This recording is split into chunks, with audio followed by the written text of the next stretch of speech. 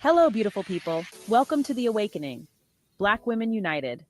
I'm your host, Sherry Danny. If you're new here, don't forget to subscribe, like, share, comment, and hit that notification bell so you know every time I upload a new video. Today, we're diving deep into a powerful and necessary topic, Black women in politics, where the work continues. Unifying Black women's voices on political issues surrounding voting blocks in the US and abroad, and atheist Black non-believers. Black women have always been at the forefront of change. From the civil rights movement to contemporary political landscapes, our resilience and leadership have been nothing short of phenomenal. But the journey doesn't stop here. It's vital that we continue to strengthen the Black diaspora and educate ourselves on growing our personal, educational, economic, family, community, and global power. Let's break it down. First, personal power. This is about knowing who you are and embracing your identity. It's about self-love, self-care, and self-respect. When you understand your worth, you stand tall in any room. Next, educational power. Education is a tool that can open doors and create opportunities. By pursuing knowledge, we not only better ourselves, but also pave the way for future generations. Economic power. Financial literacy and independence are key.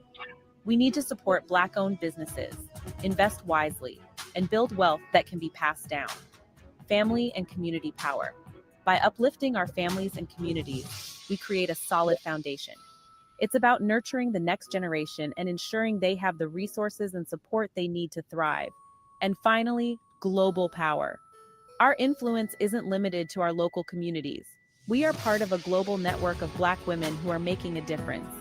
By uniting on a global scale, we amplify our voices and our impact.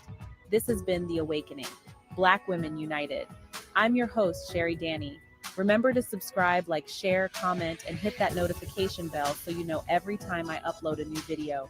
Links to our social media listed in the channel bio to Instagram, Facebook, X, Twitter. Stay powerful and stay united. Until next time. So, hello. I'm going to get started today. I know whatever little following I had, I lose it because I'm very inconsistent. But if I don't really have anything to say, I don't come on. I don't want to just talk and blow smoke up nobody's ass, and I damn sure don't like smoke blown up my ass. But it's been some things that's been going on lately that I decided to come on and me and Cheeks have a little conversation about. Number one, a video that's been going around that's very disturbing that I have to cover, saying that this is the awakening, Black women united. So there's a video going around of a young Black woman in Texas in labor. And let me see, I gotta get it. Yes. And she is not being assisted. And as a mother myself, as someone who has birthed 3 children, and I could tell from this video that that baby was in her shorts. Like his head was probably in her shorts. He was coming out. And this white nurse just sat there and was asking her all of these registration questions while she's screaming and hollering. And so I gotta pull up the video. Let me see. It's really ridiculous. And I asked myself, well, what should we do? We can't just continue to sit here while Black women have the highest infant mortality rates in this so-called first world nation, and we don't do anything. But I'm trying to fall back and see what the family wants to do, because I heard that they're going to sue and some other things. Because I'm like, do we need to be in Texas? Do we need to be in Texas, in Mesquite, Texas? Because people need to understand that you can't sit up here and harm Black women and children, and you're going to walk around in a comfortable manner. No, you're going to be uncomfortable. We're going to make sure that you're uncomfortable. I don't know about all of this least protected woman and all of this stuff on the planet and everything Malcolm X said, and I'm not going to say that that's totally untrue, but protected by who? So if the men don't protect us, then we got to get up and protect ourselves. We have to protect ourselves and our children. So anyway, I'm trying to pull up the video of what happened. I'm trying to watch it on Firefox because I don't like watching it on Chrome. I don't have an ad blocker on Chrome. I got an ad blocker on Firefox. It's absolutely ridiculous. Let me see. Dallas Regional Medical Hospital, Mesquite, Texas. Everybody needs to share this video. Black women are not treated fairly. Black women are not treated equally. This is insane and inhumane, and it must stop. Yes, it's in my ass. Here's your doctor. Lying with your doctor. No.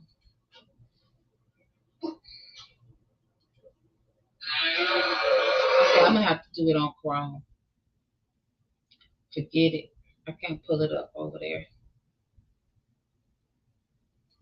Oh, I hate to have to do it on Chrome too. I really do.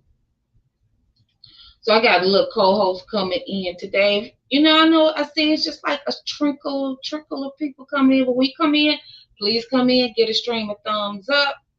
Let me see.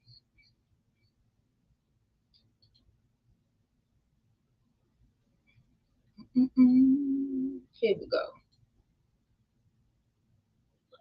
Here we go. Commercial.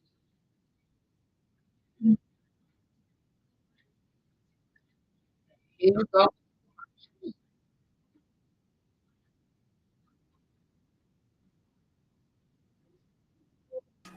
Seems like an easy choice. She said, "Here you go, ma'am." I said, "Excuse me, you're not going to come with me?" And she was like, imagine being able to build an app with your name on it just by thinking about it. I'm Meet Base trying to 44, put all a of complete the AI creation creators platform. that are here today, or Describe what you want whatever, and watch it take shape. "And inhumane, and it must stop." watch this. Dallas Regional Medical Hospital, Mesquite, Texas. Everybody needs to share. And let me just pause for a minute because I know that today's stream is supposed to be about how Black American women are caught in the crosshairs of interracial dating. How are we navigating interracial dating in Donald Trump's America, right? So I'm using one content creator, Ricardo Ignacio, who is a brown man, an indigenous man of Mexican heritage. And then I'm looking at the white Christian nationalism that's on the rise in the United States. So I just wanted to know from Black American women, how are you navigating this? What if you were dating a man who was an illegal immigrant, potentially from Mexico or Latin America? What do you think the dynamic of that relationship would be? And also, how are you navigating when you meet? Are you dating white American men? Are there certain litmus tests that you're putting him through, questions that you're asking him, whatever? But also, so Ricardo Ignacio is really gaining a huge following in the Black community until I'm even hearing Black men quote him. And I'm like, what is really going on here? So we're going to get back to the video of this poor young lady who was in labor in Texas and how she was treated. And it's clearly based on race. But it ties into the interracial dating thing because Ricardo claims he most likely will end up with a Black woman, probably a Black American woman because he's in the United States. Well, sir, Chief Red Arms, this is what you're going to have to deal with right here. Are you ready and are you prepared to deal with this? The discrimination that Black women face. This could be your child. And so, again, I'm asking, do we need to be in Texas? Because we could be in Texas in 4 hours. But it's up to the family. What kind of help do you want? What kind of support do you need? Do you need Benjamin Crump? Do you need the Freedmen's Fund? What do you need? Do you need a show of force? Do you need us in the state, boots on the ground, at that hospital, at this woman's job? Do you need us calling? What do you need? What do you want? Let's watch. Dallas Regional Medical Hospital, Mesquite, Texas. Everybody needs to Shout share out to this Afro video. Black content women are not treated fairly. Black women are not treated equally. This is insane and inhumane, and it must stop. This is your third pregnancy? Yes. You have two babies It's at in home? my ass. You have two babies at home? Who's your doctor? Lang is her doctor.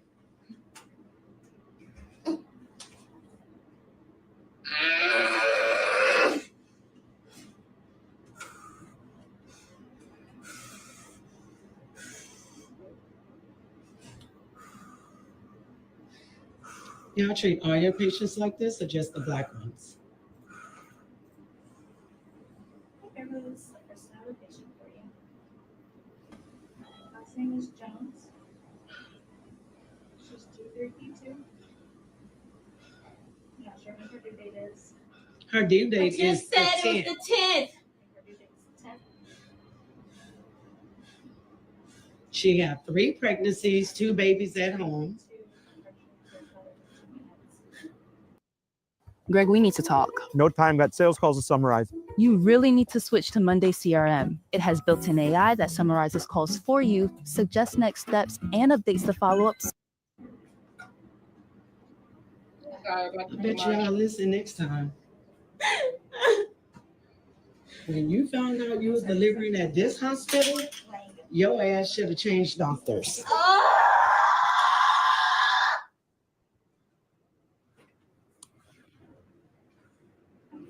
Thank you. Everybody say how they treat people. Ma'am, Yes. are you able to call the anesthesiologist? Someone is coming to take you to labor and delivery. That's not what I asked. I cannot help. I just watched something that absolutely disgusted me. As a former ER nurse and a current labor and delivery nurse, I usually try to seek the best intent of a nurse. Not today.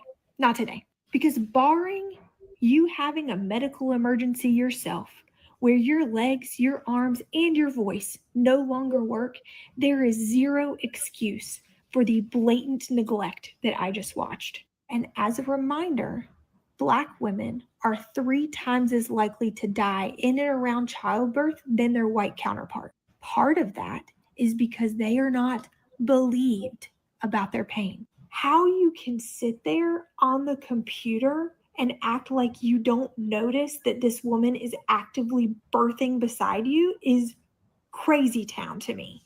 Unacceptable, inexcusable. And if you've got coworkers who you watch do something like that, you are just as culpable. How many times have you been? And that abuse went on for a while. And I say abuse because it is abuse. And when we know that Black and brown people are 4 times likely to die today than me and my color, this is totally disgusting behavior. But let me tell you something. This happens way more than we talk about. This mom was clearly having a baby, was just ignored. I have also had clients ignored. I sat in an ER with a client, a Black mom, who was sitting on her ball for more than an hour. And I would go up to the desk about every 10 minutes or so and ask what the problem was, that she was actually in active labor and no one cared, and why she's gone on to have 2 home births. I'm not saying to have a home birth. I'm saying that systems need to pay attention to how they're treating people, because this is one of the reasons why people feel unsafe and are having out of hospital births. This mom ended up standing.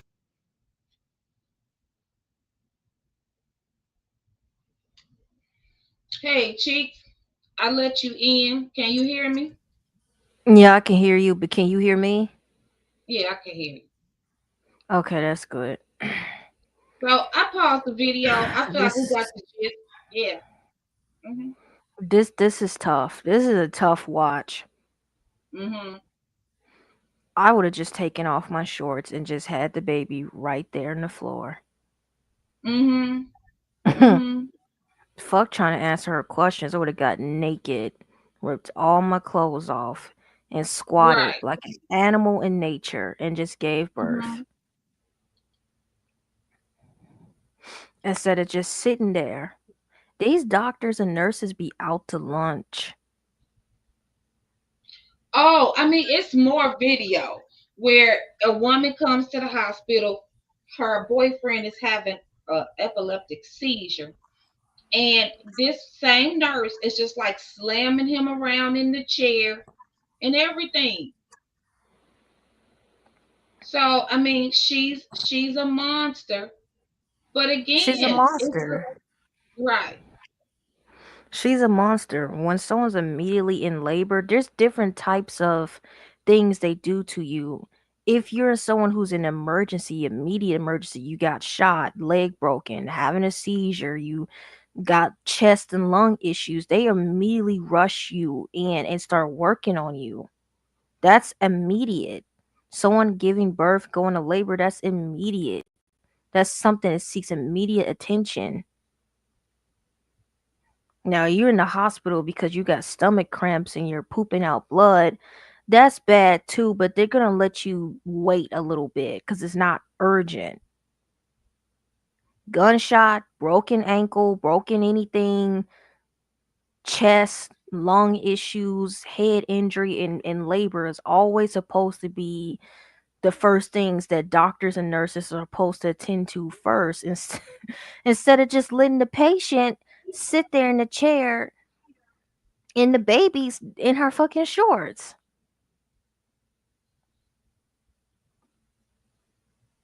Right. This why Right. nobody goes to the hospital no more. There's a video of this guy. I think he broke his leg and they had him in the gurney. They had him in the little gurney and they was about to put him in the ambulance.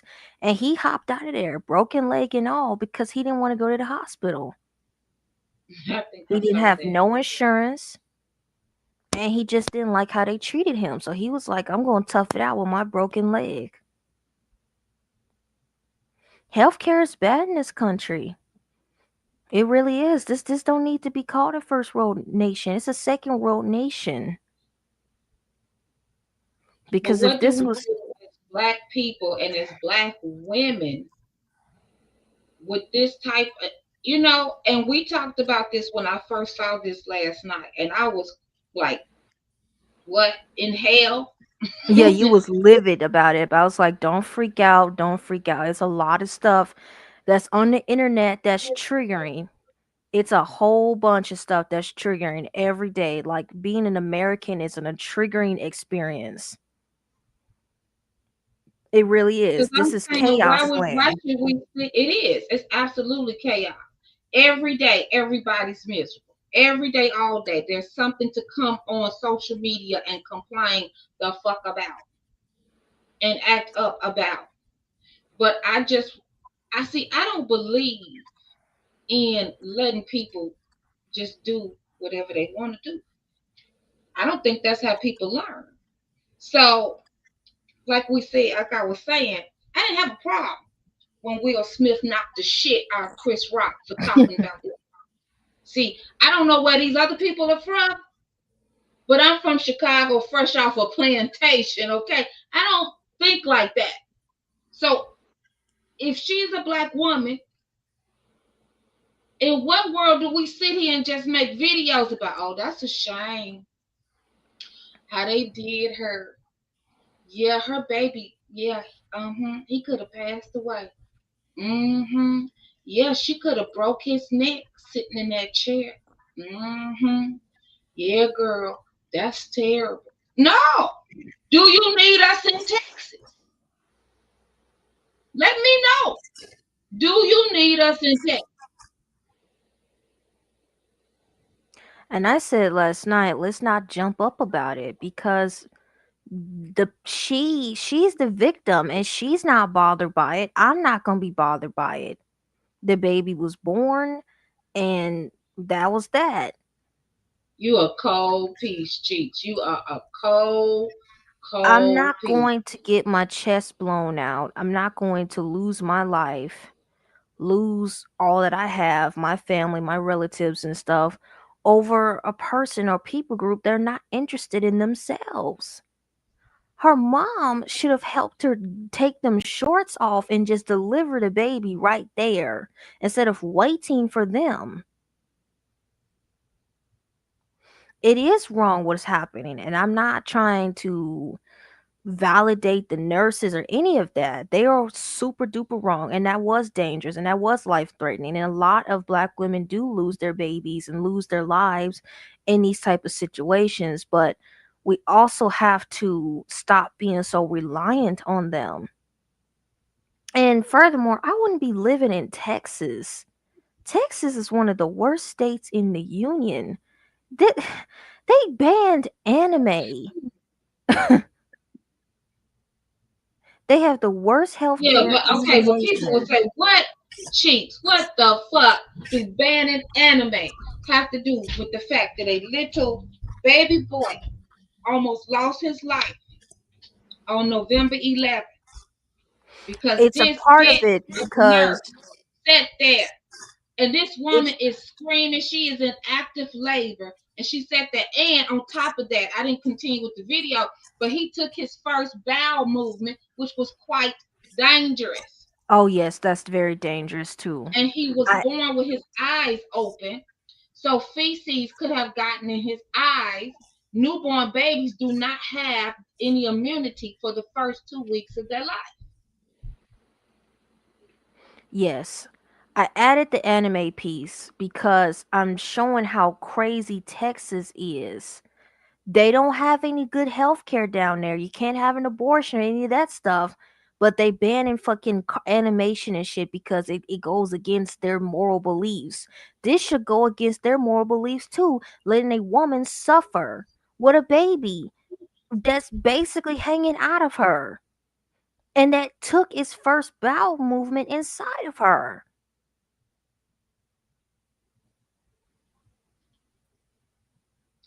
So I got another one because I already made this video a while ago. And it goes right into this. Welcome to The Awakening, Black Women United.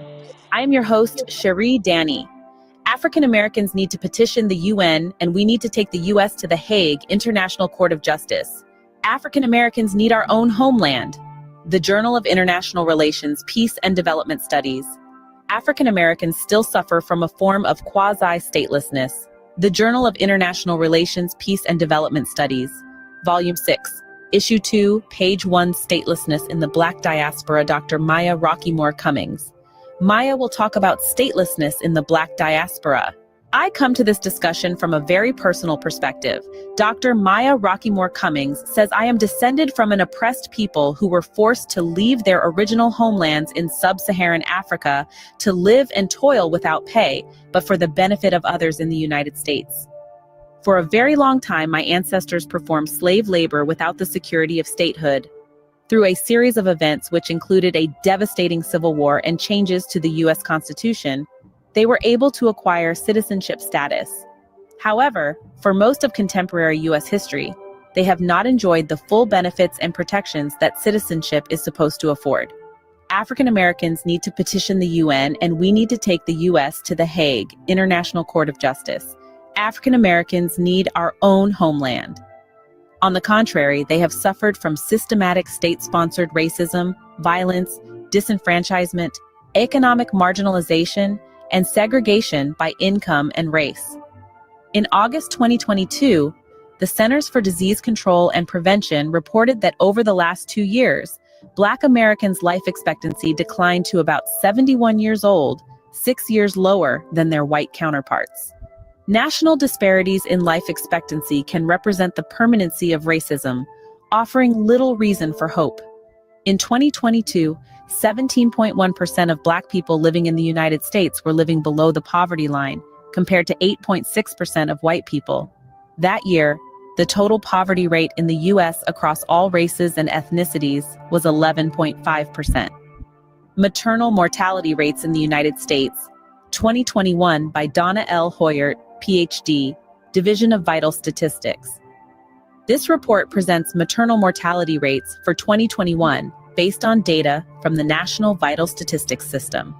A maternal death is defined by the World Health Organization as the death of a woman while pregnant or within 42 days of termination of pregnancy, irrespective of the duration and the site of the pregnancy, from any cause related to or aggravated by the pregnancy or its management, but not from accidental or incidental causes.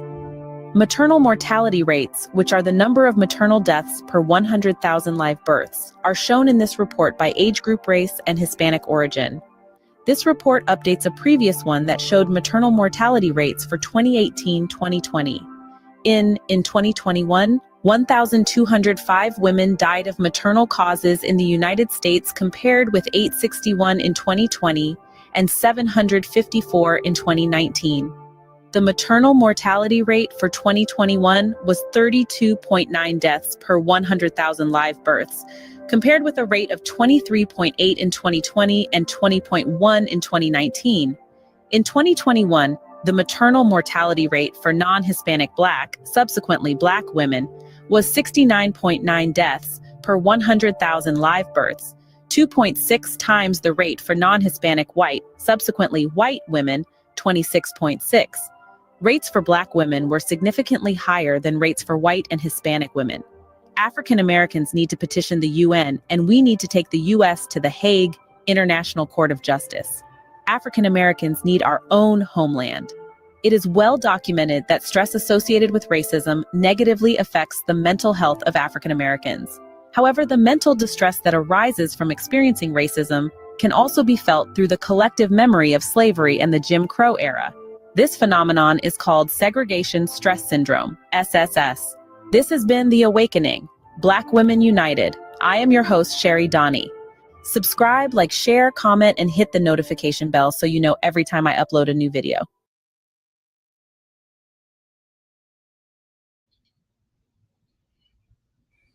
Hello.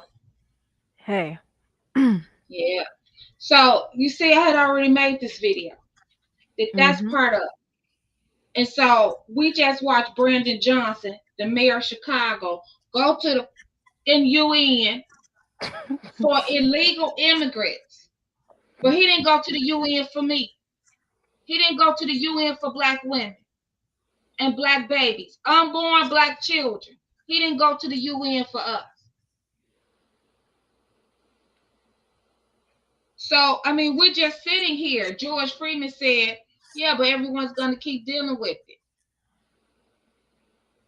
Okay, that's a shame. And it's kind of true. We're showing that it's true. Because as you said, Cheeks, now you don't want to get your back blown out. I don't want mine blown out, you know. You said I'm not going to do it. I'm not going to stress myself out. Like, there's plenty of games and stuff to buy and all bunch of stuff and love and stuff that I need for myself. I can't go out here and risk my life for a people group that act like they're not in danger. Black people have to take up their own responsibility for stuff. Black people never act like they're in trouble.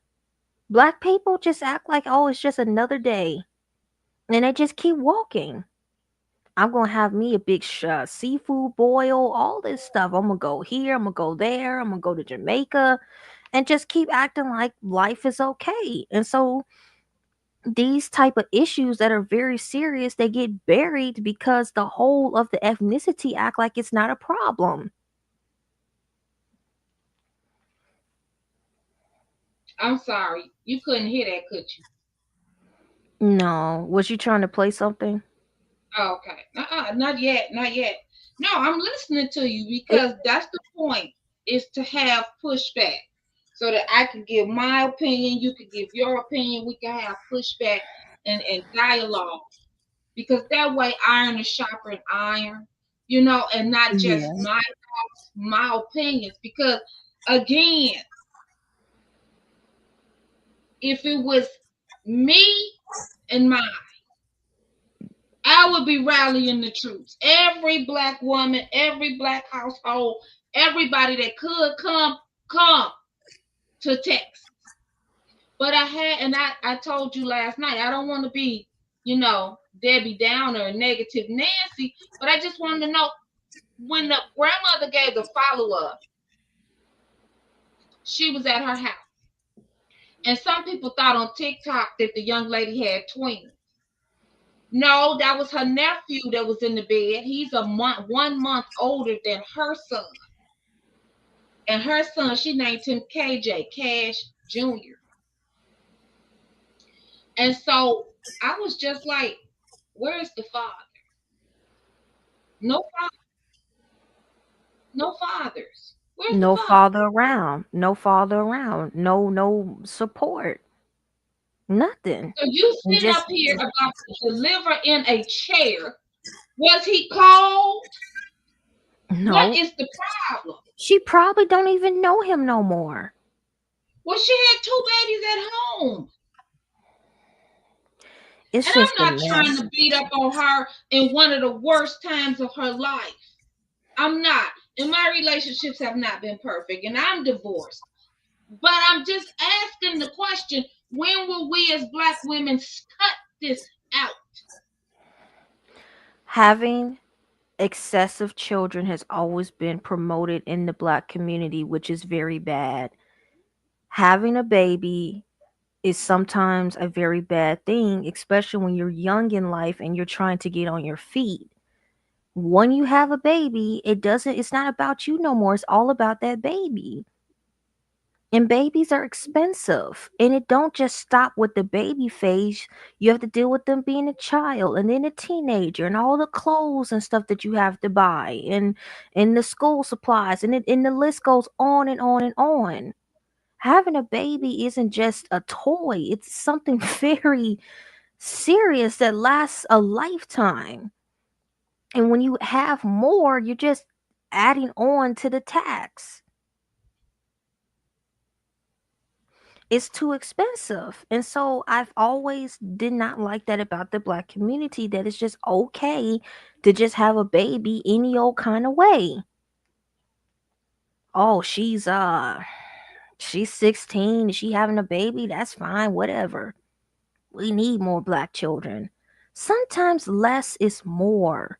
Letting people get up on their feet and letting people decide what they want to do with themselves in their life instead of shoving them and stuffing them up with a kid um is the better option. But Okay. see, it's all about God with Black people. That's another thing. When you have a very churched out society, reasoning gets thrown away because it's all about giving God a child and then dying and going to heaven. Can you hear And it's, me? yeah, I can hear you. And it's Texas. So even if she didn't want that pregnancy, it was nothing she could do about it. Could you hear me before when I Yeah, I was could hear saying you. that where are these fathers at? Nowhere to be found. And the girls, the women are always having the children and got the nerve to name the baby after someone who's not even there.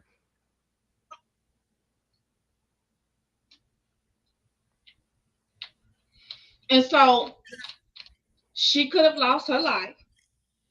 Baby could have lost his life. He may not be able to see, or his vision may be damaged. We don't want that, of course. And again, like I said, I'm not trying to step on her in one of the worst times of her life.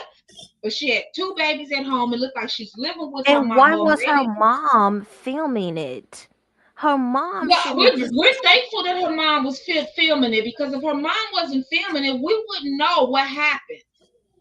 That's true. But if I was the mom, I wouldn't sit there and film my daughter be in pain. I would put that fucking phone down and help her and fucking beat up that nurse.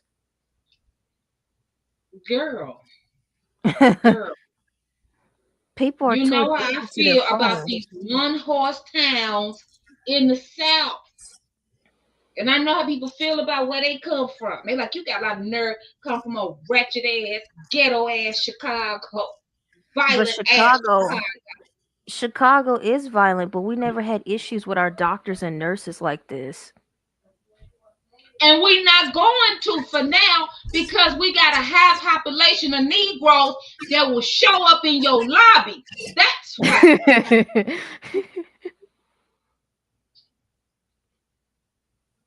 Your building might end up in Lake Michigan. That's why. So that's why I said we cannot let these people think that they can go around touching Black flesh and they're just going to be walking around here in a comfortable manner. when that lady was set on fire in New York City, I said, she better not be Black American or I'll be in New York. 2 days later, they released that she was like Filipino or something. She was Southeast Asian. Sorry for her loss. Sorry that happened to her, but it's none of my business. But you touch a Black American woman and children, that's my business. So I just want to know, what are we willing to lose our lives over? Because if we ain't willing to lose our lives over this, then what are we living for? But you have a different opinion from me.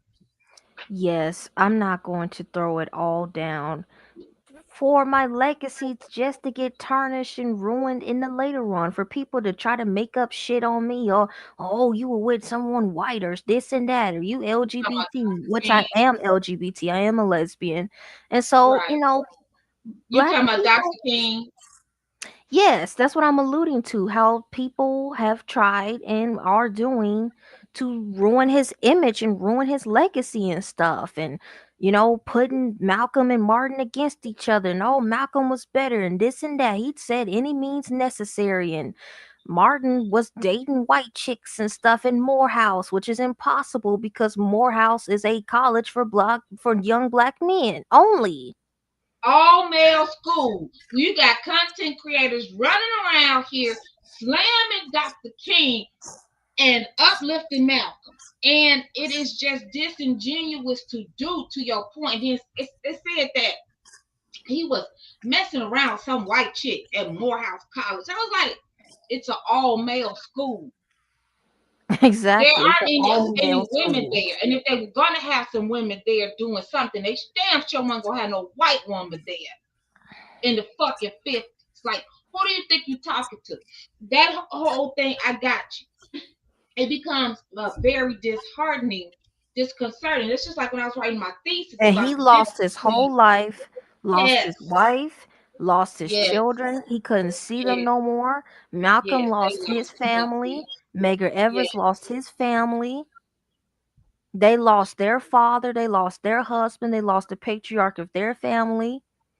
Mm-hmm. Only for their legacy to be kind of tarnished and made fun of. Poor Ida B. Wells, she was just forgotten by time, just about. A lot of these Black people, bitch ass Carter G. Woodson, the father of Black History Week, bitch ass motherfucker, bitch ass Carter G. Woodson.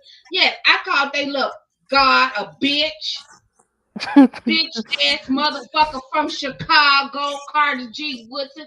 Vivian Harsh was the real power behind him because she curated all of that stuff, all of that information, and he wrote a book. This is why I call him a bitch, because he had a gathering in like 1930 in Chicago, because he wrote a book about the most 100 influential Black people of the last, I don't know, like 100 years or something. And so Ida had given up a lot of shit for Black people, a lot of income. She didn't have a car. She got dressed, you know, the book talks about how she got dressed, you know, put on her little wrap, her little coat, got her daughter dressed. She just knew that Carter G. Woodson was going to honor her. She and her daughter get on the bus in cold ass Chicago. Now we know how cold this place gets. They get on the bus, go to the event. He don't mention her not one fucking time. You want to talk about the patriarchy and the misogyny. But this is your father of Black History Week that turns into Black History Month. Fuck him. Yeah. And I mean it. And I mean it. Fuck him and the miseducation of his Negro ass. How about that? That's what prompted Ida to start writing her autobiography. Was when he overlooked her.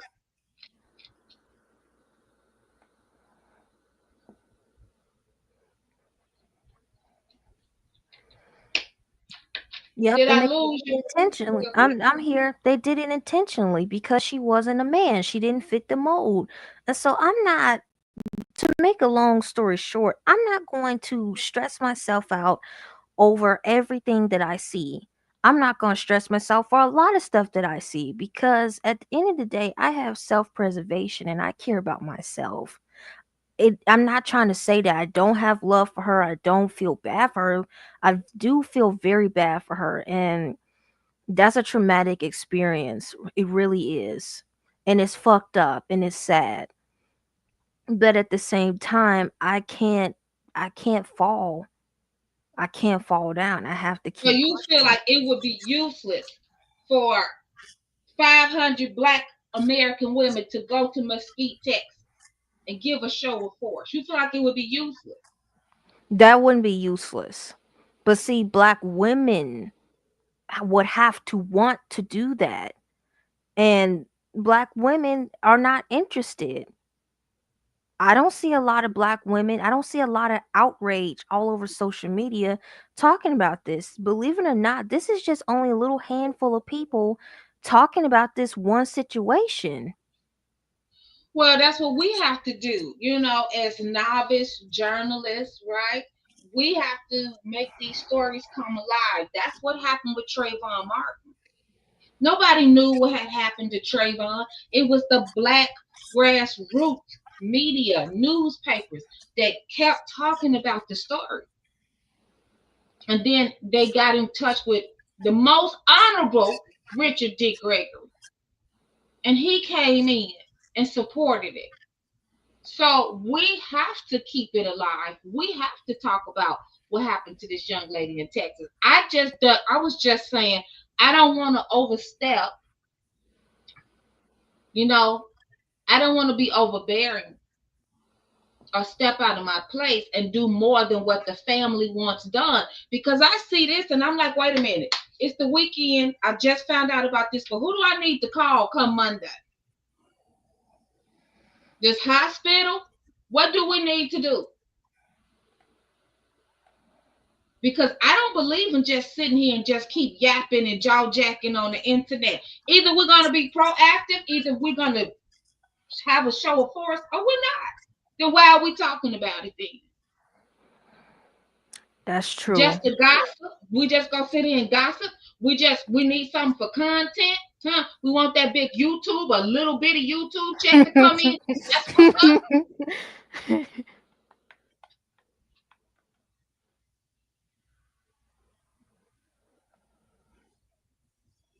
So then it gets to a point, it's like, well, Black America, shut the fuck up, because clearly you like oppression. And you Yep, like black people being are enslaved. comfortable with oppression. I mean, there was a time, maybe about 6 or 7 years ago, I would have hyped up. I would have been extremely mad over something like this. But I have grown up. I'm still in my early 20s, but I have grown up a lot and I have realized to just kind of not let everything get to you because black people been sitting around with stuff happening to them all the time. I've always said I never understood why black people stayed in this country after slavery. I would have got Man, I would have got the fuck out of here. I would have went to Canada. I would have went whatever I could needed to go to get the fuck out of here. I wouldn't stay in a place that had me as a slave. And then you had the Gilded Age, and that was only 10 years until Jim Crow started coming in. you talking about Reconstruction. Reconstruction, my bad. Reconstruction. You only had Reconstruction and the Gilded Age are going to overlap with one another. But Reconstruction only lasts about 7 years. And so the last 3 years of Reconstruction, the Gilded Age begins. But the and then Gilded after Age that, is going to continue to go, and Reconstruction is going to be cut off. And when Reconstruction is cut off, what comes in? Jim Crow. Jim Crow. Yep, Jim Crow. I wouldn't have fucking stayed. I would have got the fuck out of here. Black people must like this. Most black people must like their babies and their women dying in childbirth. Black people must like getting aired out by the police and stuff. Black people Well, they must say like we it. have nowhere to go. They say I have nowhere to go. I can go wherever I want to. And I can move to Sweden. I can move to the Netherlands. I can go to Bogota, Colombia. I can go wherever I want to. I But am what not. about having a homeland, a sovereign nation state? Well, You the have a country of sovereign Libya was nation given to state us. Oh no, outside of the Liberia. okay, Liberia was given to us, and I don't right. understand why Black Americans didn't fight to go to Liberia. Now, I understand that they were bombing the ships, but I would have still been fighting to get out. Black Americans have allowed themselves to be backed into a corner by this government and made to believe that they have to put up with this and continue eating shit. Because if I have to swim to Liberia, I would have. But they Well, I'm wanted to with stay. you. When we look at reparations, right? And so what I was saying to you was, well, I'm in the process of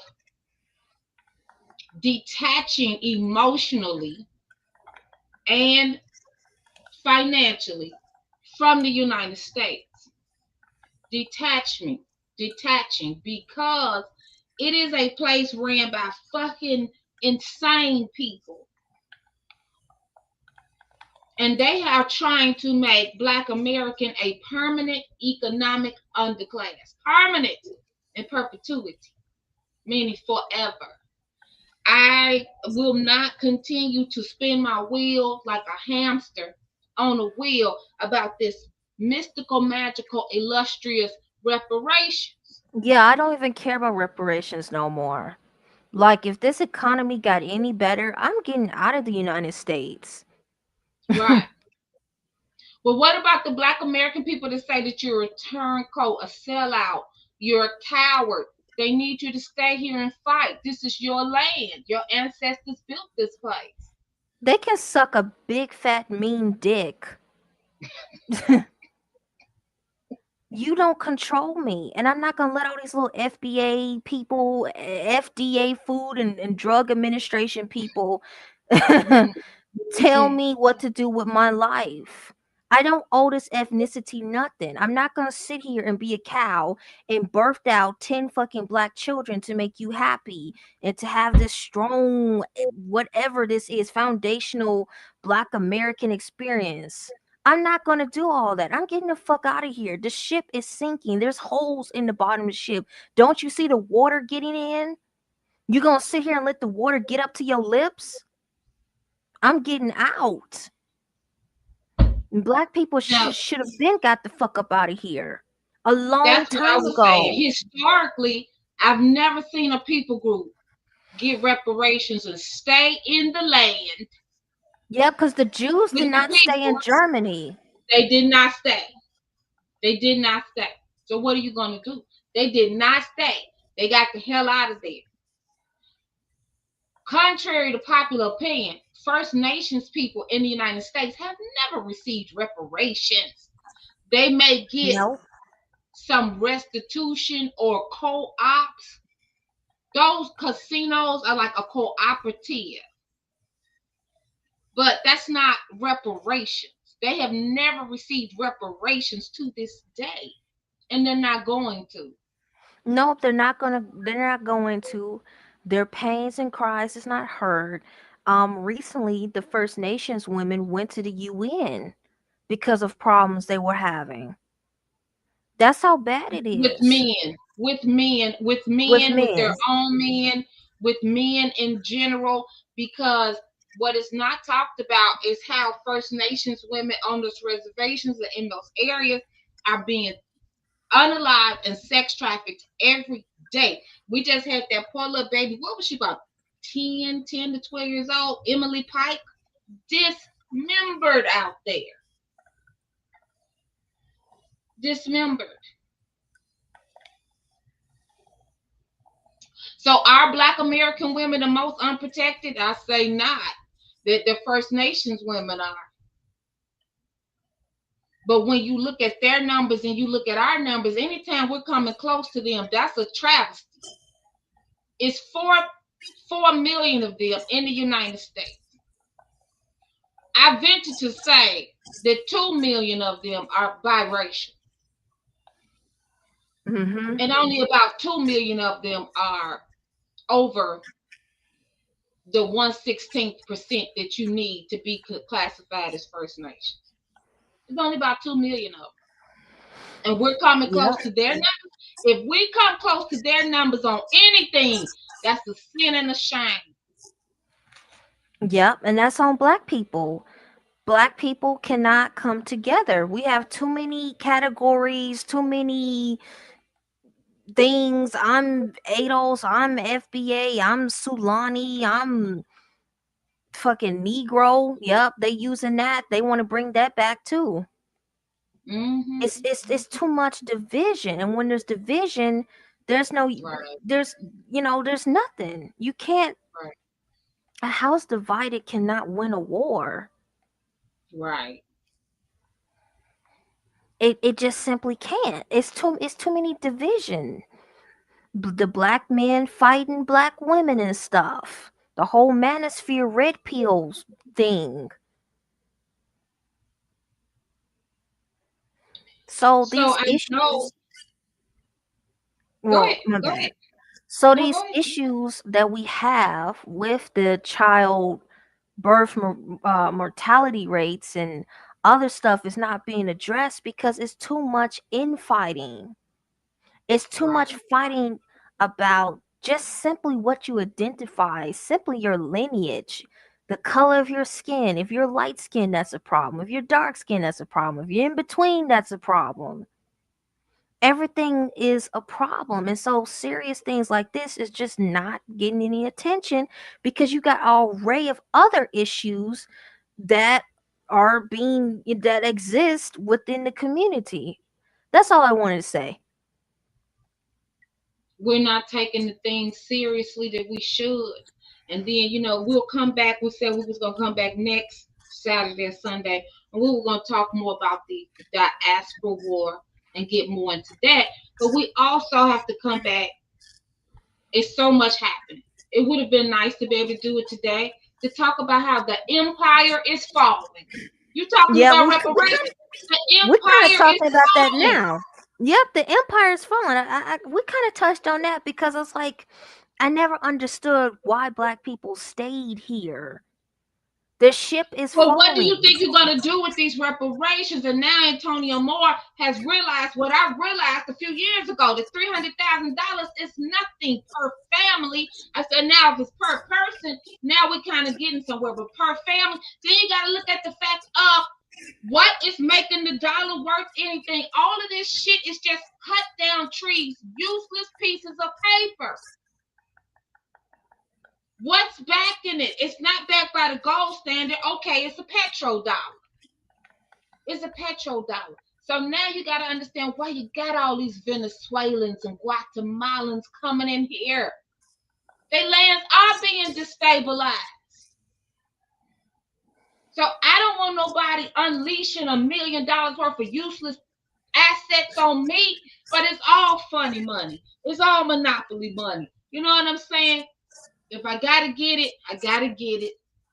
It's useful for a few moments, but with the inflation, 300,000, you still can only get about $100,000 worth of products, goods, and services with that.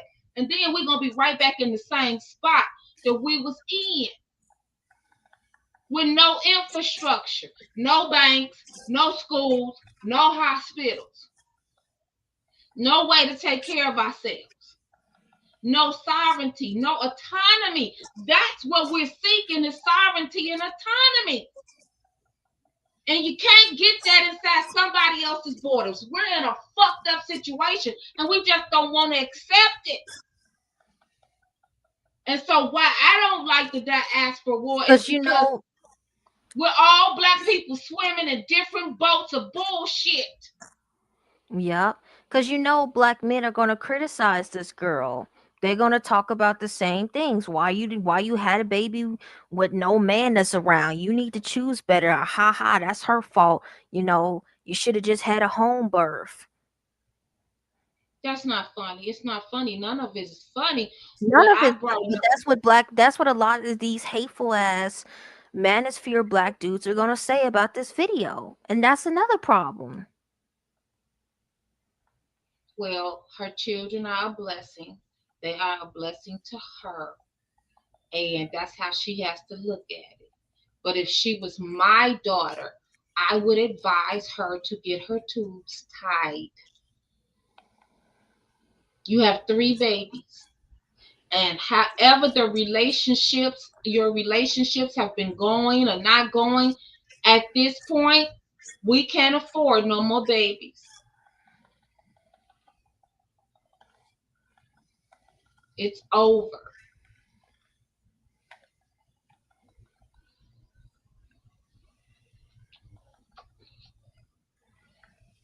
Go ahead. Yep. And so I don't know what else I can say, but it's just very frustrating dealing with black people. It's hard to get a lot of black people on the same page. That's why I never really cared about the diaspora war either, because it's like, you talking about them, you got problems with yourselves. There's a lot of You hate. cannot. It has. I don't know what more we need to see. That it is asinine for us to continue to stay in the longitude and latitude of this place and we can't control shit. If I can't control it, then it ain't mine.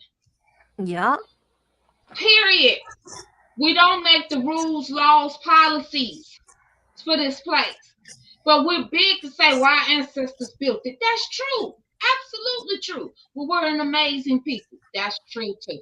We are survivors. That's true too. But when will we have our own? And then this is the next problem.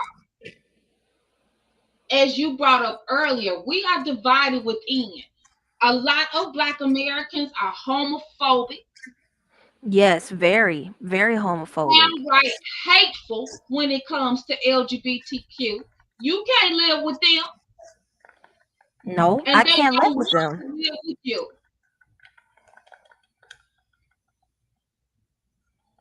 Some of Black America is so conservative.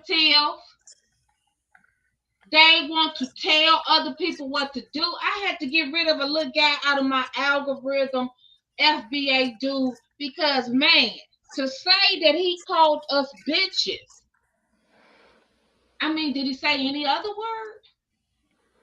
It was just bitch, That's bitch, what I bitch, was bitch. just talking about. You have a lot of little dudes like him that will take this footage of this devastating event and make laugh at it and turn it into satire and stuff and harass her and stuff and make nasty comments. Oh, they're going to.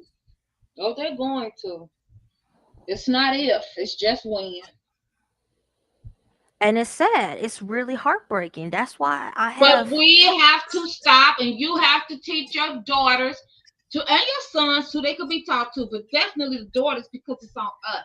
Stop having mercy on Black American men. If he can't feed you, house you, clothe you, and some children, then close your legs and your mind to him. He can't handle having a family. He could be the nicest person, but a family, it takes money. And it's a science to having a family. You can't just willy-nilly get up and do it. And that's been the problem for far too long. And when the shit hit the fan, we as the women are stuck holding the bags and trying to make the best out of really bad situations. And then we got to sit up here and have niggas with fucking taco meat on the side of their faces, beards and shit won't connect, or either they bald and got a beard to their fucking belly button looking like fucking ZZ Top. Probably got animals and food and everything in that beard. Oh, I wish they would cut those beards off. I'm so sick of that beard gang. It's very unattractive to me. I And think I a know beard could be nice, but they don't upkeep their beard. They don't I wash don't want their them too beard. big. I don't. All you need is a goatee. A goatee is more than enough. I don't like all that big beard shit. They don't upkeep their beard. They don't trim their beard. I don't want to see it. It's not attractive to me, but to each his own. Every damn thing they do. Every damn thing they do. They just get a pat on the back. A pat on the back and a slap on the hand, slap on the wrist.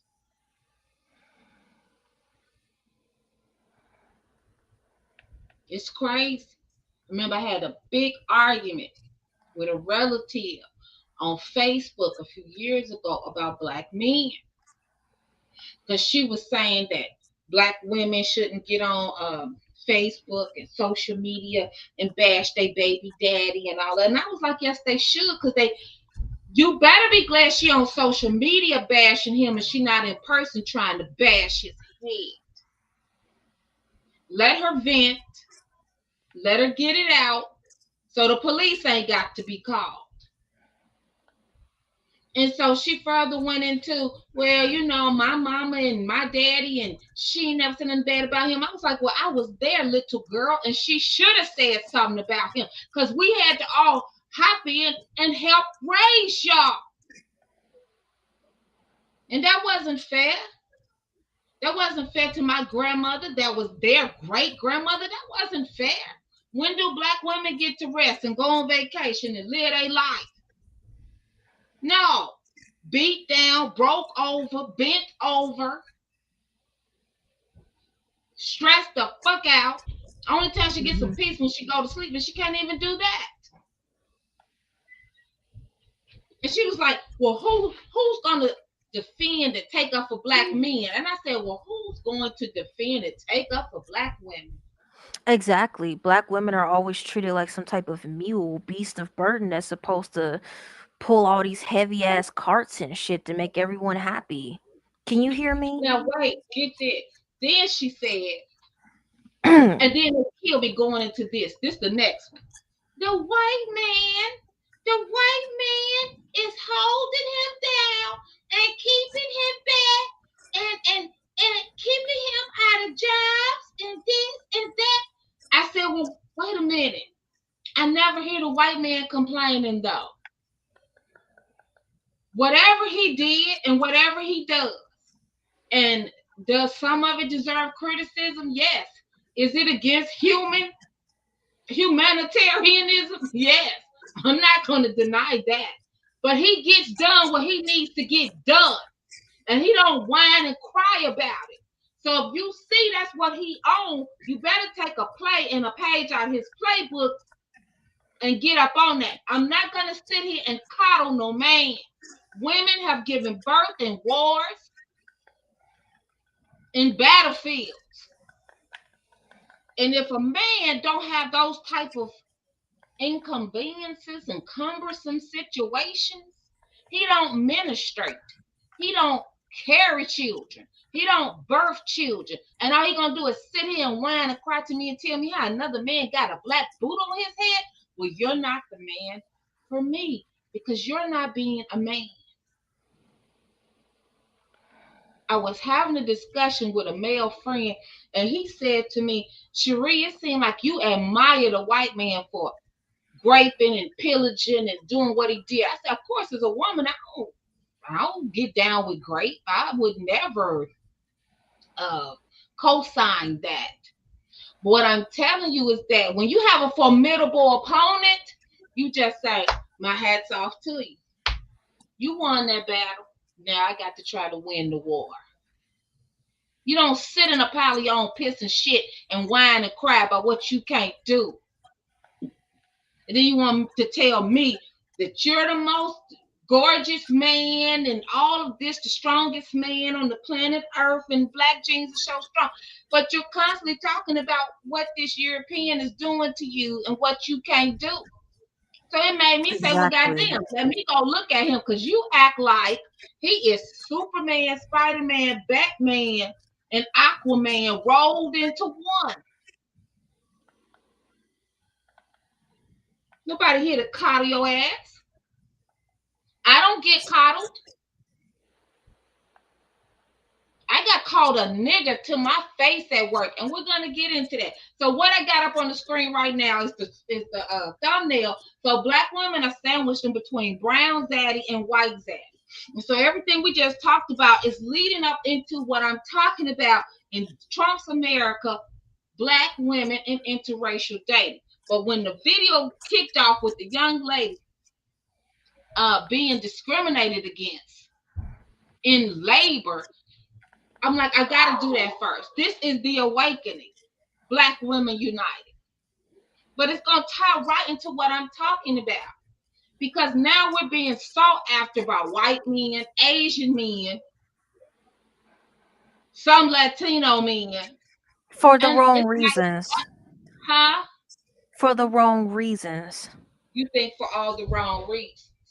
Yep, I'm not against interracial dating. I'm for it, but I want it to be genuine, out of love, and not for some crazy, stupid agenda. And what do you think is the agenda? I think because for white men, Black American women, as we know, are amalgamated. A lot of us, or just the entire ethnicity, have European ancestry. I have a European ancestry. A lot of other Black women have European ancestry. And we all know they've been talking about these birth rates have been falling and falling and falling. And so, you have stuff like the Diana Ross effect, where all her grandchildren, a good portion of them, they look white. They look white presenting phenotypically. Right. And they want to do that to Black women. They want Black women to make more white people because Black American women are half white. It doesn't take much. Right. And so that's the bad agenda that the white guys have. The Latino guys have a bad agenda too. They just want to use Black women because whatever woes that they're having. I can hear your family. Um I mean, I don't know. It's all for similar reasons to propagate them. A lot of these, oh, who is this? Do you believe the vote will swing back away from the 47th by 2028? What does that mean? The So, next election? but you're asking, can you hear me? Because I had muted myself. You can Yeah, I hear can me? hear you. Yeah, I can hear So, you. Chim Akalu, Shimakalu. Oh no, sorry I messed up your name. Put it down. Sorry I messed up your name. Do you believe the vote will swing back away from 47 by 2028? So what he's asking is, do I believe or do you believe that the country will swing back Democratic in the Yes. next years? Yes, it will. After this good ass whooping that everyone's getting, it's gonna swing right back Democratic. Which is a problem. We don't want the Democrats. You know how my stance. The Democrats and the Republicans are two wings of the same bird. I did not vote in the last presidential election. I have not voted in a presidential election since Obama's first term, and I'm not going to. There was And no I way. haven't voted at all. I've never voted in my life and not going to. Here you go. Here's another one for you. We will take their Teo women. Moruno. Teo Moruno. Go ahead. Okay, so they say we will take their women. Who women? And who are you taking? You said, I wait a minute. mean, that sounds horrible. Who are you taking?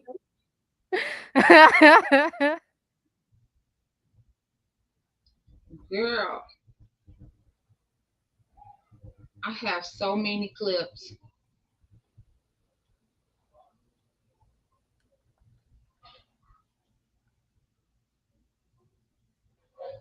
You can talk. I'm just looking through my clips, see where I want to start. And that's another thing. You have to stop treating women like we're some type of object. Like you could just take some women and stuff. You can't take a human being. That's slavery. True. That's Yeah, what I I don't know mean. what Like we're relationships have to start genuinely on both sides. Both parties have to love each other and realize that they see each other as a value in each other's lives and not some sort of social hierarchy or some type of social gang or whatever it is. It can't be like that. You have to love each other from the heart. And not try to erase someone's gene pool or whatever, or turn someone into your own personal chef and maid or a bank account. We will take their women. So I guess he's saying he will get rid of us. He'll get rid of us black women, and he'll take some other group of women. I don't know. I can't figure it out. I'm not gonna spin my wheels trying to figure out what black men is talking about, black American men, because you talk a lot of craziness most days. And here's the thing. Am I attracted to black American men? Absolutely. I'm attracted to myself, so I'm attracted to the men of my own people group. But I am open to dating men that are not of my race and not of my ethnicity. I have dated men not of my race and not of my ethnicity. Has it been good? Well, it's been about the same as dating the ones of my own ethnicity, just about. But there were cultural differences that became paramount. And one thing I found that was something I didn't expect. One of the main contentious things in interracially and interethnically dating was food. Food. They got sick of eating my food, and I was sick of eating theirs. Hated it. Absolutely hated it. Another one, music. I cannot stand mariachi music. I don't like it. I don't like it. I don't like Arabic music. I don't like Indian music. I don't like Latino music. I don't like it. But also, I don't like ghetto music. I don't like that rap. I don't like all that big bass, all that boom, boom, boom, boom. That shit is sickening. No, but I have this video. So we're going to start here. And then I'm just, because we came here to talk about Brown Zaddy. Brown Zaddy and White Zaddy. Because Brown Zaddy been making the rounds about how he just want to love you down. Honey, yes. Chief Big Arms over there, okay? He want to love you down. Girl, he got 10 gazillion, zillion, billion bitches over there, baby. Let me tell you. You go through his videos, he doing decent numbers, you know. Some of them a little bit less, some a little bit more, hovering around 27,000. He did this one video. What was it? I prefer black women, or I think it was I prefer black women. Almost 200,000 views in like 3 weeks.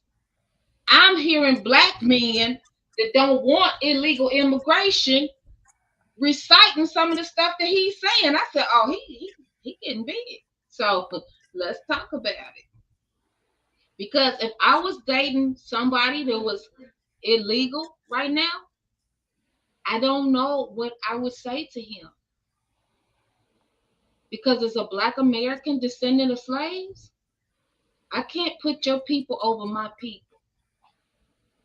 And I'm gonna show this video. Let's see what they have to say.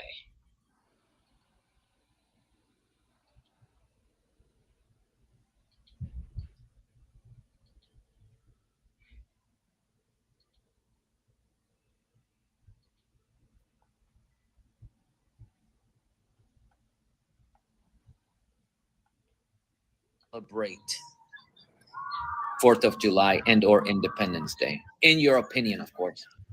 Just simply because July 4th. I'm gonna speed up. Can you hear me? I have to speed up. Okay. I don't want to see the The whole very thing. tiny percentage of you, it just, what's that? What's that gonna do? Yeah. It kind of gets under their skin a bit because now, as you know, you and your community and me and mine, we're starting to say, hey, something in the milk ain't right. Uh-huh. Something is not right here. And now we're starting to, well, I hate to say point the finger, but now we're starting to put the eyes on them. Like, why are we in this predicament in the first place? Like for us, you know how the stereotype is Black people are lazy. Yeah. I'm lazy, but you'll have me up in your house cleaning your house though. You know, it's funny that you say that. Yes, of course, that's a stereotype. It's funny how white people literally also call us lazy too, but at the same time, we're stealing their jobs. It's just they're all over the place about how they feel about us. One day we're stealing their jobs, and you guys coming over here and stealing our jobs. And another day we're lazy. It's like how can we be both? Make up your mind. Okay. Yeah, and the same thing with the farm workers. Why they not plowing their own fields? You set up here and you got the people out of, you tried to deport the people who were doing those jobs, who you were exploiting.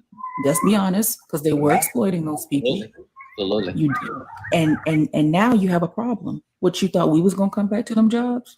I remember Trump made this statement. He said, you know, the Mexicans are coming here and stealing Black jobs. I know you're trying to divide us. I know you're trying to divide us, but it's not working. It's not working. Hello. Yeah. So how you feel about that? How you feel about her reaction? She's just trying to pull her a honey, and that's what all this is. She's just trying to spit game. It was cringe, right? It was cringe, but she's trying to work on a relationship with him because, you know, he's always showing his big arms and shit. He's always glistening in the golden light. He's always greased up too.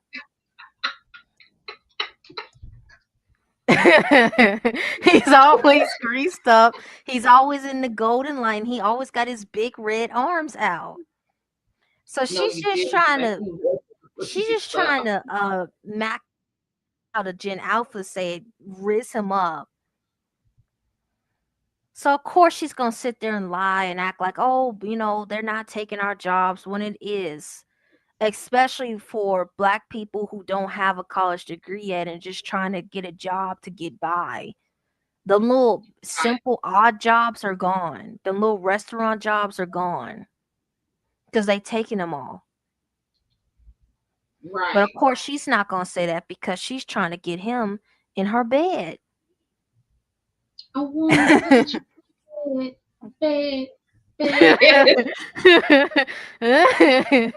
So if you were trying to pull somebody and you really liked them, you wouldn't say how you really felt about the situation because you're interested in trying to get them in your bed. So you're not gonna say nothing negative or get under their skin because that defeats the whole purpose of seeing the undergarments. So you feel like she is highly disingenuous? Yeah, she's trying to get them big red arms wrapped around her. Okay, Chief greased up. Yeah, he always greased up. He's always in golden light. He always got his arms out. He always wearing some type of clothing, squeezing his little arms or showing off his chest and stuff. He always wearing tank tops. Well, he is from Cali now. He's always wearing tank tops to show off his arms. That took a lot of work. You know, I can showcase his work. Yeah, but a man with a great body, it's always sexualized.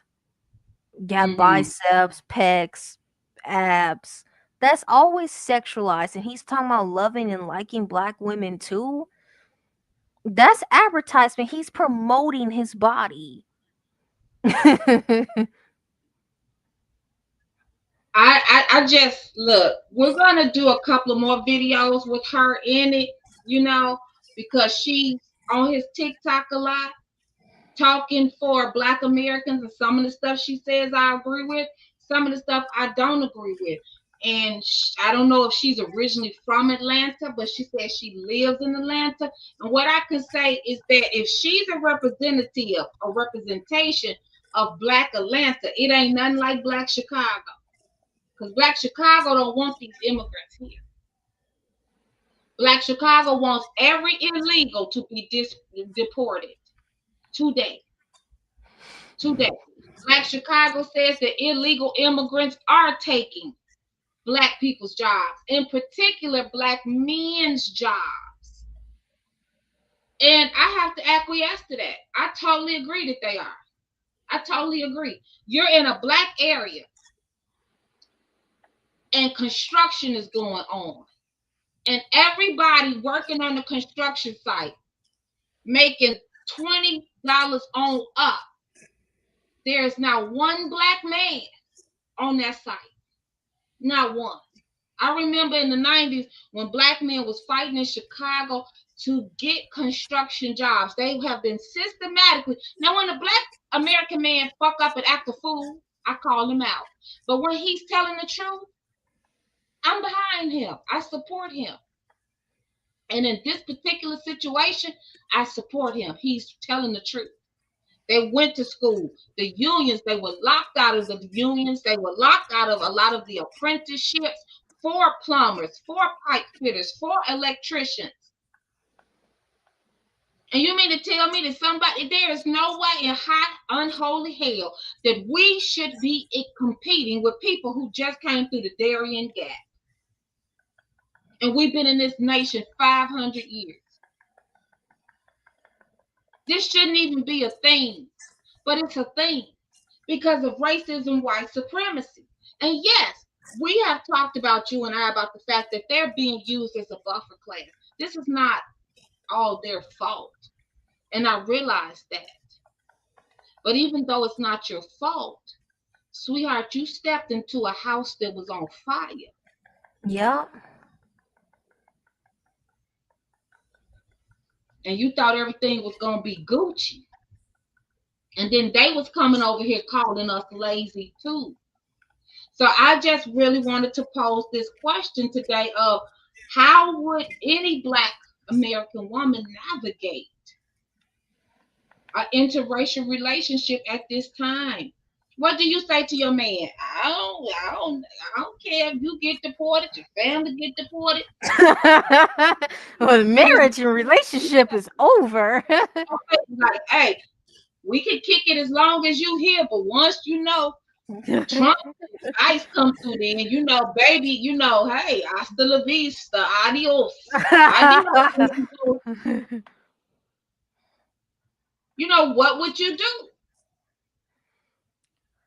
I wouldn't know what to do. Do you protest with him? Do you try to fight against ICE with him? Do you say let's self-deport? Like, seriously, real solutions. Do you say let's self-deport? Are we moving to Mexico? Are we gonna save our money, buy us a house in Mexico? What are we going to do?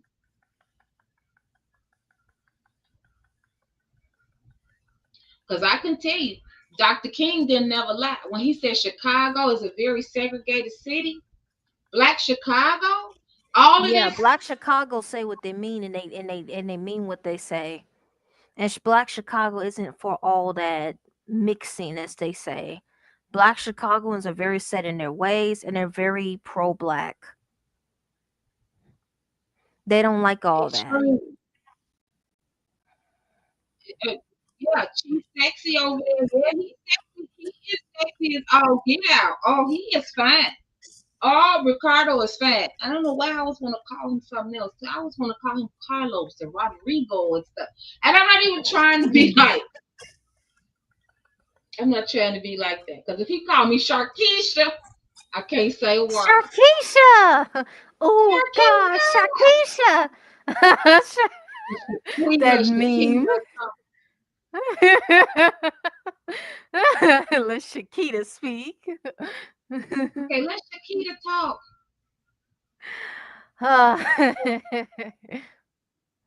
Let me see. I'm trying to just show a little bit of Martin Johnson, because they have been cutting up. Black Chicago is not playing. You see them on Forbes. You see them on Fox News. Black Chicago is fighting for his life. And then we have been told that a lot of Black Americans were forcibly removed from their homes by Mexicans in California. And I'm like, what? What? When? And didn't nobody tell us? Why didn't nobody tell us? I remember in the 90s, California was crazy. LA was crazy. And y'all just let them come across the Rio Grande and forcibly remove y'all from your homes. And then this white supremacist racist system has allowed Joe Biden opened up that border. Now we've had Mexicans coming across the border since the 80s. That was under Reagan. A lot of this stuff that's going on, you and I talked about. I said, this is Reagan's fault. This stuff started in the 80s, early 80s. But Black America, we sat here, we kind of petrified. White America was number one, we were number two, and I think we just kind of got used to the status quo and the go along to get along situation. And we did not look far ahead into the future. But Dr. Clara Anderson saw it. And he said that by the year 2015, we would be number four. That it would be white America would still be number one. Then it would be the Latinos would be two. Then the Asians will actually surpass us in population. They would be three, we would be four, and the indigenous First Nations people would be number five. Now, it has not shaken out quite like that. But my professor told me, a woman who was half Irish and half Mexican. Now, I don't know if her Mexican side was white, indigenous, mestizo, I don't know. But for conversation's sake, I'm just going to say she was half Irish, half Mexican. She was like, well, Cherie, you know that by the year 2030, and then she paused. She was like, you and I are going to be the majority population in this nation. And I didn't say anything because I knew that at that rate, no, she and I were not going to be the majority. Latinos were going to be the majority over me. And the way that they come into the nation now and only hire amongst themselves, baby, there was no way. We was going to be locked out. And under Biden, I saw, if you went on Indeed at that time, I saw jobs that called for or used to call for a college degree. They were slowly eroding that requirement. Then they were saying you had to be English, Spanish, bilingual. I was like, bullshit. Bullfuck shit. Now, this is coming from someone who is still in the process of learning Spanish because I have a goal of becoming a polyglot, meaning someone who speaks multiple languages. Yes. But it's unfair to ask native-born Americans to speak Spanish to get a job when Spanish is not taught to us in kindergarten. That is unfair. And the fact that Ricardo had an attitude about Bad Bunny, I'm gonna try to get through it all, but I got these clips in all kind of whip wop different places and stuff. I didn't do a good job of putting them together. So you know, Bad Bunny is performing at the Super Bowl. He's gonna do the whole thing in Spanish. That's an act of war. That's an act of war. And sometimes when I listen to Ricardo, I say to myself, the things that you have just said, young man, I hope you understand that these are acts of war. You must be self-employed. I know you are. You have got to be self-employed because there's no way you can say all of this shit and have to go see some employer come Monday morning. Yeah. Trump got everybody racing all through your social media. Go ahead. Yeah, this invasion of the privacy, all this social currency and stuff. Yes. You can't really say anything you want to say anymore. I mean, you can, but there's, repercussions. Right. Absolutely. Let me see.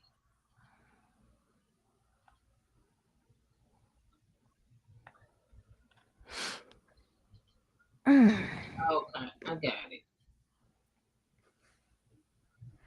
So let's listen. This Black So Chicago. I'm listen, people.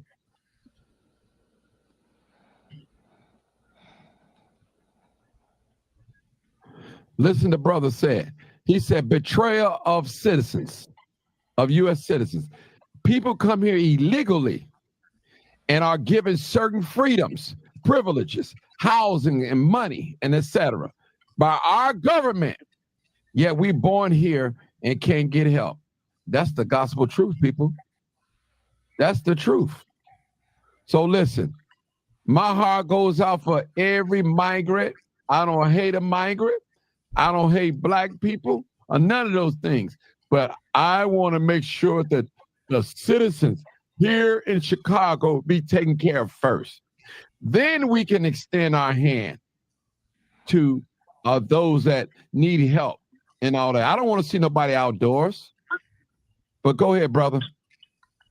Go ahead. 3962. So I got a caller. Go ahead. 3962. Hey, what's going on, Martin? What's going on, brother? Talk to us. Imagine bringing your side project to life just by thinking about it. Meet Base 44. I hate The ass want to get in too. So I kind of caught a conversation that you were having with somebody on here, talking about dividing us up. We've never been together to be divided. That's it. And so, all this talk of dividing us up, and whoever that guy is, he can't show you where these people have been together with us in order for us to be divided. That's right. And if he can show us different, then show us.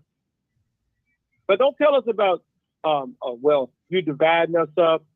Again, we ain't never been together. Now, this is making it even worse because you have this, you have all the immigrants have partnered with one another, and I have it on my Facebook page. They've all partnered with one another to come in and replace us. And so whether they Africans, Mexicans, Indians, the Polish people, the Caribbeans, all of these people have joined forces against the interests of Americans, but mainly Black Americans. And so for any Black American to talk about, well, that's dividing us up, and then you prove to us where we've been together and where these people have been on board with us. As a matter of fact, if you look at the African and Caribbean community, where is it located? On the north side. They don't live in our neighborhood. They move with white people. And so I don't know, maybe this guy's from another city or something. Is he from Chicago, the one who was asking you that, Mark? Yeah, he's from Chicago. That's my buddy. He's from Chicago. But I don't know why he was talking like that, but I just tell him, he's from Chicago. Okay, so he knows better. Right. So he knows better then. What do you mean dividing us up? These people have never been with us. Yeah. They live on the north side. They live with in the white community on the north side. They've never partnered with us. They've never helped us fight no fight that have happened to us in this city. They're not standing with us on reparations. They're going against us getting our reparations because they've aligned with the immigrant population who is receiving our reparations now, some of our reparations as we speak. So maybe he needs a little bit more information and education on what's happening. I'm gonna take it that way. I'm gonna say that he don't know, and so this is his chance to learn and figure it out if he wants to learn. Right. But today, y'all, today is gonna be a very important day. So I'm going to speed it up some, see if I can catch some other key points. Said they would have been on the front lines who know they cannot come in our neighborhoods. Our neighborhoods have enough going on already, so we're going to invite some people from Mexico somewhere that is snuck over here. Let's say they commit a crime. Guess what? They go sneak back over where they from. Mm-hmm. They just let them come in our neighborhood. Yeah. And that's what a lot of immigrants, them people don't like us. They never like us. And like Mark Carter said, we was never together. So how could we be divided? You know? Yeah, you always got that one black person who always want to kumbaya. They always that one, oh, we all together. Just no, we're not together or anything because you can't build in their neighborhoods freely. They don't even want to live around us at all. They barely want us in their store. They watch us if we go in a beautiful house. Anywhere we go, they watching us. Mm-hmm. And let me say. So I'm going to go back to Ricardo's page channel and see what else that I wanted to pull, because that chick, that was so, can you hear me? Yeah, I can hear you. That chick was so fucking cringe that he asked an honest question. I give him that. He asked an honest, legitimate question. But to your point, I think you was legitimate too. You was like, was she trying to play hide the salami with him? Yep, she's trying to get him in her bed. You know, so I mean, she don't want to tell him, you know, she's like, no, we wasn't going back to the fields. We wasn't going to go work those jobs. They are not just working in no damn fields, picking no damn blueberries.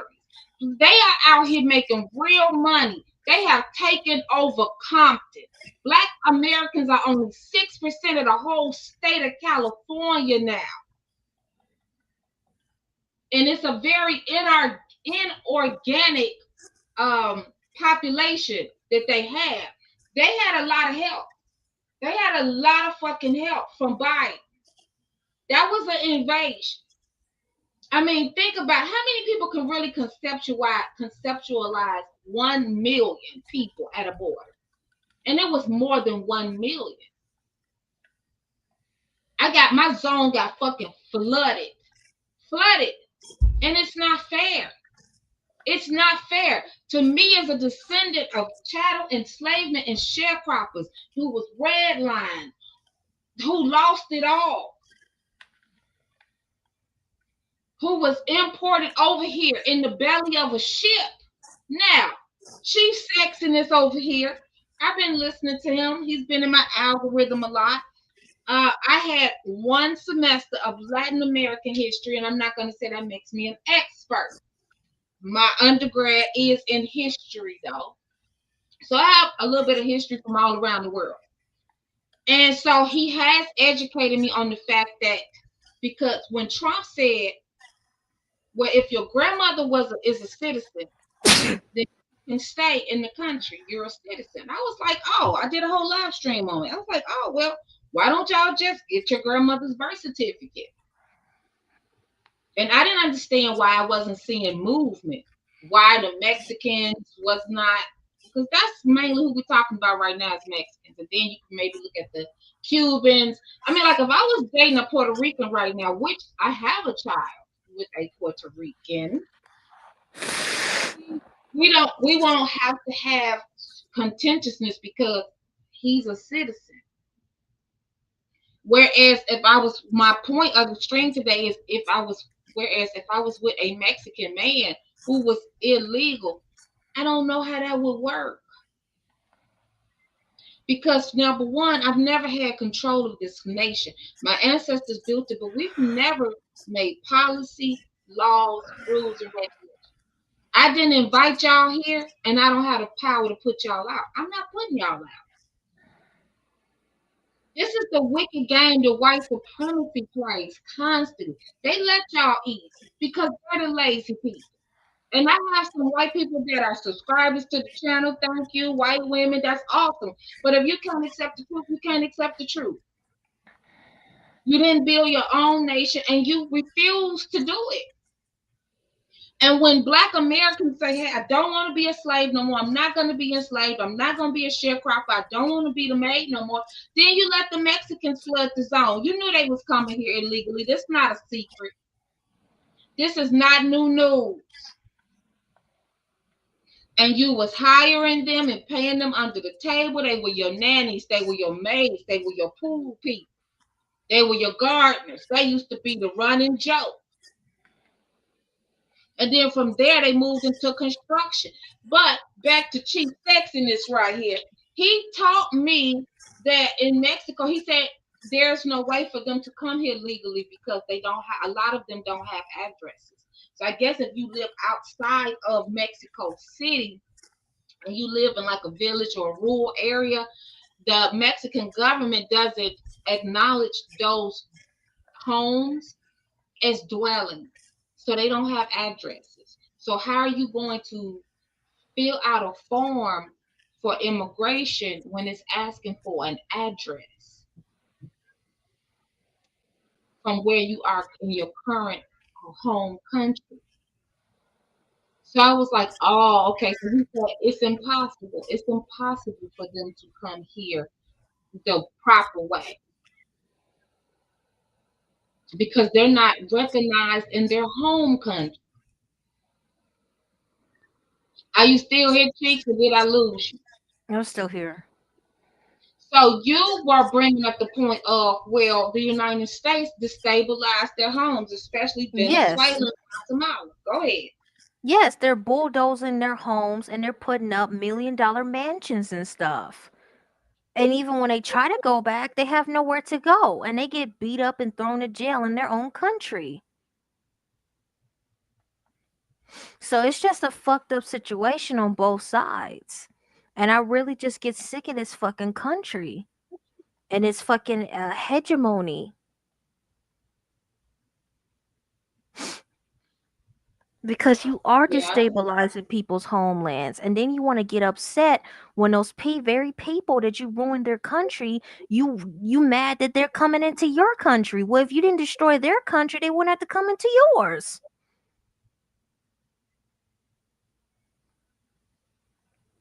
None of this would even be a problem if you would just leave people alone. But you don't make nothing. And that's the biggest problem. You don't make nothing. You're always having wars and issues in your own homeland. Yes, because there is a lot of white people moving to Venezuela and buying And those Mexico. land. And In Mexico. Mexico, buying plots of land and building $1 million houses and shit there.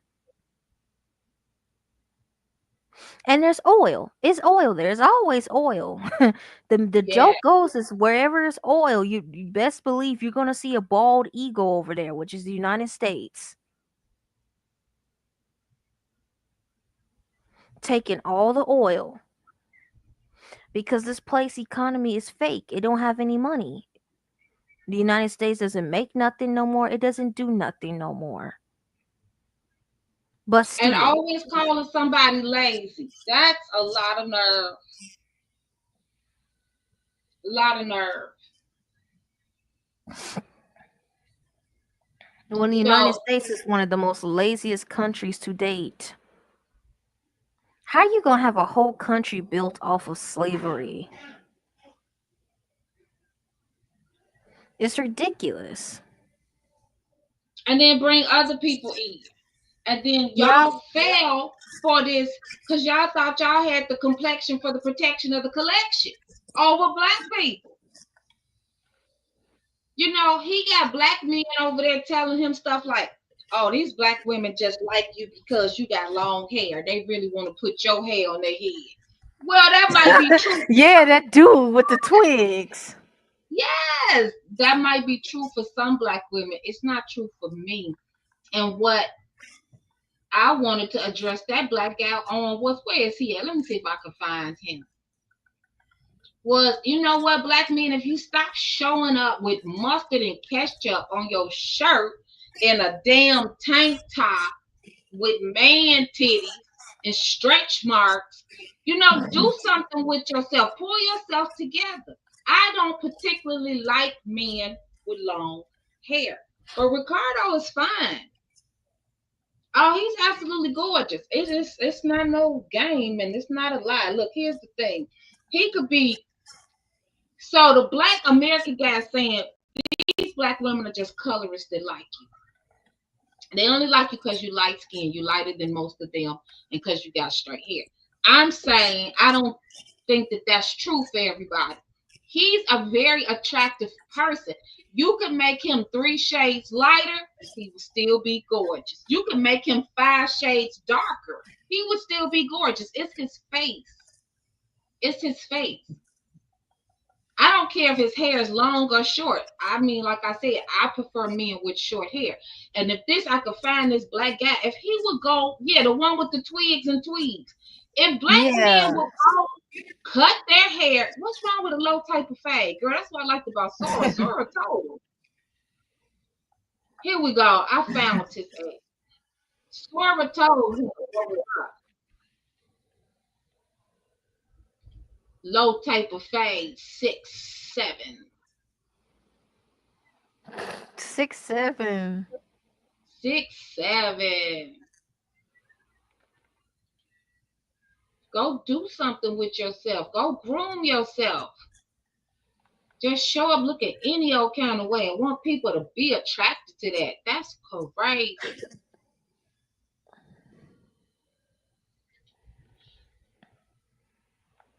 Here we go. What?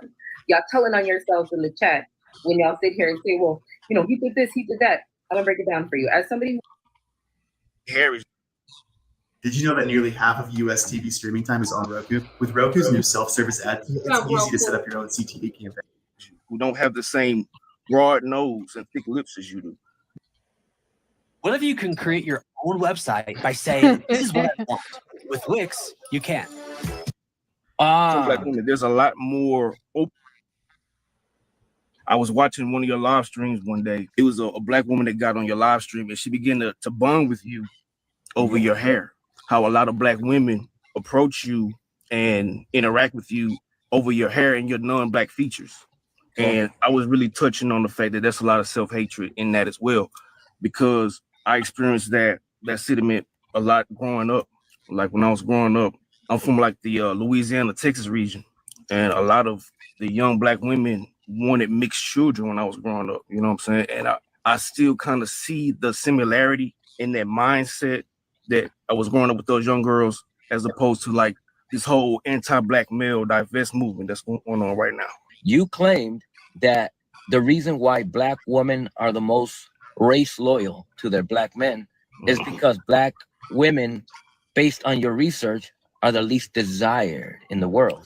The research had showed that there's a lot more desire for non-black men than what's being led on. Black women, there's a lot more openness to dating and marrying and having children with non-black men than what we believe is. From black women? From black women, yes. Okay. Yes. Have you seen that post when they're talking about, hey girl, you look happier now. What have you been doing? Oh, thanks. I stopped dating black men.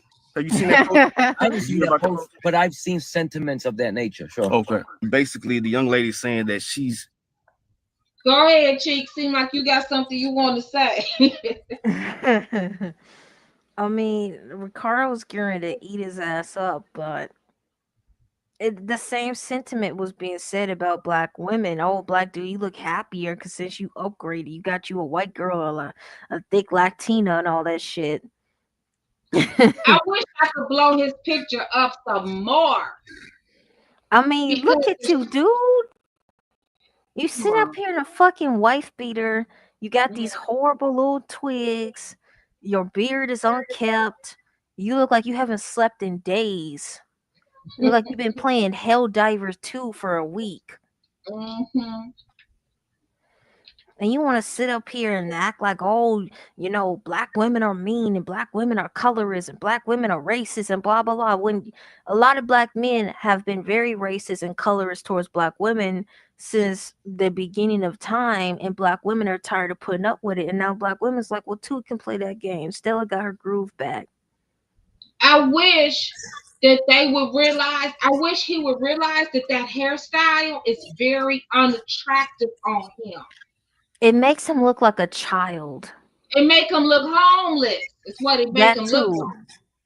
It makes him look like a child. It makes him look like he's trying to We want black women to just accept y'all any old kind of fucked up way. It looks like he's trying to hang on to his young days and stuff. Younger days he's trying to hold on to. He's Instead of not a just bad having, looking guy. I don't think he's a bad looking guy. I don't particularly think he's a bad looking guy. He is from the Louisiana Creole region, and so a lot of the guys there are lighter than him, and I can see how that could give you a complex, right? But you're making yourself look worse, unkept, ungroomed. You showed up on the live stream. Yes, Ricardo got on a t-shirt, but you look homeless. You look like you living in somebody's room, like you rent a room or something. Don't show up looking like this. Cut that shit off your head and go line that hair up. And put on a yes. nice shirt. Girl, you want black women to just accept you any old kind of way, but they want to tell us about our weight. We're too fat. And I do think some of us are a little too heavy, and we do have to work on ourselves and be conscious. But for us, not for a man, for ourselves, and to be healthy, of course. And if other people appreciate it, like, hey, what's up, baby? But you should always do that for you. Huh? Go ahead. No, I don't have nothing to say. Okay. So let's finish listening to the whining and crying. She's happier now because she stopped dating black men. Of black women saying that they're no longer dealing with black men on a romantic level because of abuse and what have you. As a black man, we don't get the benefit of the doubt a lot of times. Not even from our Yeah, because you of basically abuse. have There's a black women lot of saying that abuse. black I'm men are sorry. no good. Go Yeah, ahead. yeah, there's a lot of fucking abuse, and there's a lot of reasons why she's getting out of here. She's immigrating to other countries. She wants to get away from you. She's tired of the black femicide. You kill your own women. You abuse your own fucking women all day, every day. Black women are not safe. Mm-hmm. You wonder why black women are so fucking fat and packed on all the weight? Well, she can't jog. She can't even walk in her neighborhood without being accosted by men all day in the fear of being taken off somewhere and raped and killed and thrown in a garbage can. Mm-hmm. That's why she's so fucking fat, because in a lot of these areas, the ghetto, you have to hurry up and get your fucking food or whatever you're trying to do and get your ass back in your house. There is no frolicking around and shit. You better get your ass back in your house and lock your doors. Put a fucking latch, that fucking big ass piece of wood over your door. Right. That's it. And exercise equipment is expensive.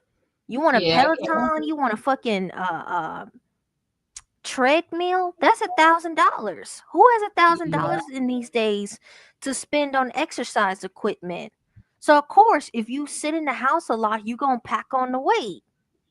Right. Because you made it an unsafe environment. That's your fault. So yeah, she's tired of the abuse. She's tired of being attacked, and she's tired that every facet of her being is a problem. She's tired of her existence being a problem for you. So yeah, she's gonna try other options. If this Mexican dude, Asian guy, or white guy is interested in her, she gonna give him a chance. Cause she's tired. Why not? Black American men had their options open like since forever. Yep. You've been flaunting, you've been tossing white women in black women's faces, Latino women in black women's faces, Asian women in black women's faces and stuff. Wesley Snipes had that whole little article in Essence back in the day in the 80s saying how Asian women are calm and, they'll make love to you and then they'll tell you to take out the trash. Well, a black woman's going to tell you, get up and take out the fucking trash and all this. So black women are tired. And these other races of people wouldn't know half of our fucking business if it wasn't for black men airing out our dirty laundry all day, every day. They wouldn't know about the single father. I mean, the single mother rates and the fatherless homes and the EBT situation. Had you keep your fucking mouth closed, shut the fuck up. No, cause you gotta dress up like Big Mama and Rasputia and all this shit. Man, get it. And Medea and all this. Basically doing blackface. You're helping blackface. And making fun of bonnets and shit and how women, black women in particular, bind their hair and all this shit. Everything that black women do is a problem. It's like you fucking hate her existence. Now I know black women are not perfect. Black women are not a monolith. You do have some shitty, trashy ass black bitches out here. But for the most part, but for the most part, you have a lot of good black women out here that are loving, caring, and sometimes foolish. Yes. That's how strong her love is, that you could literally kick and bash her fucking teeth out and she'll still be in love with you. That she's down with the struggle. Yes. And you don't have to be down with the struggle like that. And that's what I was saying. Like, I don't know what I would do because I do interracially date. And recently, I have my little bit of story time. So recently, I had a couple of white guys come to me, and I was telling you about I was in Walmart, and I just came to the door, and the greeter or whatever was a white guy. So I don't know about everybody's Walmarts, but out here in the great state of Illinois, our greeters are off-duty police officers because we just that crazy. So you can only work there and do security at Walmart. You have to be a police officer too. I think we all know why, because of how Chicago is. Yeah. So I come to the door. I don't think I look like all that, right? But I had on a little bit of makeup, whatever. And so he was white guy. He said, "Ooh." So he came over to me and he started asking me questions. Now we're so close, I had to turn my head to the right because if I looked forward, we would have been kissing. We was just kiss a random stranger. Wow. And I had my sons with me, and it was a holiday, so I was off work, everything. And so he said, what made me not like him was, he said, why they not in school? It's a today is holiday. a holiday, right? Huh? I'm like, it's a holiday. And even if they wasn't, that's none of his business. That's what made me not like him. I was like, I can't do it. He's bossy and controlling. We haven't even went out on a first date or nothing. He is this close in my fucking face. If I turn, my lips is on his lips. Like, how do you ever come and take over somebody's whole space like that? Yeah, that's not the way you do it. He was too aggressive. So no. Then the next guy, white guy, I was picking something up, and he was there. And I guess I had on something cute that he liked. I mean, I always give me non-Black American men trying to talk to me. And I'm not trying to act like, oh, I'm the flash or finest woman in the world. I have had. Well, what I have noticed from white guys is that white guys, their expectations of a woman is slightly lower than a black man's. I'm not saying that you're not a beautiful woman. I'm just saying that you don't have to be this unrealistic type of woman with white men, I've noticed. And white men do like black women in their natural hair. More than black but guys. both times I had on makeup. I do wear a little bit of makeup, eyeshadow, eyeliner, lip gloss, lipstick. That's all I wear. I don't really like the foundation and all of that. I want a man to know what I pretty much look like. I don't want him to meet me looking one way, and then when we really get together and we get in the bed or something, now I look like a whole other person. Yeah, her mask fell off. Literally. Right. Literally. Girl, you sent me that picture of that lady with them damn cheekbones and shit. Yeah, I sent you that video and she was literally like peeling off her face because it wasn't her face. So I know I'm supposed to be talking about Andrew and Joshua and Ainsley too, because we are saying we're kind of talking about the white man too right now. And why I have not, yes, I get approached by white men, but why I have not really responded to white men. And a lot of it has to do with the politics in this nation. Yeah, the politics of it. It's rough. I haven't really touched dating. I'm a lesbian, so that's another can of worms that I have to deal with, people being homophobic and stuff. I just Yeah. really haven't had the courage to date and do stuff because of that. It's a lot of politics and it's a lot of hatefulness going on when you're LGBT, when you're, gay. So I Yeah. haven't had too many experiences where I flirted with people and stuff in public or someone flirted with me.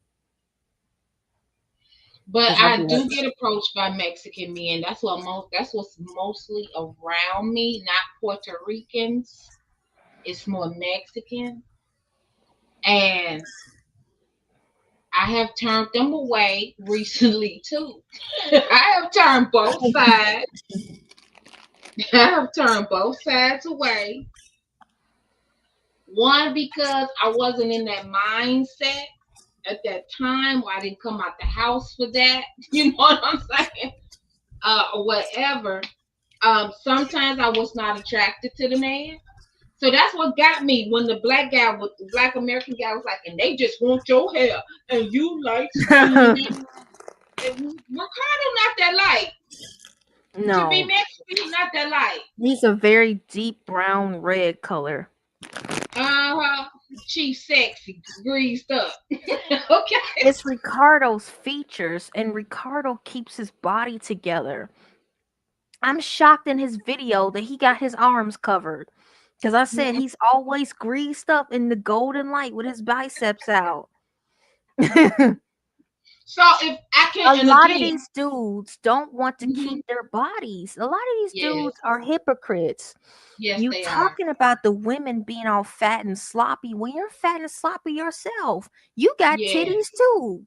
You need to yes, share one of her bra sets. yes, girl. It's Ricardo not. upkeeps his body and he has a nice face. Well, And he has a and he very trims nice his face. and he trims his beard and mustache. That's another thing. Y'all got cake and food crumbs all in your beard. You know you want to laugh. I did laugh. My thing is,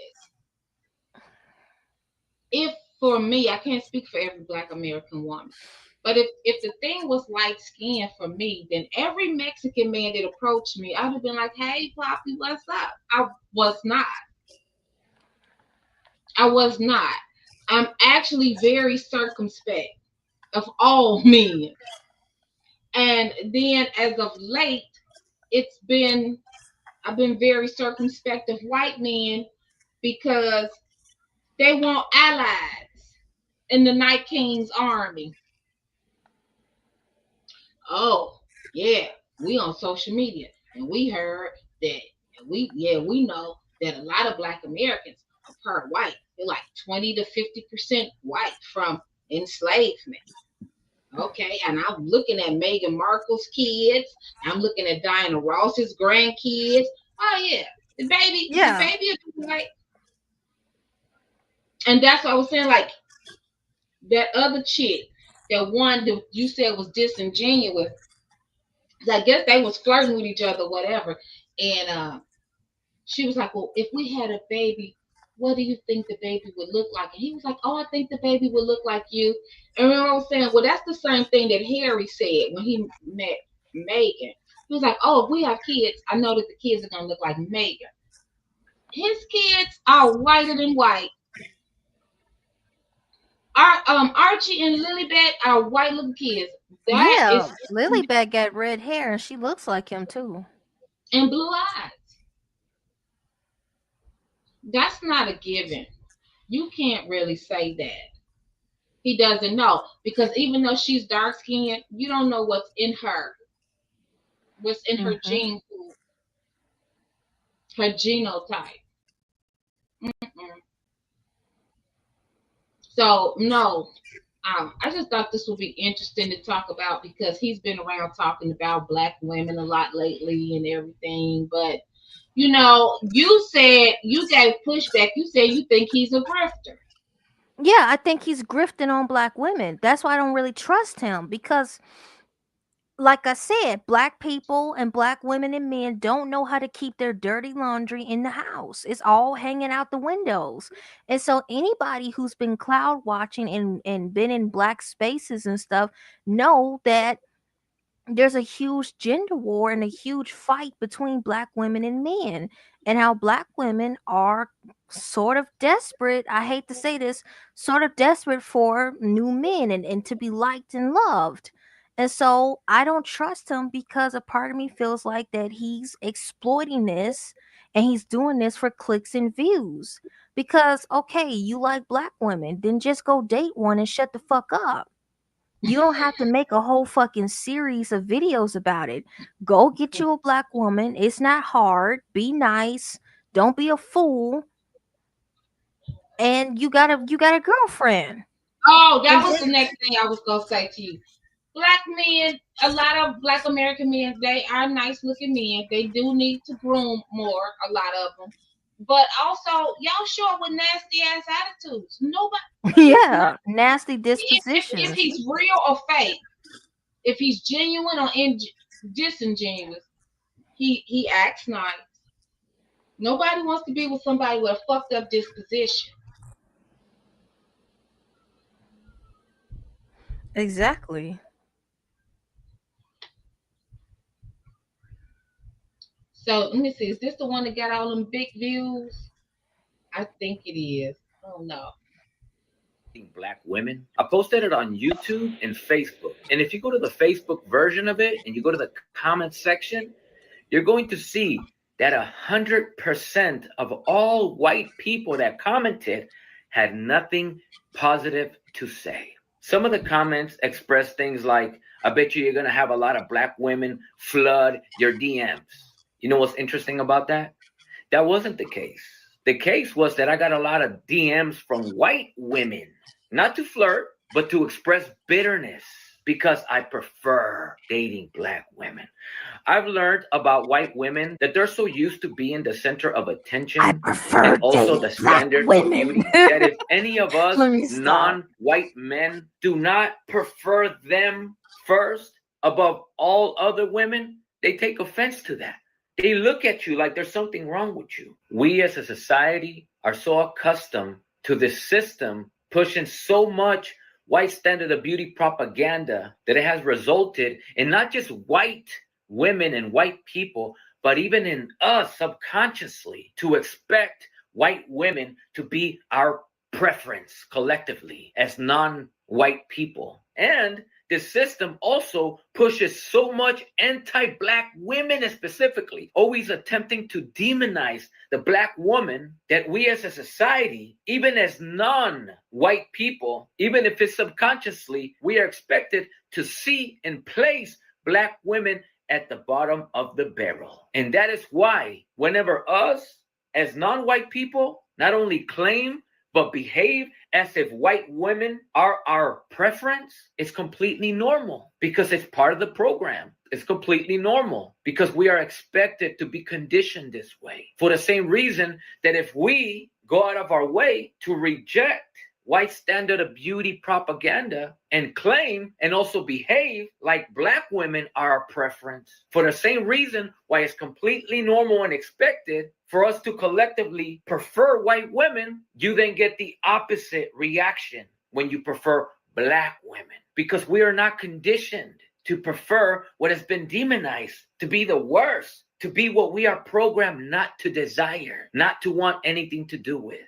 And yet, despite all of this demonization of the black woman, somehow, some way, black women are so creative and influential that even though our society is conditioned to view them as inferior, today when it comes to fashion, to style, to the way all other women want to look like, behave like, they always try to mold themselves after black women, even if they don't even like black women, but they want to be like them. That's just the result of a society that have been conditioned to dislike a certain demographic of people, while at the same time, this demographic of people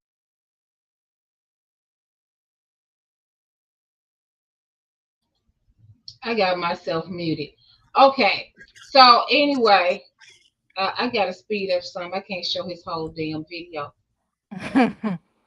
and girls was passing by and they slowed down right next to us. People Oh, out there all over the world want to exploit, embrace an American country's collective culture. So I'm not going to go too deep into that this time. I'm just going to do my best to share this story with you without inserting too much historical elements into it. I will say. Now I am going to insert some historical elements. Like I said, I did take Latin American history in college, and there was some very interesting things that I saw in their documentation and things that they did. And like I said, he's been in my algorithm a lot lately, so I've been checking out his videos. I remember him from years ago, and then he left, and then he came back, and then he went to TikTok, and he came back to YouTube, whatever. And you don't trust him. You think he's a grifter. I think he's just Yep, he's a grifter to me because it's like, okay, you like black women, shut the fuck up, go date them. You don't have to when you start building your YouTube career off of something, you're grifting it. Because he could just be a gamer. He could be something else. He could fucking have a hobby. But if this is his sole type of content on his channel, then he's grifting off of it. And his videos are monetized. Yeah. Yeah. So he's grifting off of this whole situation. Yeah, but you got to make money in a sleazy way. Yeah. How is this making money in a sleazy way, exploiting black women's want to be wanted. So you think he should just stop talking about black women altogether? Would that fix it for you? Yes, and just date one and live your life. You don't have to turn this into a reality show, Keeping Up with Ricardo or some shit. Wait a minute, what did you call it? Keeping Up with Ricardo, like Keeping Up with the Kardashians. Yeah, Keeping Up with Ricardo. You are hilarious. But he addressed that in one video. I don't know. The man got about 10,000. Yeah, because I'm not silly, and anybody who got eyes and ears and an aware knows that this is kind of grifty. That you grifting off of this whole situation because you heard and everyone knows that black women are now seeking other men because the male group is just so bad. She can't be loyal to him no more. Right. Everybody has seen Sinji.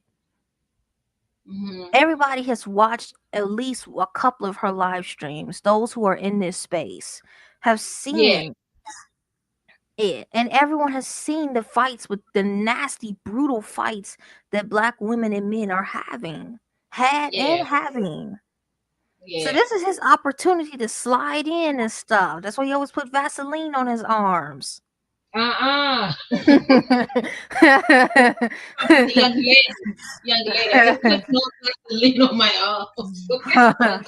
Yeah, to come in and stuff and show his arms and shit, and his pecs and stuff, and his hair and all this stuff. I feel for him. I feel for his experience. When I'm just like sitting here, whatever, and he's like looping through his videos is coming through. Most of them are like 10 minutes, they're not long. When he talked about coming into this country illegally, that was deep. You know how he would never forget that experience and crossing through the Rio Grande. Uh, it was deep, and it shows a lot of vulnerability to me. You say you think he's grifting. I don't think he's grifting. I'm gonna give you pushback. I don't think he's grifting. I think it's a bad day.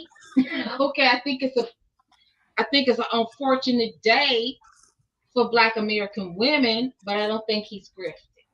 I think he's telling his truth. And I think that he is attracted to Black women, whether they're American or not. I think he is attracted to Black women, but he's also attracted to indigenous women. He's also talked about dating white Mexican women. Yeah, And it's how he natural to be continues. attracted to someone and within your racial group or racial identity, unlike someone else we know. Who was the somebody else we know? Who is that? Black men.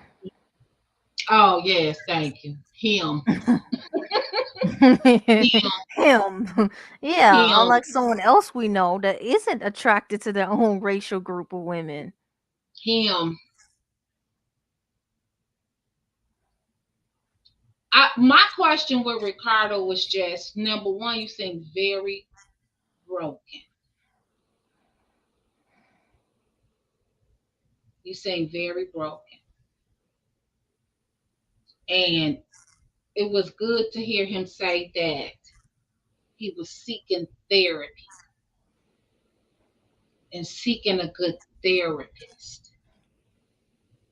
I just want to know, I don't know if I'm phrasing that right, because it's none of my business to know, but my assessment of watching him and his channel has been, you're broken. And I don't think you're ready to be, and maybe he has come to this assessment. I don't think he's ready to be anybody's boyfriend, man friend, lover, husband, father, baby daddy. I don't think he's ready for any of that because I don't think he's ready for himself. Yeah. He's still grappling with so many heavy concepts that go straight to his self-esteem, self-worth. When I see him, I don't see, maybe because I've been around a lot of Mexicans, I know what they look like in different shades. Does he look Mexican? Yeah. He looks like a type of Mexican. Sure. Well, no. I know some that are quite light, He's the idea and they got a Mexican. nasty attitude, and they got some nasty attitudes too. Nasty ass attitude. But he's the idea of a Mexican when I envision one. I envision someone his complexion. I know some darker than him. Yeah. So I would say he looks Mexican. He looks like one of the phenotypes in Mexico, yeah. Does he look indigenous, First Nations? Yeah. That too. Very all of that. indigenous. Yeah. Now some people say it was because of how he's wearing his hair. But yeah. I can say, oh yeah, Chief sexiness, Chief big arms. Look at him. Ooh, look at them little sexy lips he got, boy. But that's just all in fun. Because as you listen to him, it is plain to hear that he needs some time to heal. And that's one thing that I have always fallen out with Black women over is, but even when it was Black American men. Remember when I got into it with the earths, from the nation of God to earth? Well, I didn't really get into it with them. I just gave a critique on Facebook, and actually the men were mad at me because I was saying the women, y'all are using this prison ministry to really just get a man. It's a puppy pound. Girl. It's an animal shelter. I called myself taking up for the men, the Black American men in that moment. And they tried to slam my ass for it and jam me up. And one guy told me I had daddy issues. I said, I got no damn daddy issues. I had issues, bitch. And it was mama issues. Actually, if you're going to talk about my issues, get them right. So, but yeah, I could see that. So I was saying to those women, you are using this prison ministry. You're supposed to go to the prisons to help the men. You know, when they come out, have a place to stay, whether that's in a halfway house, whatever, get employment. Maybe they need to get some skills, get a GED, things like that. This is not a place for you to go get a mate. Yeah, they're going to pick up puppy. What you say, the puppy meal? Yeah, it's the pound, the puppy pound. Girl. The animal shelter. They're going to adopt a black man. Yeah. And then you wonder why. And then you want to get on Facebook and talk about the fact that he took your car, slammed your car up, cheating on you with the girl around the corner, got a baby on the way with the girl down the street. I mean, what did you worse, think? he rapes your cousin or something. Oh my goodness. Girl. Girl, you was the one left in the bed. Yeah. Unalive for 3 months under the clothes. And the women got quiet on the post.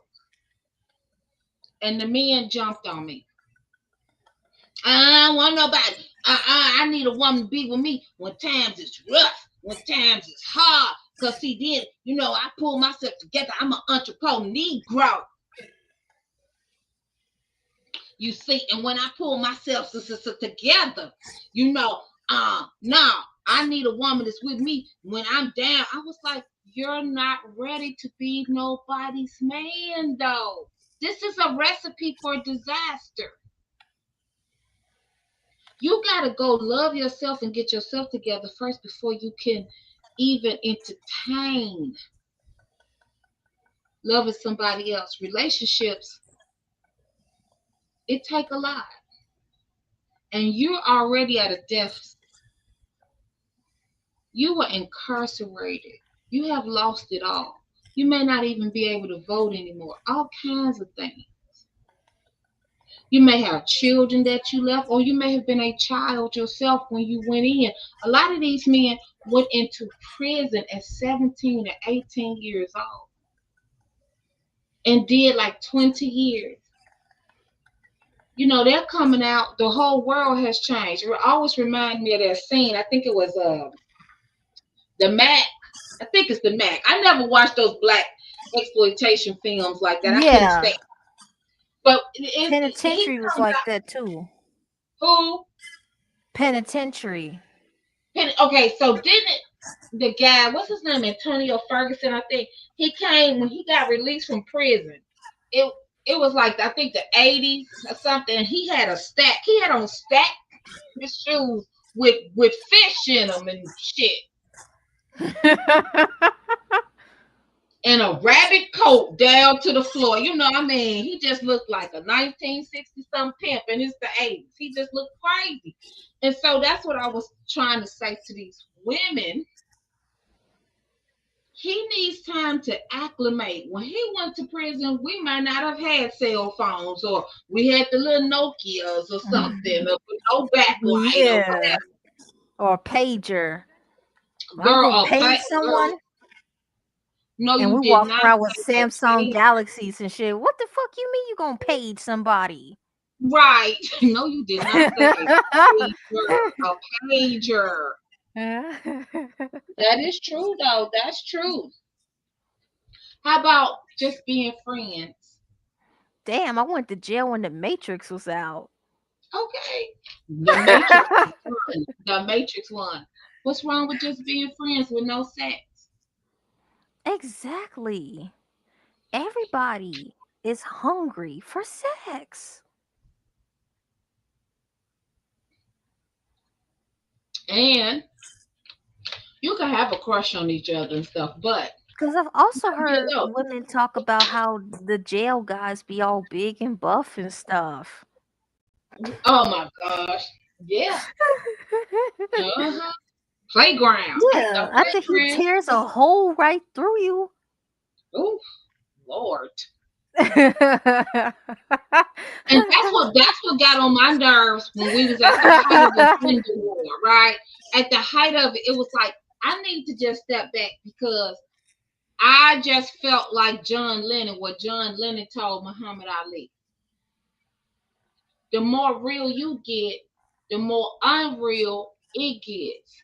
I'm hearing people talking about coffee dates, hot water dates. I'm not doing 2 for $20. Nobody said nothing about love.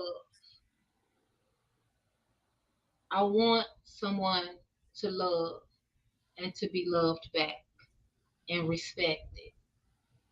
We all know you need money. Every adult should know you need money. We all have bills to be paid. But the basis of this situation should be you cannot have a soulmate until we have a soul connection. Period. And I didn't hear anybody talking about the soul connection to have a soulmate and having love. It was all of this. Well, I'm hypergamous and Black women deserve this. And I'm ready for the luxury. I want to lead, hey, the glamorous life without me. Okay? All of this. All of this. Life. It ain't $600 date.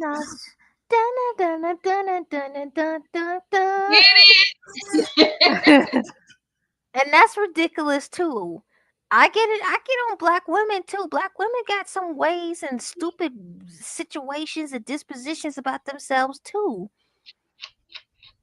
All that gold digging ass hypergamy shit is for the birds. I'm not gonna drop $1,000 on you. We just met, lady. We just fucking met. Fuck off. Fuck off. Crazy. You better accept this fucking fish fillet from McDonald's. I don't think I want a guy taking me to McDonald's. Now you lost me there, Chief. But or accept this fucking Portillo's or some shit. Portillo's I like. I'll take Portillo's. Or Chili's. Chili's is cheap.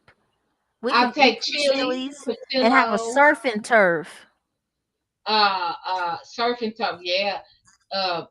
Applebee's, Wingstop. I like them all. I like them. I like them.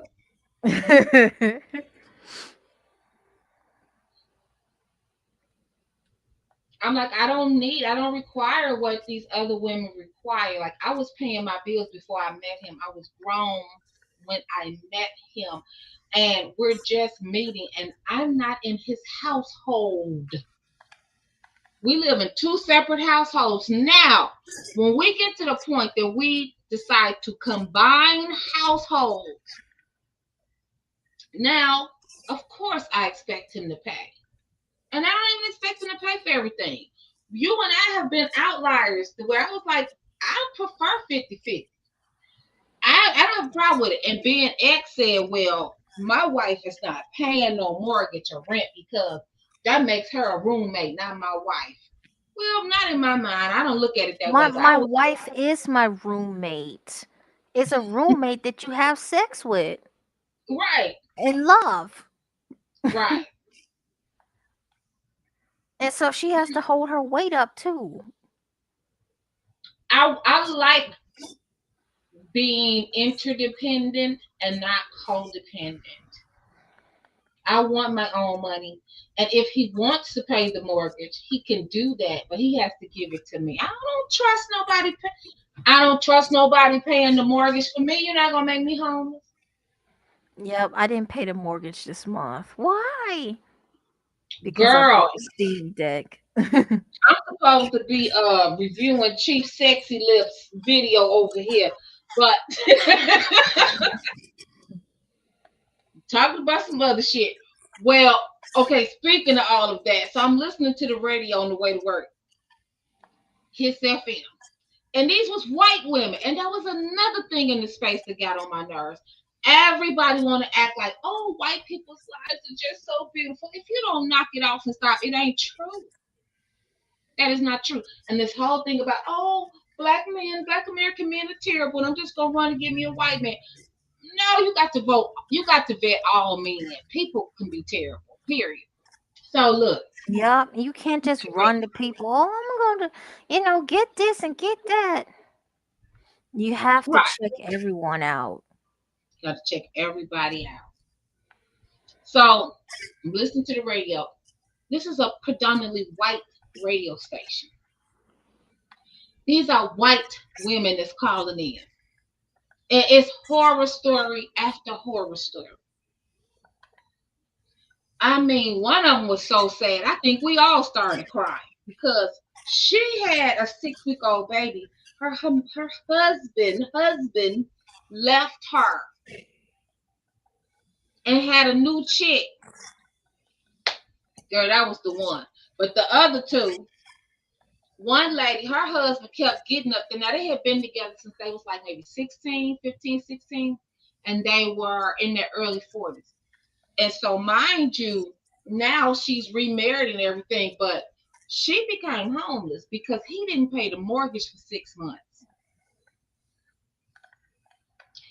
And so she happened to get the foreclosure notices because he was hiding the mail. He was getting up every morning, acting like he was still going to work. Come to find out, he had become an alcoholic and a meth head. And they had like 4 or 5 kids, she said. And you know how that is. Once one woman opens up and is vulnerable, girl, the floodgates open up. All white women just started calling in. Girl, yeah, and mine did this and mine did that. And girl, I lost it all too. And it was like, whoa. No, I would not trust no man. I wouldn't trust nobody to pay my mortgage. Give me the money. I'll pay the mortgage. So anyway, let me go back to Chief Red Arm's video. 17 years of age and she was 16. And very, very early on in our relationship, I remember walking on the street one time with her. We had just woken up in the morning. Yes, she part-time lived with me. Oh, Ricardo, she was 16, you were 17, she lived with you? We're going to get back to that, but let me just stick to the script right now. So we had just woken up. She got up to go to school. I had dropped out, so I was on my way to work, and we walked there because neither of us had a car. We're just minding our business, walking down the street, and all of a sudden, a car full of Mexican girls was passing by, and they slowed down right next to us, and then they rolled down the window, and one of them stuck their head out the window and said, "You could do better than her." And then they laughed and drove off. And she laughed. My girlfriend laughed. And I said, "What they say?" Because I didn't hear it. I said, "What they say?" And then she said, "They said that you could do better than her." And I reacted, so stupid. And she said, "They're right, though. It's true." And I said, "How is it true? And why are they right? Like, it's true. You could do better than me." We have got to the point where literally anybody can build a fully working app without knowing how to code. This is Base 44. And I thought, why the hell would she think this way? She was going to high school, plus she also had a part-time job. Me, I just had a full-time job. So one day, I went over there to her job to wait for her while she got out, because she worked at a Subway. And I remember going in there, and I ordered a sandwich while I waited. She was probably in the back cleaning or whatever she was doing. Another employee was in the front, and it was a white girl. And I walked up, she was very nice. And I ordered my sandwich, grabbed it, sat, and I was eating it while I waited for my girlfriend. So then shortly after, my girlfriend comes out from the back, and her and the white girl employee were talking a little bit. It looked like they got along really well. So after they talked a little bit, she came over in her uniform, my girlfriend, and she sat with me, and she waited for me to eat. After work, my girlfriend came back home and told me, "Hey, remember that white girl that works at Subway where I work?" I said, "Yeah, what about her?" She was a really good friend of mine. Like, we were really, really cool with each other. this whole time, even before I met you. I said, oh, that's cool. And she says, today she behaved really, really strange with me. I said, why? Well, she asked me who you were. I said, okay. She said, hey, who is that? Who is that cute guy that was with you the other day? Who is that cute guy that was with you yesterday? Oh, that was my boyfriend. That's your boyfriend? Yeah. Oh, and after that, her body language, her face expression, it just became very negative. And she didn't talk to me like she would normally throughout the whole day. Well, anyway, after that day, the white girl that worked there with her, she was never, ever the same with my girlfriend ever again. Until the point where one day they actually started to verbally fight and my girlfriend got fired for it. But that's getting too ahead of the story.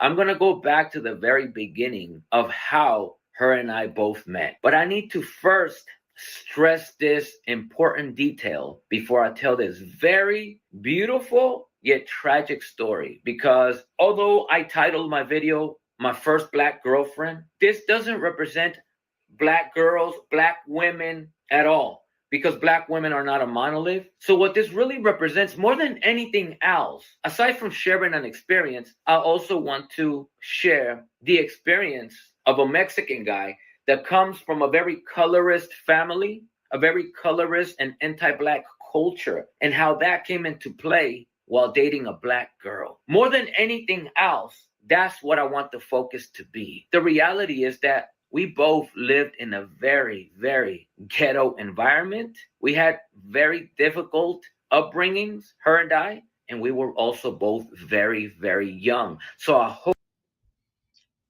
Okay, Cheeks, you there? Yeah, yeah. Okay, so I want to stop right there as he's going. I just want to pause. So he's talking about his experience with his first Black girlfriend. Watching this video made me think about my own life, right? He said he came from a very colorist family. That's why I started off showing how Black Chicago feels about Latinos. It ain't nice. We don't like each other in Chicago. It's not nice at all. And if they keep, in my estimation, if the governor of Illinois and the mayor of Chicago don't stop allowing illegal Venezuelans and others from Latin America to come into Chicago, eventually there may be some violence. There may be some violence because you can only have bad rhetoric or for so long. You keep ratcheting up the rhetoric, something's gonna pop off eventually. Yeah. So he says that his experience has been nothing but good with Black American people. And you and I talked about that. I don't know if that's because he's in California. Maybe they're a different type of Negro in California. But in Chicago, Yeah, they tend to be more friendlier in California. Chicago's cold.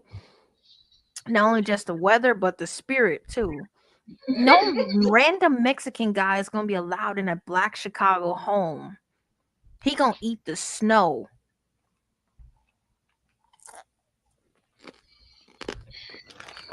He might get in, but No, I don't. he's not getting in. Okay. Your mama will tell you from birth not to bring nobody that isn't Black home.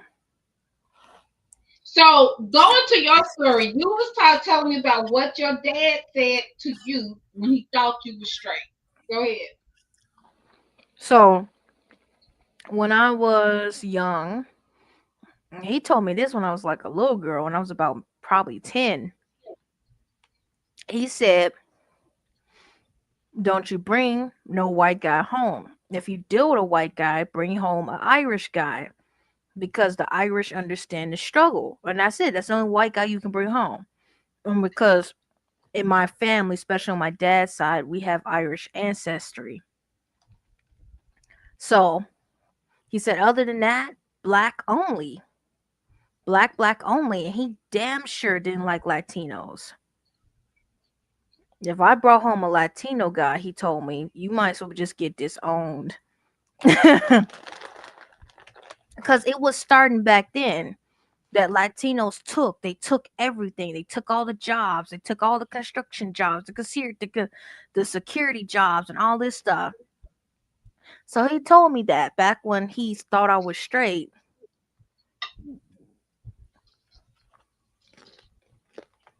And every black person in Chicago has that talk with their child about who you can, and who you cannot bring home. And most of the time, you can only bring home a black person.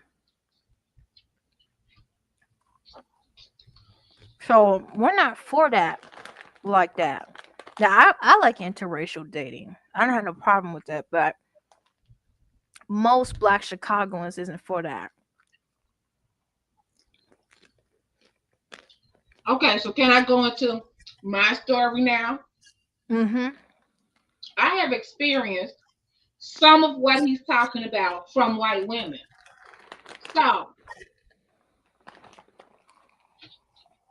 when I was young, I had a very eclectic childhood, put it that way. And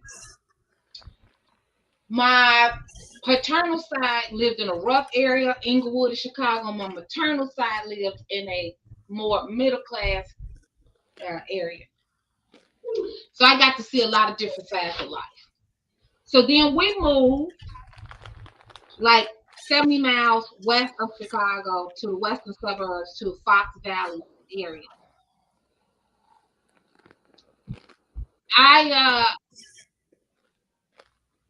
I was grown before I was grown. Okay. But I'm 13 and in April I made 14 in the middle of April. Okay. So about 2 weeks after that, I was at Jules and I met a boy who worked at Jules, a Mexican boy. And I just liked him immediately. He liked me. We hit it off. We started talking. And I would just come up to his job all the time. We would hold hands. We would walk together. And my mom worked at Sally's Beauty Supply in the mall with Jules. And I don't remember how it came out. But some kind of way, my parents found out that I had a Mexican boyfriend. I'm 14 now. Okay. I'm not supposed to have a boyfriend, but I got one because I do's me. Okay. So, I don't know, but it was hell. Okay, I can tell you that. It was a nightmare. It was fucking hell. Okay. So I'm 14. He's 17. Okay. Damn, that's a huge age gap. Man, it's gonna get deeper. So he works at Jules. His cousin works at Jules. His cousin's woman, who is black, worked at Jules, and they just had a little baby. He was from Texas. And sure enough, he had a white girlfriend, blonde hair, blue eyes, named Susie. For real, named Susie. Before he came to stay with his cousin. And she broke up with him for a white guy. So he was still heartbroken over her. And all of that. Okay. So my mom and dad hate it. They hate the situation. And when I would go to his job to hang out with him on his lunch break and stuff, we would hold hands, we would walk through the mall. And I do remember specifically one time, this Mexican lady was mad. Oh, she was looking. I'll never forget how she looked to this day. short curly hair. I mean, she was pissed. And he was like, get your ass back in your car. Get your ass back in your fucking car. Mind your fucking business. You know? And all of that. And I knew what it was. I'm from Chicago. I know how prejudiced Chicago is, how segregated Chicago is, you know. So it wasn't surprising to me or for me. I guess what was more, well, I can't say it was like shocking my dad's reaction, but because I had little white boys when I was in Chicago like me, and I had to tell them, especially this one when I was like 9, he had blonde hair, blue eyes, and I was like, you can't come to my house. And he said, my daddy is black. I'm half black. I was like, you do not look black. You do not look black at all. Black, half black, a quarter black. You don't look a 16th of black. Boy, now look at how young we are. Tell my boyfriend, girlfriend. I'm 9 years old. He's 9 years old. But anyway, now 14, I think I'm somebody. So they are very adamant about the fact that I could not date this Mexican boy. I thought they were going to be more upset about the age gap than his race. It gets so bad that we start to have physical altercations in my house. Wow. I'm 14. So they're trying to like put me on punishment. I can't go outside and blah, blah, blah, because, you know, where we lived, we didn't have sidewalks. So he worked like 10 blocks away from me, but it was like 20 because we didn't have sidewalks. So, I mean, were they putting limitations on how much time I could spend with him? Were they making it more difficult? Yes.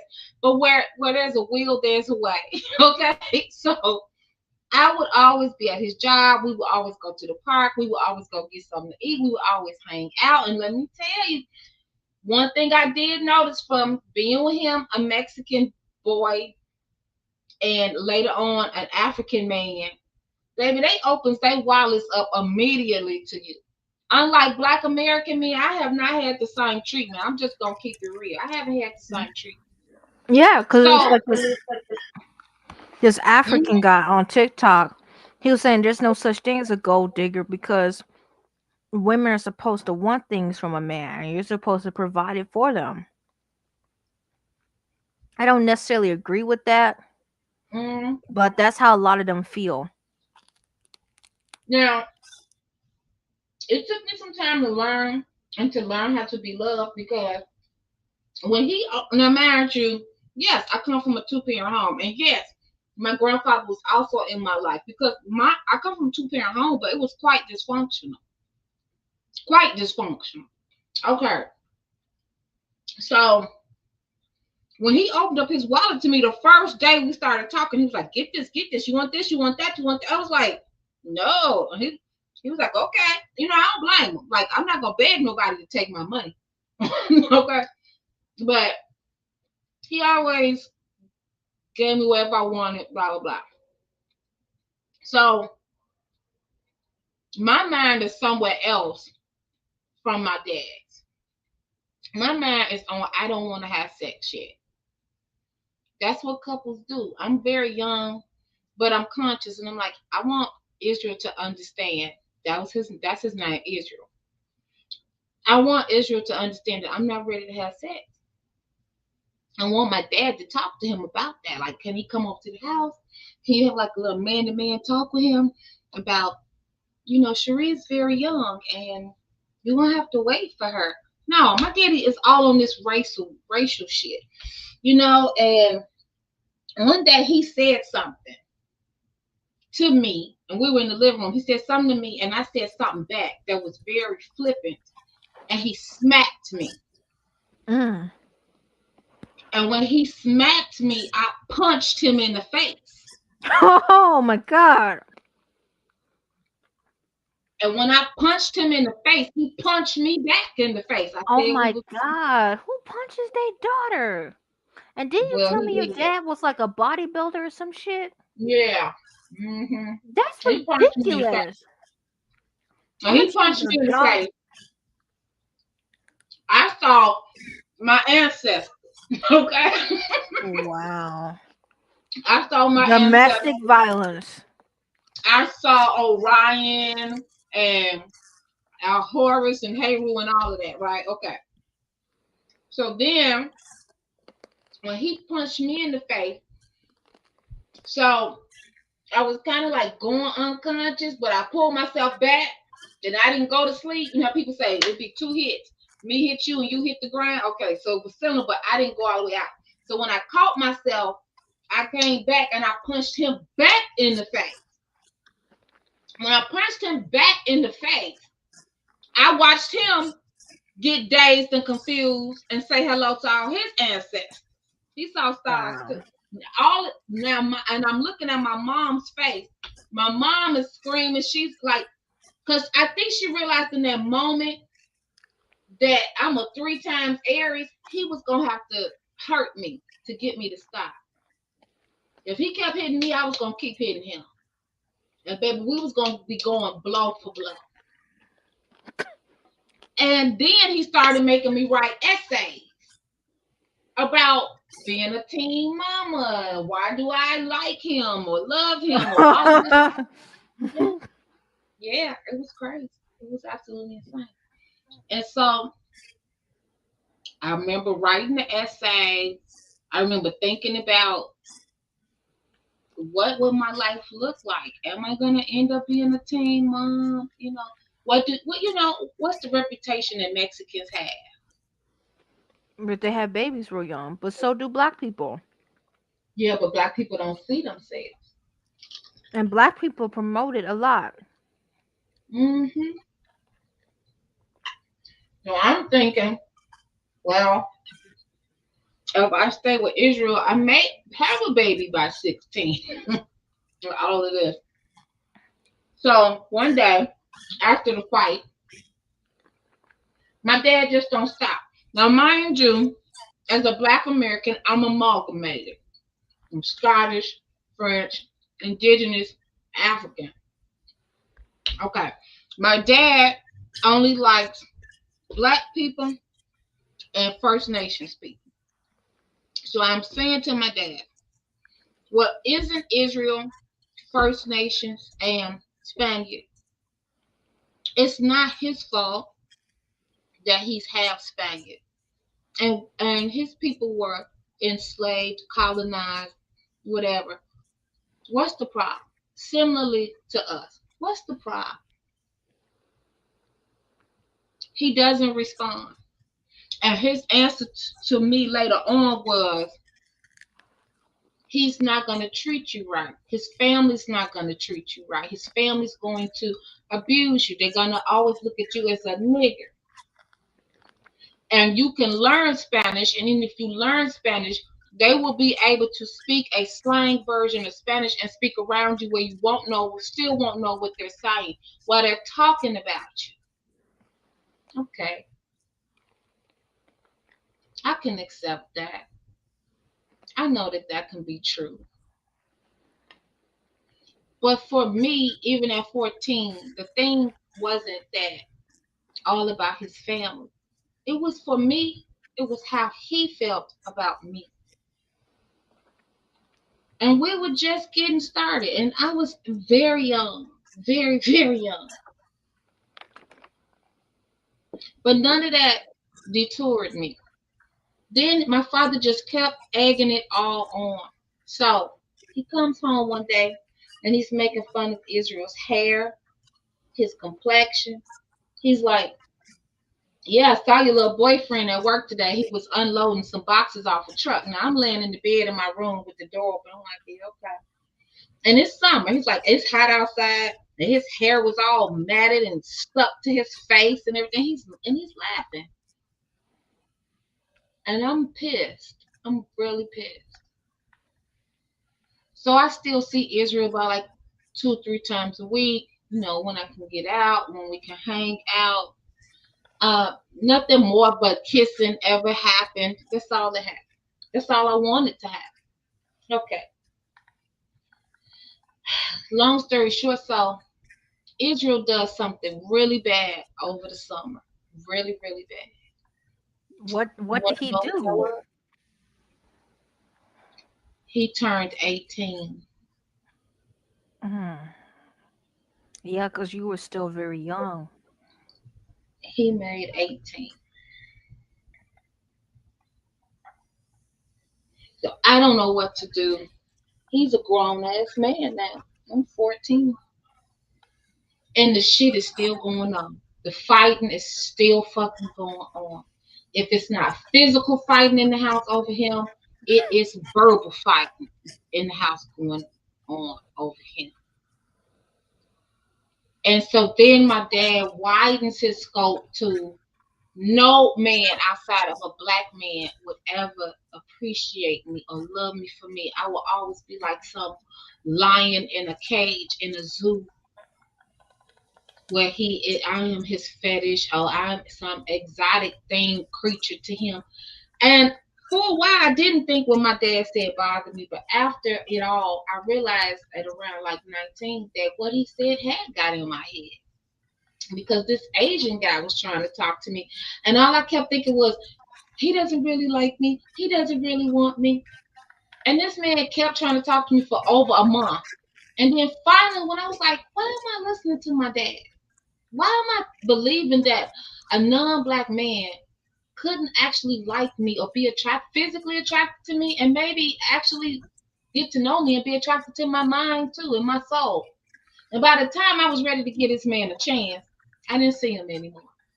But anyway, back to the Israel story. So Israel decided that he wanted to go home to Texas. So he calls and he asked me, can he call me? Can he write? And mind you, my dad's not home. He's at work. My mom answers the phone. She actually gave me the phone. I can't believe it. She gave me the phone. And he asked me that. And I'm looking at her and she has like the nastiest look on her face. And I said, no, you cannot call me or write me. Wow. And he paused for a minute. And then he started to cry. And he said, are you serious? I can't call you. I can't write you. I can't call you. And I said, no, sternly, no, you can't call me. No. And he said, okay, all right. And I said, okay, all right, bye-bye. And I hung up as though I didn't give a fuck. But I did. I cared a lot.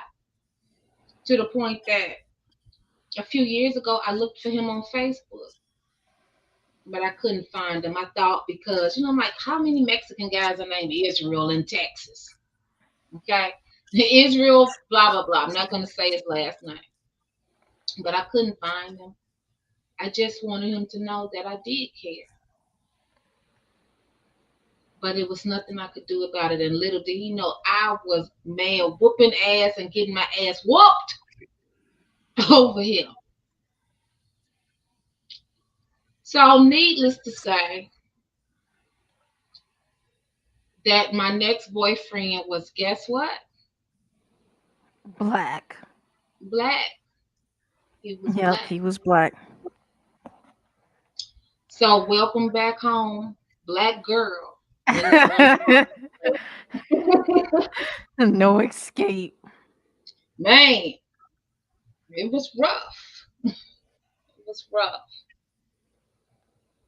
And maybe next week or something, we'll go into what went on with me and the black boyfriend. Because after all of this wrangling over Israel, maybe I'll talk a little bit about it right now. After all of this wrangling over Israel, and now I'm with the black one, who is like a dark brown with hazel eyes. A lot of girls like him, blah, blah, blah. I'm still 14. He's 16. he had been through a lot, been in foster homes, oddie homes, all of this type of shit, to the point that they called him Hammer Time because he hit our classmate in the head with a hammer. Because Oh my God. You used to be able to go from class to class with your book Public bag. education has always been bad. We're in the western suburbs too. Shit, for a minute I was growing up like 16 candles and shit, right? And John Hughes, he's from Chicago. He's from the western suburbs of Chicago. So that's how it really was out there too. But anyway, yeah. So he clocked this boy in the head with a hammer. So that's why we couldn't take our book bags from class to class anymore. And he wanted to have sex. I didn't want to have sex. So he said, well, why don't we break up? And we did. And I was okay with that. So then he started having sex with this girl who was older than me too. And she, man, it was like 2 houses of her family on one block, about 400 of them. So I was literally going to school like 20 of her damn cousins.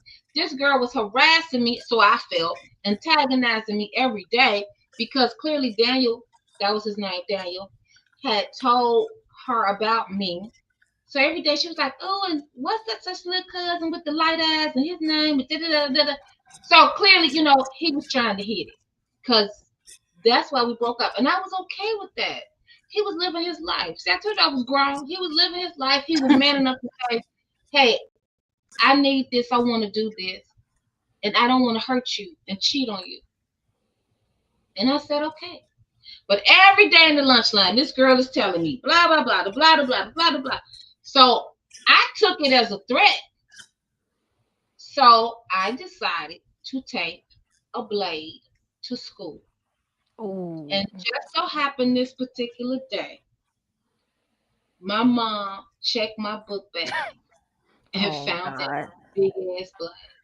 Oh God. Oh And man. I got whooped up again. She put her knee in my chest. It What? was all, yeah. She put her knee in my chest. She was smacking my face. You think you're tough, huh? So you think you're tough, huh? And I'm like, Mama, you don't understand. And this girl is bothering me. Girl, I had it in my mind that, yeah, it was going to go down. Now, let's go back to Israel. We had peace. It was peaceful with the Mexican. It was peaceful. Yeah, it was mainly your family that was causing all the drama and stuff, and you had a boxing match with your dad. Yes. And when I went back to being with black boys, it was not peaceful. I mean, he a part of the class action lawsuit and shit from Ogden. Yes. It was not peaceful at all.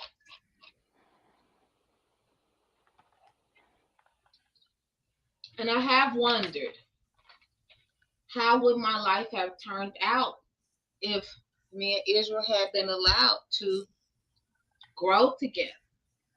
Yes, we had a significant age gap. This is all true. You know, but give it 2 years.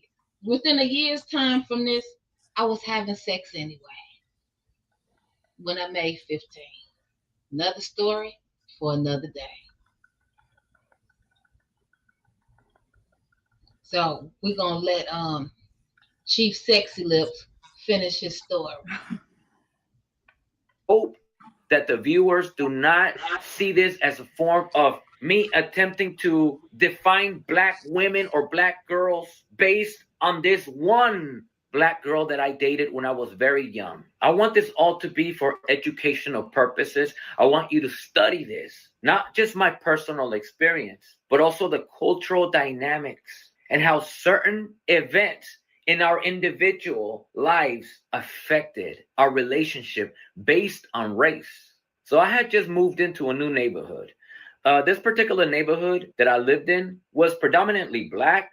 In the specific block that we lived in, there was mine and then 2 houses that contained non-black people. Everybody else was black. I was new, so I didn't know anybody. So my daily routine was just to come out, go to work, and come back home. I was 17. I didn't go to school though because I had dropped out recently. The first person that I met in that block after living there for a couple of days was this kid who had a sister my age. This kid was around 14, 15. He became the only kid that I would interact with whenever I'd come outside and I wasn't working. One of his sisters was just a little girl, but then the sister my age, from the get-go, as soon as she set eyes on me, there was already a thing there. It didn't take long after that for us to start dating. We dated for a couple of days, and then one day, for some odd reason, her cousin, who was much older than us, he was in his 20s, he came over to visit them. For some odd reason, he just didn't like me, and I guess he advised her to not see me anymore. And so we stopped seeing each other just on the strength of that. Her little brother still kind of talked to me here and there. However, after a couple of days passed by since her and I stopped talking to each other, all of a sudden, there's this new kid that I'd never seen before who would pass by every single day when I would come outside and get ready to go to work. So one day, I'm coming outside and I see the girl's little brother passing by, but he was walking side by side with that new kid. That new kid was a white boy, at least white presenting. And my first experience with him, as he passed by, he was giving me a really bad look. I ignored it, but I noticed it. So I got in the car, was driven to work, and then came back home at night. And the next day, woke up, and somewhere like in the afternoon, around 2 p.m., same thing. I'm getting ready to go to work, and here goes that kid again, passing by and giving me a bad look. And this happened for about 3 days, maybe 4 days. And every day at the same time, as if he knew my schedule, he would pass by, giving me bad looks. I ignored it. More so at this point in my life, I had just gotten kicked out of the 3rd high school in the same year, all due to fighting. So the last thing that I needed to be doing in life was to fight anymore. So when this kid was passing by giving me a tough look, I just ignored it and I'd get in the car and go to work. But then one day, that other kid, the girl that I dated, her little brother, when I was coming outside to go to work, he came over. He waited for me outside. And when I came outside, he said, "Hey, do you know who Nick is?" And I said, "Nick? No. Who's that? You don't know who Nick is?" "No." You know that guy that passes by with me once in a while?" "Oh, yeah. What about him?" "Yeah, he doesn't like you." "Why?"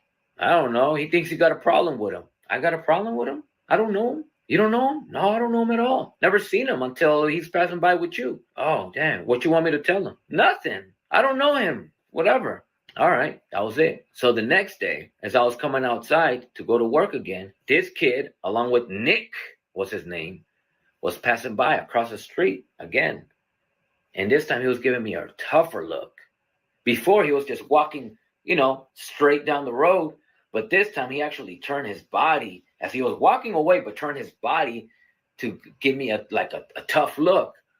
And I noticed it. So I wasn't intimidated by him, but also wanted to avoid creating conflict with somebody that potentially knew a lot of people in the neighborhood that I was going to be living in. So as I got in my car and I was on my way to work, I started thinking, okay, should I walk up to him the next day when I see him walking by and just introduce myself and say, "Hey, man, I ain't got no problem. Everything okay, man? I'm sorry if I did anything." I was trying to go about it that way, to be honest, just to avoid drama. However, there was something else waiting for me when I got off work. And this is what it was. As we're pulling up into the neighborhood, right at the entrance, there was a large group of people posted at the corner in a circle as if waiting for somebody. Some of them were holding like baseball bats, crowbars, etc. And I just got the gut feeling that that was for me. So as we drive up into the driveway and I get out the car, I walk in the house, lock the door, get out of my work clothes, go shower. And then when I got out the shower, I went in to go put on some sweats and, a tank top to go to sleep in. And all of a sudden I hear a knock on the door. And I knew that this knock on the door had something to do with Nick and that group of people on the corner. So I opened the door and I had one of those little chains on the door, where you open it, but it only cracks open the door a little bit because of the chain. And there was this black girl right there. She was pretty, very pretty. Falling behind your competition? Use SEMrush's Traffic and Market Toolkit to track their strategy. Benchmark AI traffic sources and get actionable audience data. Explore all SEMrush. She was fine. And when I opened it, because I assumed they had to do with trouble coming knocking on my door, the way that I answered was, "What do you want?" like You that, straight laughing up. at the commercials? And so the girl that was there, she No, kind I of was jumped back laughing a at little bit. She's him. like, "Whoa, are you Ricardo? Yeah, why? Oh, Nick wants to fight you. Who's Nick? So look, I'm gonna speed it up. I'm going to the middle to the end. But one thing I forgot to say as I was piggybacking off his experience was that white women not liking when non-black men are interested or dating black women. So I'm 14, Israel, back to Israel. My mom works at Sally's Beauty Supply. And one day I'm up at her job and her co-worker, white lady, I'm 14, this lady's got to be 40 at the time, right? And she was like, okay, Cherie, come on, let's go out to lunch somewhere in the mall. So we go eat. I'm 14. Now, I got some street smart about me, but clearly I'm still just 14. So I open up. I think this lady is safe. I open up and I start talking to her about Israel because she was helping me look for like some eyeliner and stuff. And I don't have blue eyes, and so I didn't want the blue eyeliner. So I was like, well, can you help me get like a I brown or think something? blue eyeliner looks good on black women. Well, I don't know. I wasn't feeling it. So we go out to eat, and I open up and start talking to her about Israel and the situation that I'm going through. How they just fucking hate him. And she went back and told everybody at my mom's job what I told her, and my mom was pissed. She was absolutely pissed.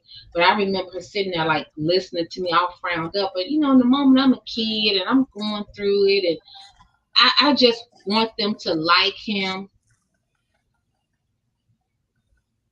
It's sad. All this racial shit is really sad. It's sad that you can't just be with who you want to be, and they love you back and they want you. And that's all that matters without all this bullshit. Without all this politics and shit ruining shit.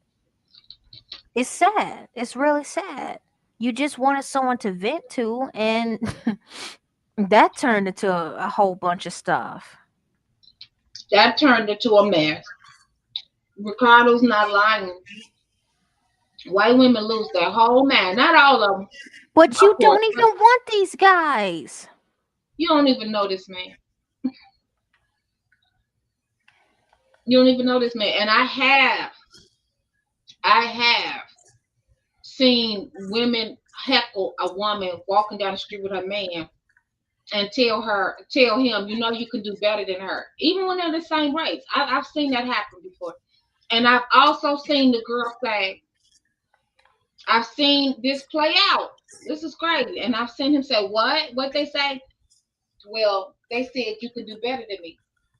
Tell them bitches to shut up or something. You know, he might come back like that. And she'll say, yeah, but you know they're right. And that's what I was always astounded by, was like the lack of self-esteem, that you would acquiesce to what some nasty ass strangers just said. When Israel told that Mexican lady to get the fuck back in her car, I was like, yeah, that's right, baby. That's my man. That's right. I wasn't like, yeah, I'm just black. I'm just a black girl from the south side of Chicago, and I'm lonely. No, fuck this bitch. Keep talking, it's gonna be a problem in this parking lot. It's gonna be a problem. But yeah, you know, it is sad that who you love is like being politicized. Because it's not about what you want. You are just some type of modder. You're just some type of object to propagate someone's race or gene pool. And it's always been like that for girls. Girls used to be married off, sold off to men, and all types of stuff. Arranged marriages to people they didn't even like, to fit some type of political gain or some type of agenda. So it's just really sad. So I think we're gonna pick up the rest of his situations and stuff next weekend, especially because he's gonna have some Africans on here. And I'm not the type of person that really gets in people's comment sections and stuff like that. Here and there, occasionally. Instead, you make a I whole mean, live stream about them. yeah, I just make a whole live stream if they really got a lot going on. I have been in his comment section here and there recently. The first time I was just talking shit. I was like, "Hey, sexiness, what's up?" But the next time it was with that Sudanese looking chick and some other African chick, and that Oh God, pissed me off. Africa. But he said that these white women was bothering him on Facebook. See, I don't use social media. Only social media I use is YouTube. I've been left I got all these platforms, but I don't use them. I don't use them. I don't talk, right? I don't talk. I don't want to talk. Ever since Facebook came in and said, "What's on your mind?" I was like, this is a psychological operation. This is psyop. What do you mean? What the fuck you mean? What's on my mind? You're trying to get into my head. Oh, okay. Yeah. And then I was like, first of all, I'm not gonna spend all day on fucking social media. You're not paying me. If it don't make money, it don't make sense. Next thing I know, a few years later, Facebook is paying you, as they should. But I still don't use it.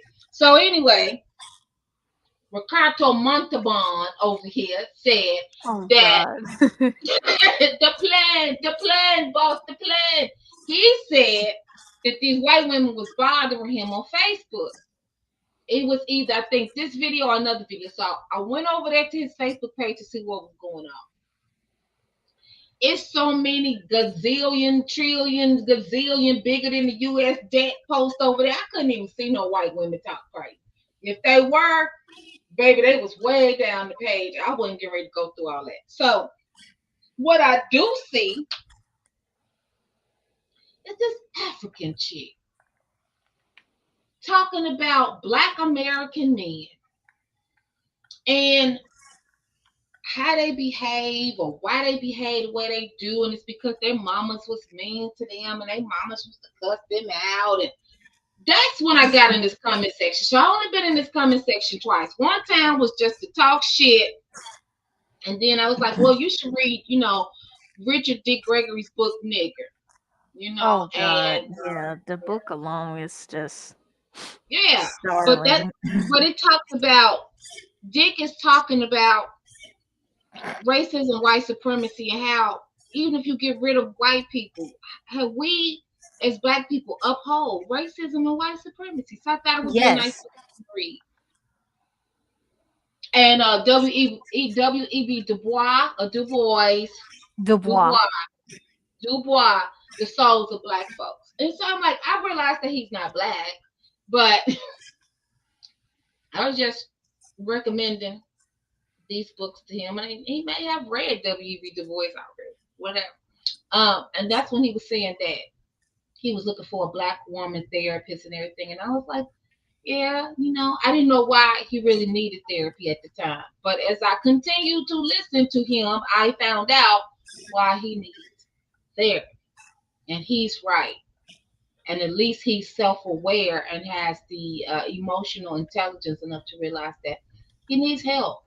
He needs help and he needs healing. I don't think he's the worst guy in the world. I don't think he's that crazy and fucked up. I mean, we're all fucked up on this planet.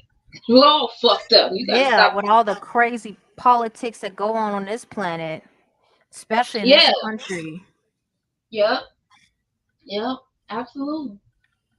So I remember, to your point, we was talking about Israel. I remember asking my mom one day, what do you think is going on between us?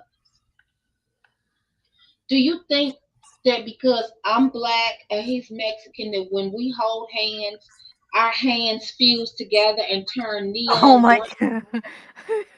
Together, that movie. Yeah, together. I was like, what the fuck do you think is going on between me and him? And she's just standing there looking crazy and stupid with no. Because she's been so conditioned to hate people who aren't black and stuff. And I get it. Like I said, black Americans, we've gone through a lot of pain, a lot of hurt, a lot of redlining and stuff. But it's still not cool to hate people based on the color of their skin, because you're basically perpetuating the same thing that the racist white people are doing.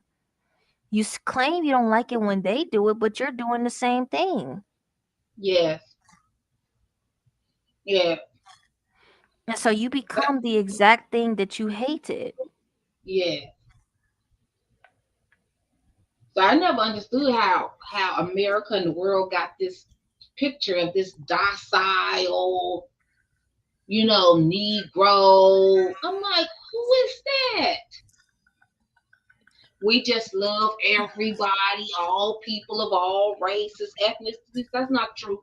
One, we don't love you. What we will do is what I have seen, being a descendant of the second great black migration from the south to the north. What I could say is that if you don't bother us, we won't bother you. We're not overtly violent that way. No matter what your race is, religion, none of that. If you don't bother us, we won't bother you. But if you bother us, we will return the favor to the hilt. Chicago kept going through it from 1906 to 1976.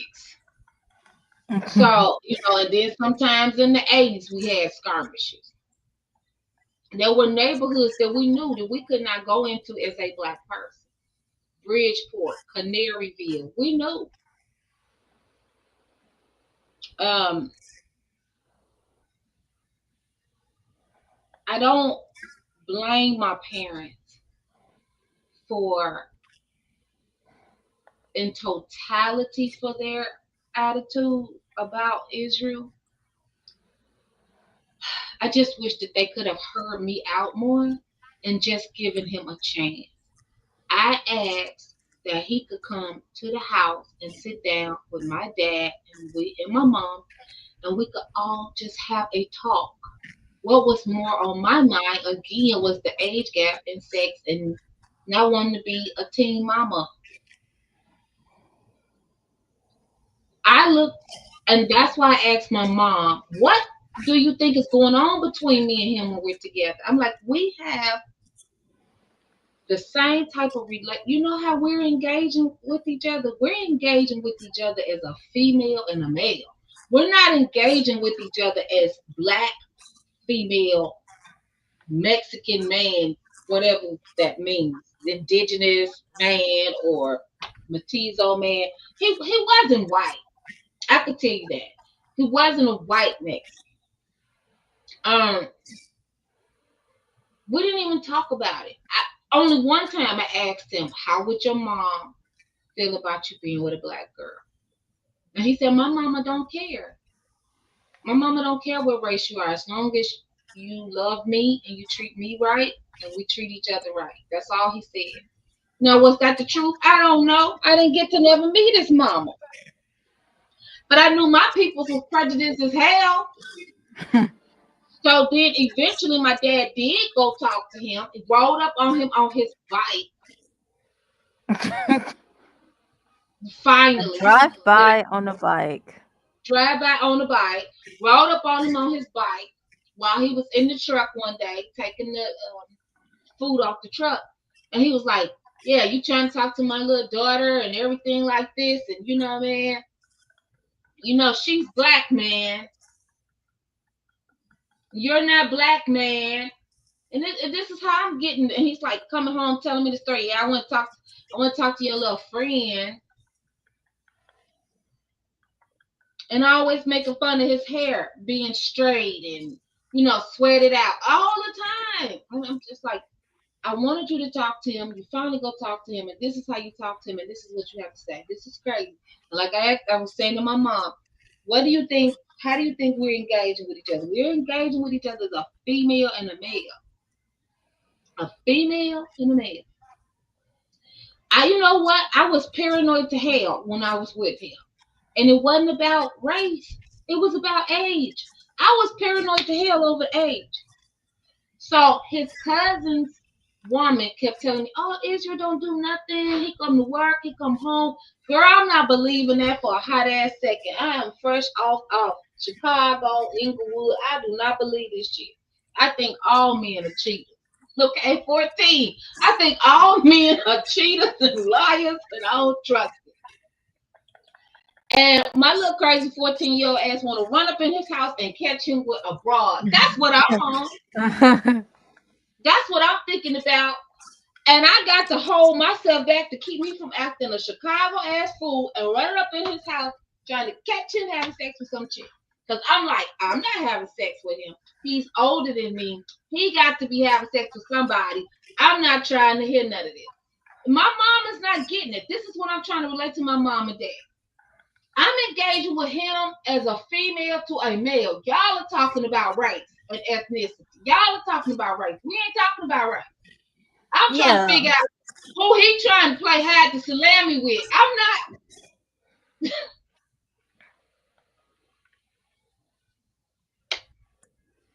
Please. So anyway, needless to say, after all of this, I decided that nobody ever again would tell me who I can or cannot love and who can or cannot love me.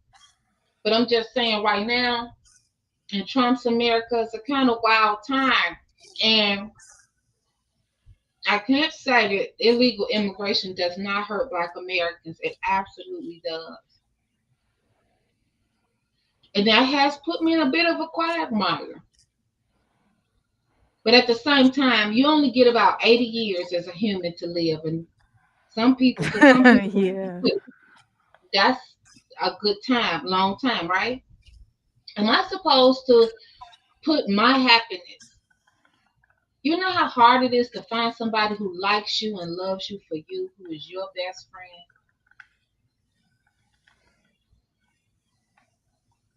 And what if it doesn't show up in the package that you thought it was going to show up in?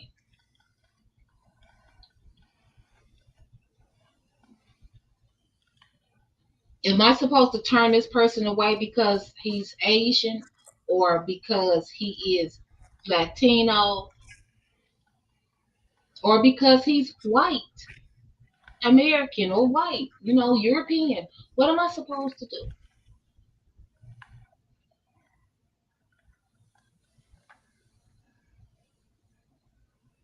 I'm just saying, I do think that right now, if I was with a Latino man who is illegal, it would be rough. It would be rough. It would be rough, especially in Chicago. It would be really rough.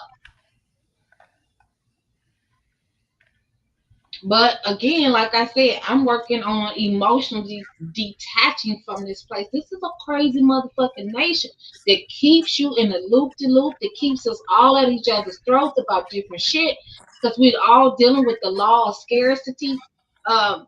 Black Americans, we have never been set straight, and we're not going to be set straight in this nation.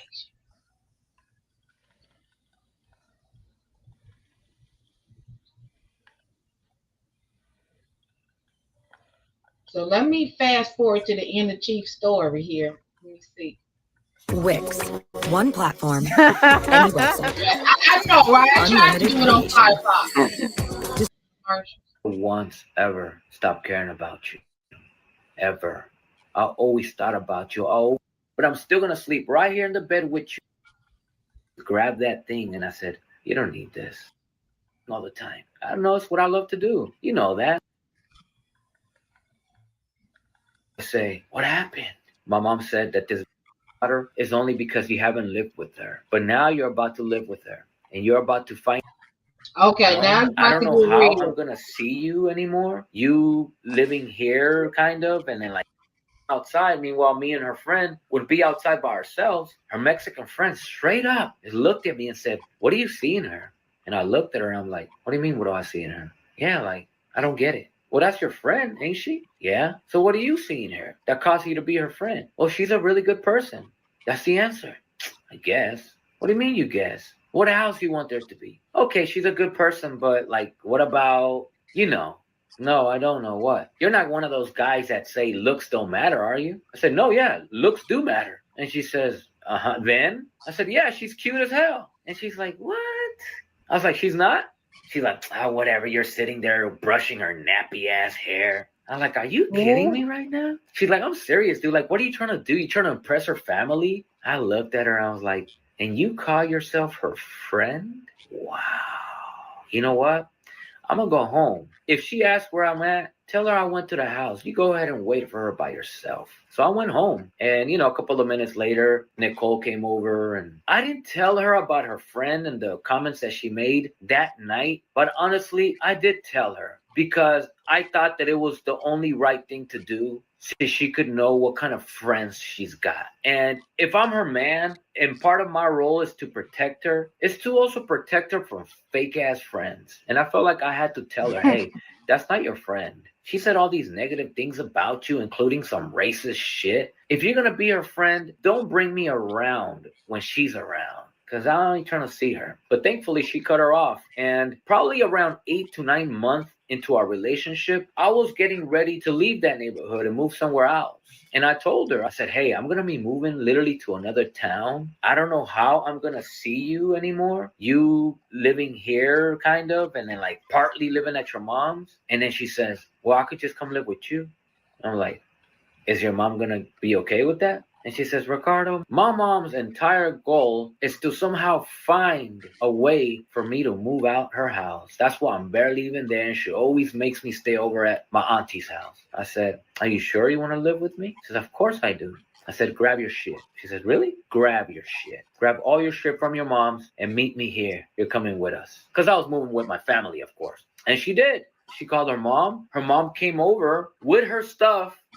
And her mom had a serious talk with me. She said, so your family is okay that my daughter's moving with you guys? And I said, yeah, they know we love each other. And they're perfectly okay with it. She says, okay, well, take care of my daughter. I was like, I will. Okay. Make sure that I love after you US guys are American black women and girls. It does hurt. My fiance is Mexican and he's back home. I miss my Hey, baby so much. hey, start over for me. I was muted. Go ahead. I'm sorry. I love us black women and girls. Uh, Okay. it was It just a says minute ago. Go ahead. Okay, she says that it does hurt. My fiance is Mexican and he's back home. I miss my baby so much.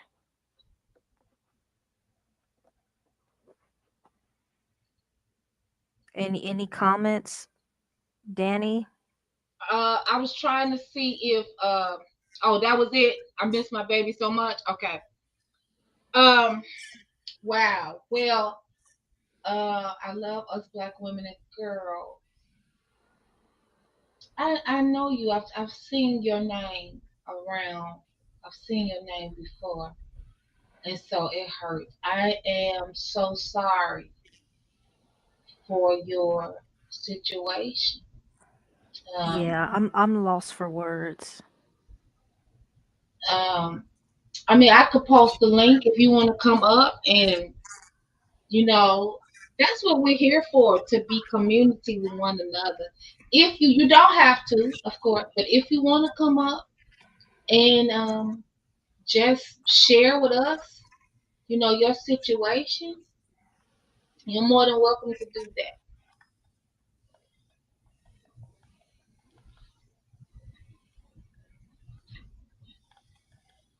Yes, again, if I love us black women, I love us American black women and girls. If you want to come up and share your story with me, with us, let me know. I'll put the link in the description box, okay? Because this is a safe space for you to come here and talk. I thought this would be an interesting live stream. No, even though I have a tiny, small little channel right now, that's the point of it. Black women united. Yeah. And you said, Cheeks, you had a loss for words, huh? Yeah, I'm at a loss for words. I didn't know how to respond to this. When I first saw this, I said maybe he went back. I don't want to say anything or, assume anything. So that's why I just took my time. I was like, "Do you have any comments, Danny? Because I don't know what to say." Oh, I can't speak for her. I can't say what is the right thing for her to do. For me, I don't want to move to Mexico. I'm not interested in Mexico. I want to move to the Bahamas. We get the fuck out of here, though. We will get out of here. And he might be like, baby, why we got to move to your black ass nation? I would just move to Canada. You will move to Canada? Yeah.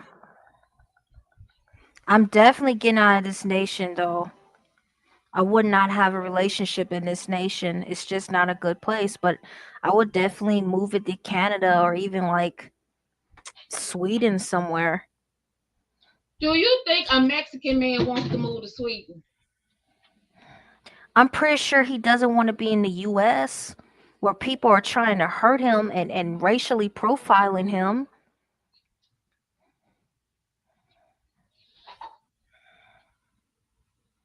I hear what Ricardo is saying about, and like I said, Ricardo has educated me on how it is in Mexico. Also, he has educated me on the fact that, see, like even I had Latin American history, right? And for me, in my mind, 50% of them at least were like mestizo. So, half indigenous and half Spanish. He's like, I have no Spaniard blood. I am not a mestizo. And don't say that. And so I'm learning and I want to respect him and I want to respect what he's saying.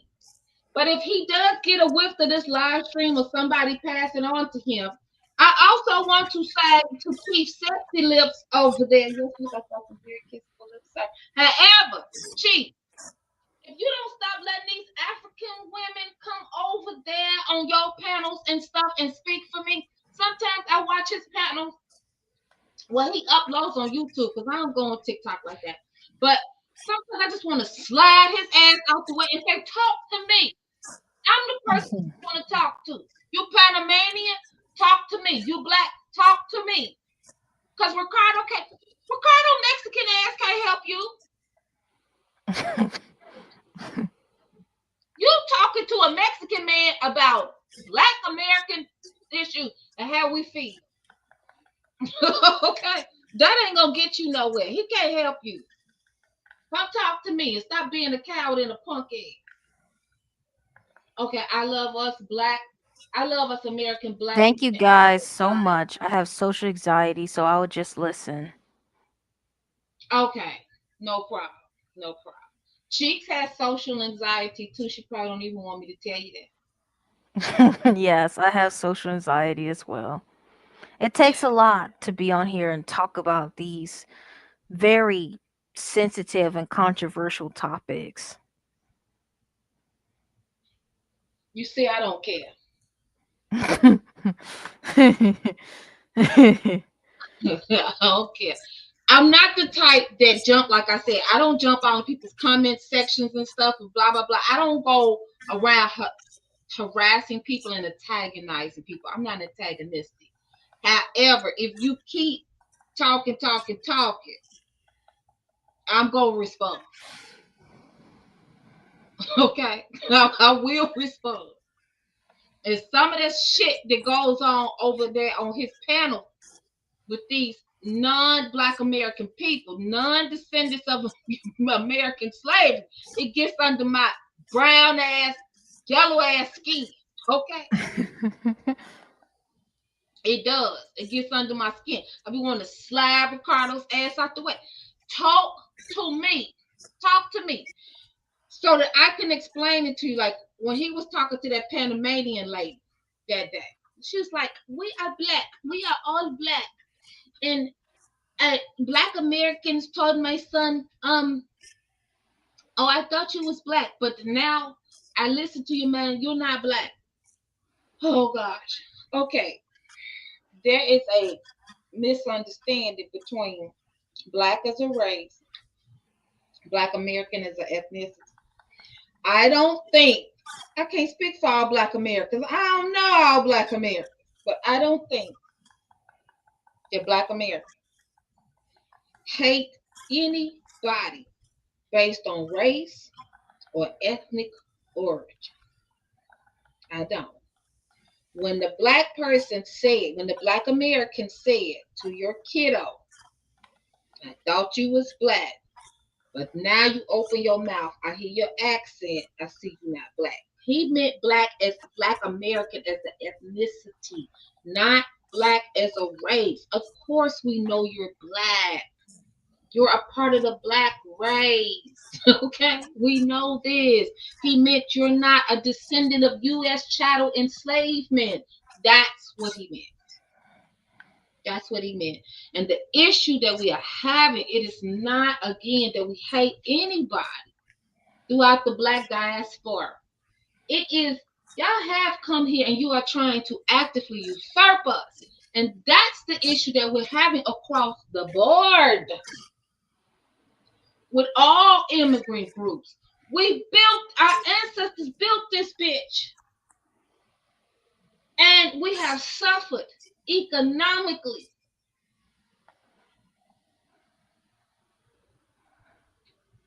And I know earlier today, I was like, you know what? Black Chicago's like, no, fuck this, fuck that. Can't come in here, fuck that. We're going to put black boot to head, belt to ass, da-da-da-da. But I said, you know what? Since this white racist government keeps wanting to say or go back and forth and all of this, okay, they don't. Okay, they don't speak for us. Right, they do not speak for us.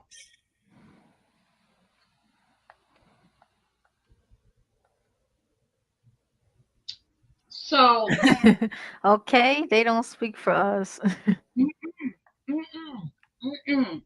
Is if you want to flood the border, flood it. Don't open it up then. Flood it. Flood it. I'm not the only motherfucker gonna get taken down. I'm not gonna keep being fearful of what this racist white system keeps saying to me that it's gonna do to me. Fuck it.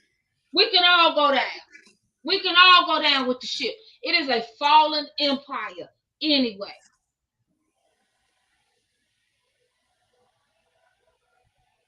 We are crying and whining, and I ain't gonna say whining, but we are crying in Chicago. We are fighting for our economic lives. We are watching our children not be able to reading at second and third grade levels, and they're 16 and 17 years old, watching them being frustrated, watching our field houses being taken, everything that our ancestors fought for. And again, I hate no one, but I want to be respected. I have seen plenty of African content creators. Like I was telling you about that one young lady. She cried when they were talking about removing the Voting Rights Act. I watched her channel off and on, for years. And she cried. And she said, everything that their ancestors, my ancestors fought for, Dr. King, Malcolm X, it's all gone. They died for nothing. Appalled. I said, if we were in person, I would just touch her hand or her little face and say, it's okay, little face. They didn't die for nothing. They died in their time for what they were fighting for. We can't allow the system to, and that's what it wants to do. It wants to break you mentally, emotionally. every day, all day, stress you out about this, reparations, about that, about immigration, about who taking what from you, who got this, Yeah, it's all this taking. Someone's taking all the cookies. girl, every day, all day. Oh, you're not gonna get any sweet treats no more.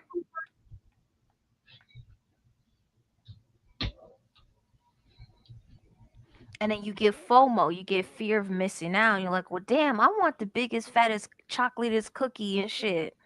Right. Right. Let me see I'm if I can tired of share people eating all the shit. Right. Getting all the good stuff, all the cake and ice cream and everything. I'm not getting nothing. I'm not gonna let this cabal drive me crazy with their fake funny money, fake phony ass economy all day, every day, talking about a 50-year fucking mortgage. Girl, no, because I had good teachers, like a good teacher, Dr. Warren, who said they have set out to turn this place into a third world country. And you can see it. But that's a different stream for a different day. What was I trying to show? It was something else. What was it at? Can you feel it? Can you feel it? Okay, let me see if I can share it. What was this?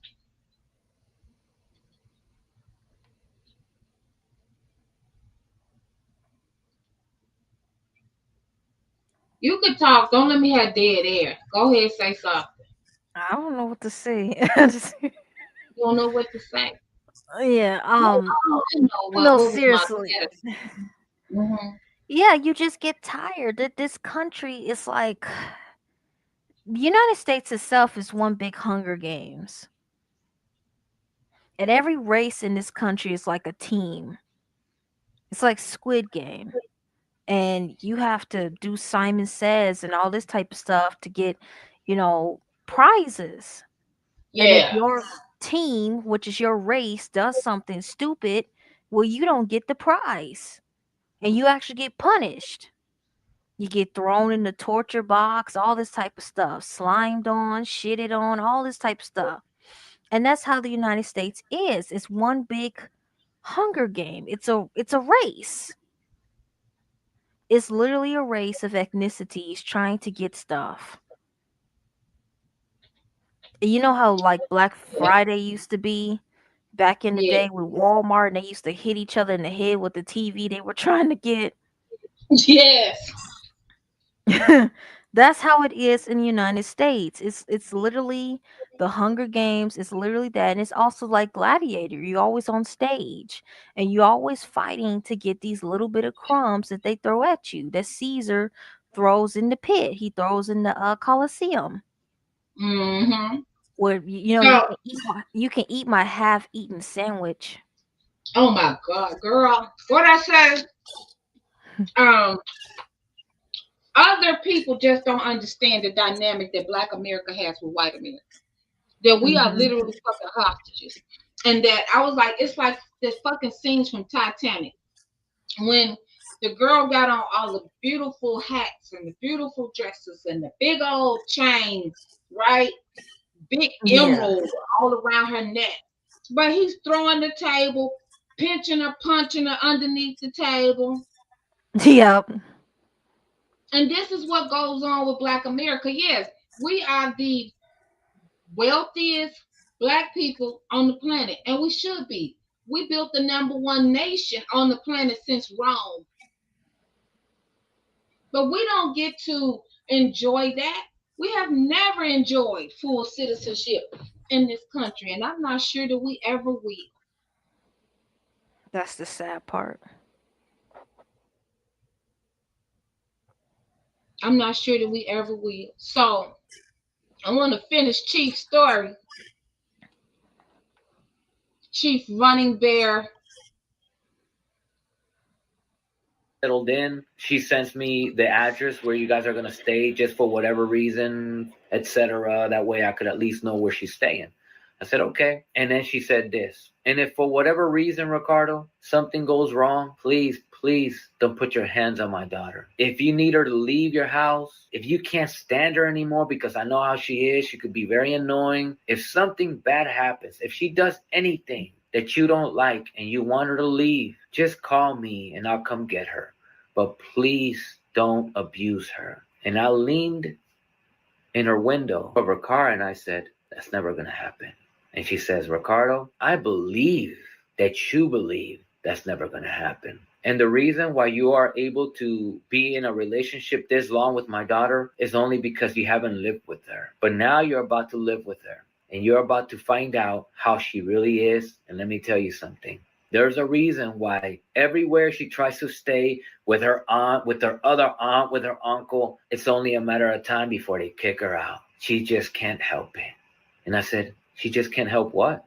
You're going to find out, Ricardo. But whatever the case, I believe you care about her. I believe you love her. But I also know my daughter.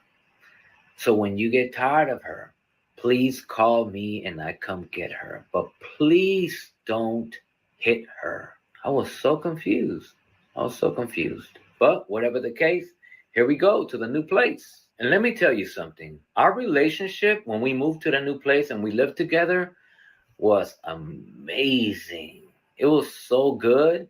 I got the opportunity to wake up every morning with her right there laying next to me. And I'd get up and kiss her on the cheek every morning. Every morning I'd kiss her on the cheek and she just smiled. And I'll simply just say, I love you to her. And she would just say, I love you too. And I just say, I'm going to get ready for work, okay? She says, okay. And I get ready for work, and shortly after, she'd also have to get up to get ready for school. And this was our routine every day. It was like a perfect relationship with no arguments, no fighting, no drama. We really enjoyed each other. But then something really horrible happened. Really horrible. We're both hanging out, having a good time one day, and all of a sudden, her phone rings. And she answers, and she says, oh, it's my mom calling. Hold on. She says, okay. And after a few seconds, Nicole starts crying and screaming to the point where she even throws a phone. And I'm just confused, like, what the hell? And she's just hysterically crying, screaming. She falls to the ground. I'll go over there, and I was like, babe, what's going on? And she's uncontrollably crying. And I don't know what to do. I'm just trying to hold her. And then she starts punching the ground. Luckily, we were on the grass. And finally, after a couple of minutes, she gets up. She's still crying, but she kind of calms herself. And I said, what's going on? And she says, my brother just got unalived. And I say, what happened? My mom said that this Mexican boy unalived my brother. And although this had nothing to do with me, because it was a Mexican guy that unalived her brother, for some odd reason, I felt some discomfort, like somehow, some way, a form of like guilt, like my people did this to you. You know what I mean? And I realized that that wasn't just the energy on my side, on her side too, because her and I never had issues with each other, about each other, and our relationship. We're just great. But after that, I want to believe and assume that a combination of the loss of her brother in itself, the fact that a Mexican guy did this, it had a very deep and serious effect on the way that she saw Mexican people. And also the accumulation of the fact that our relationship on a private level, it was great. But publicly, almost everywhere we went, there was always Mexican people that expressed with their body language, with their face expression, with the way they looked at us, expressed like they had a problem with us being together. Something as simple as her and I going to a restaurant, and it'd be a Mexican restaurant, and like the waitresses sometimes in Spanish amongst each other, I would hear it. They'll say something like, mira ese mexicano con esa pinche negra fea. Stuff like that. Just simple stuff like that. And my girlfriend would always giggle about it. But I feel like her brother being unalived by a Mexican dude, she could no longer giggle about it anymore. And I think the accumulation of all those little negative things from Mexicans expressing negativity towards our relationship, I think it finally just sunk in for her. And she ended up going to her mom's house and stayed with her for like a week.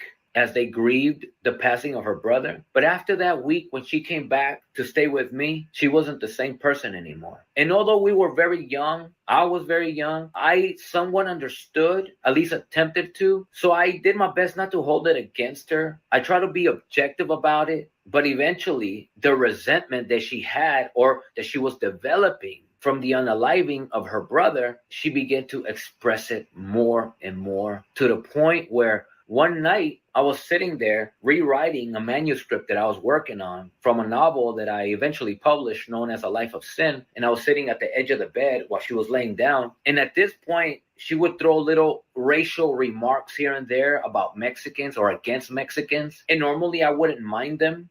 But this particular night, she was going a little harder than usual. And before all that, the way she spoke to me was very sweet, like, hey, babe, like very, very sweet. But after the unaliving of her brother, she spoke to me with resentment. For example, as I was sitting there writing, she said to me, what are you doing anyway? What are you writing? That's how she spoke to me now. Before, she was like, hey, babe, what are you writing? Or what are you doing? Now it was, what are you doing? What are you writing? She couldn't help it. And I said, oh, I'm just working on something known as A Life of Sin. And she says, why are you writing all the time? I don't know. It's what I love to do. You know that. That's how you met me. You do that too much. What man writes all the time on his diary?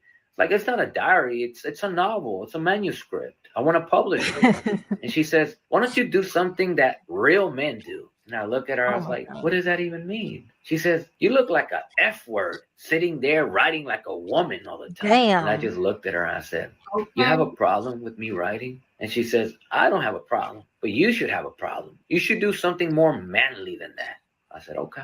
What the And I just kept writing. And she just stared at me while she was there tucked in bed. She was just giving me a really dirty look. And she would just say little things here and there, like talking under her breath, negative things. And I think the fact that I ignored and didn't respond to any of the negative remarks that she was saying under her breath, I think that pissed her off even more. So just out of nowhere, as I was sitting on the edge of the bed and she was right here tucked, right? All of a sudden, as I'm writing, she just kicked me right on the ribs really, really hard.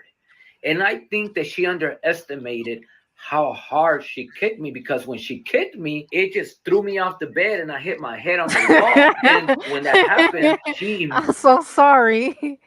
See, you wrong for that.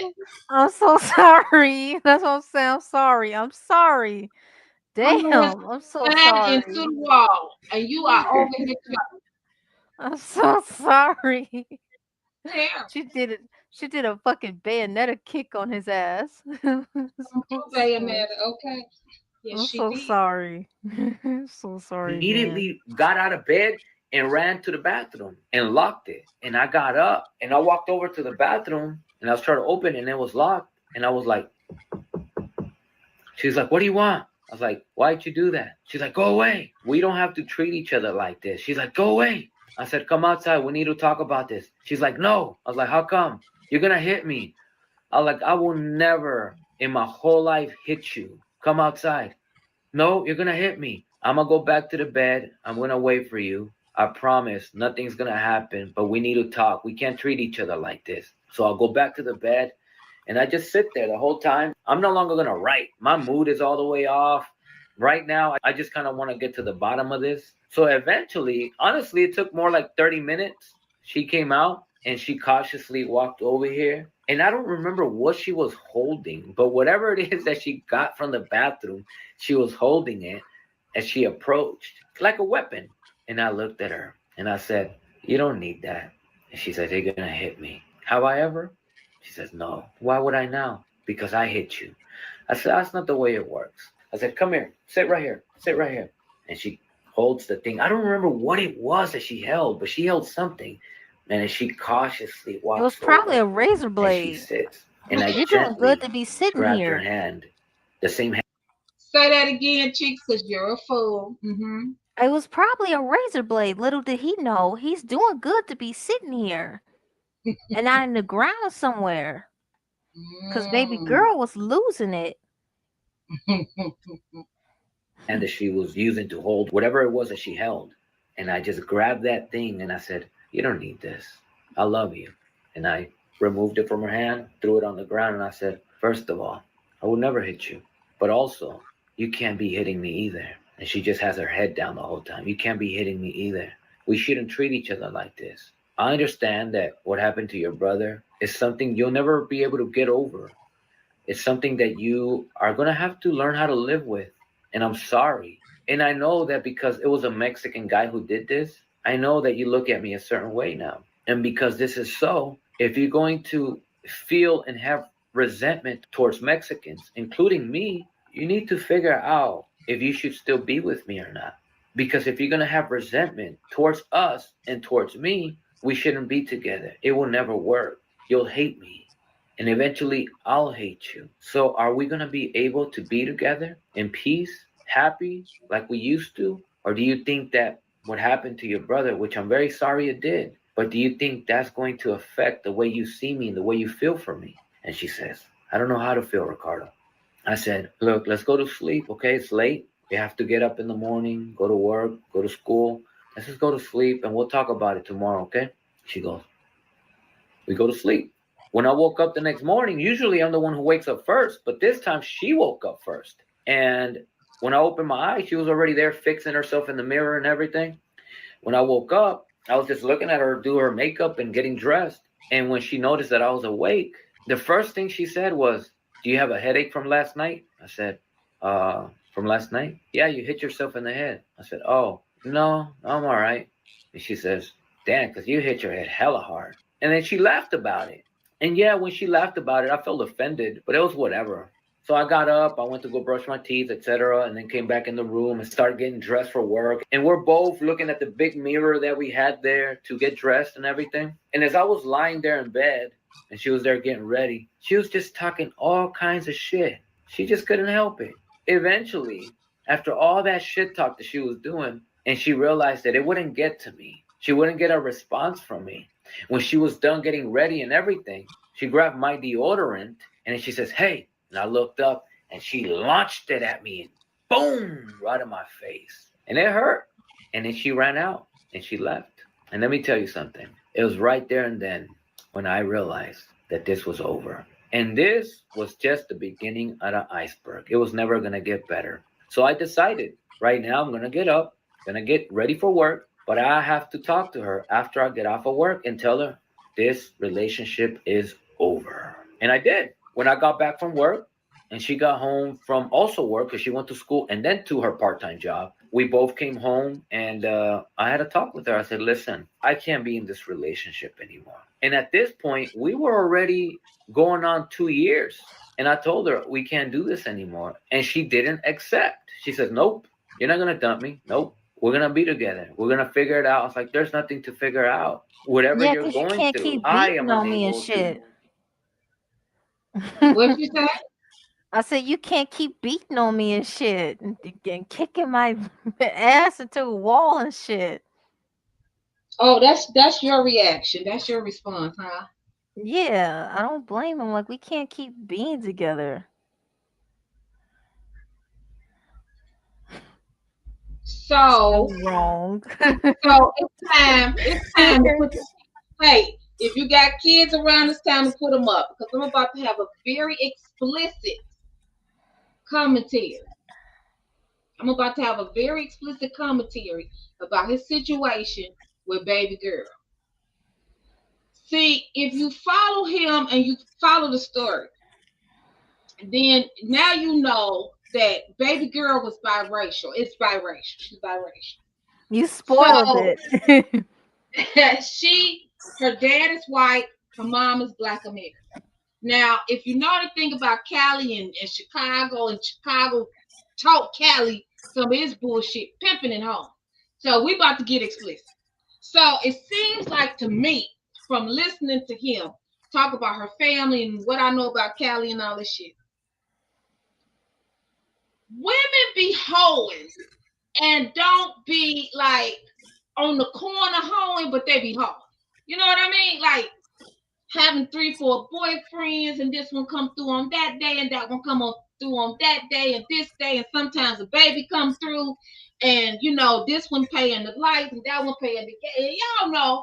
Y'all know what the fuck goes on, the goings on. Okay, so it seems to me like she came from a family of Black women that had a lot of that type of activity. And somewhere's up in there, her mama was messing with a white dude and got a little too relaxed, didn't use no thing, and here come baby girl. Oh, And wow. she didn't want to get rid of her baby. She kept her baby, but she was a reminder of her life. Then she meets a new man. She has a real relationship with him, be it good, bad, and different, whatever. And she has more kids with him. And so now she want baby girl that he called Nicole. She really don't want her around. She loved her. Why? Because she's biracial and her other kids are all black? I don't know what they were. He doesn't say. He doesn't say what race they were, but we know that they're at least half black because the mama's the black, is the nucleus of the situation, and she's black. So he showed a picture of her from when they was together back in the day. His friend told him, "Oh yeah, man, you know," when he showed his friend the picture, "Oh man, yeah, she cute for a black girl." So even though that came off racist and everything, I wasn't thinking that she was gonna be that cute myself. But when he showed a picture of baby girl, I was like, no, Ricardo was right. She's really gorgeous. She was really cute. And they looked cute together. All right. My explicit explanation of what I think Ricardo should have done with her in this particular situation. She had abandonment issues. She had abandonment and neglect issues. She didn't want to break up with him. She was young and inarticulate. She didn't know how to articulate her anger and her grief. So now she's going through the 7 stages of grief. She doesn't know what to do with these emotions. But she didn't want him to leave her. And he was young too. So he tried. I give that to him. Being young, 18, 19 something. He tried when he tried to talk to her and say, "Hey, I love you. You can't put your hands on me. I would never put my hands on you. If my ethnicity is disturbing you at this point in your life, you know, maybe we should do the adult thing and just walk away." I appreciate him for trying. See, what she say? See, biracial, not black.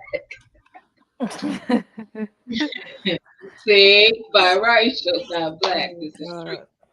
And we're gonna do some more of his videos and stuff next week because you know I got some documents for Chief Sexy Arms over here. You know, some He things didn't that get he with a don't. full black girl. If he was a full black girl, what? No, she's like, see, biracial. She's probably saying that he didn't get with a full black girl. Right. She's biracial, and so More I mean, proof that he's a grifter. I'm just. oh my God, I think I would presume that her mom's new man was black, and her new siblings were black, and that she continued to be an outlier. And again, she suffered from a lot of abandonment and neglect. Like I said, if you continue to listen to his stories, he said that his estimation, she was going through identity crisis because sometimes she would say she was black, sometimes she would say she was other. And you have to keep in mind, her dad was not in her life. This motherfucker might have been married. That's why I said it's time to put the kids away. Because I'm about to get real with it. And y'all might not like my response. I love us American black women, girls. Y'all might not like my response. You might be through with me after this response right here. Oh God, you can't be losing fans. I think he should have fucked the shit out of her, and that was her problem. Oh, Ricardo? Yes. Yes. Is that the big spooky thing? Hey, you know, people act like they don't have sex on YouTube. That was part of her problem. That was part of her problem. He needed to let her know, I love you. I'm not going nowhere. But what if That was her problem. what if they have sex, right? And I Mhm. mean he strokes her good. Yes. And then she punches him. Then he has He tried gets all he smacked on. could. His little braids got pulled. He didn't have long hair back then. Okay. You know, he got smacked on and shit. That would feel hurtful. Yes. I mean, he scored for the G spot. Yes. And he still got beaten. That's what she needed, though. That's what she wanted. She was pushing him. She was angry. She was pushing him. She was confused. How do I continue to love somebody who looks like the people who unalived my brother? She was just confused and going through a lot. And he had to bear hug her and say, I don't care what you do. You can't push me away. I'm not leaving. I won't give up on you. Everybody in her life had given up on her. And so what did he do to? He gave up on her. He gave up on her. Yeah, he did. Yeah. But he wasn't going to keep getting any more black eyes. Well, I didn't tell him to. I told him to try to dick her down and just smack it the donkey and see how it go. Look. Because, see, everybody want to get on YouTube and act like their life is so pristine and so perfect. And you don't know. And honey, and he had to drop $2,000 on me on this date. And he bought me some Manolo Balonics and girl. Yeah, I could see just them having good sex with some incense and stuff or whatever, and he just loves her and caresses her all night. Incense, no. He needed to grab her by her hair. Grab her by her head? No, Yes. not in a whorish way. More in a What? loving. Yeah, What? not in a No, she not, didn't need. She wasn't ready. For Mama, that. this is not the hub. This is not the hub. I'm trying to tell you, she wanted to fight. She was angry. Fight? So they gonna have hate sex? He had to give it to her a little bit. Yes. Yes. This is not the hub. No, to take her no. down. Yes, because No. she's So then angry. She is angry but as then hell she's gonna fire be in the basement of hell. But then see, she is being subdued by a Mexican. And her brother was killed by a Mexican. So that's a bad way. You can't have her snatching I meant him. You can't have him. She said, I am silly. You are silly.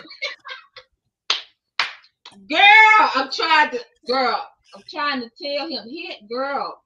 I love us American black women and girls. Girl, he had to spank that donkey. That's why he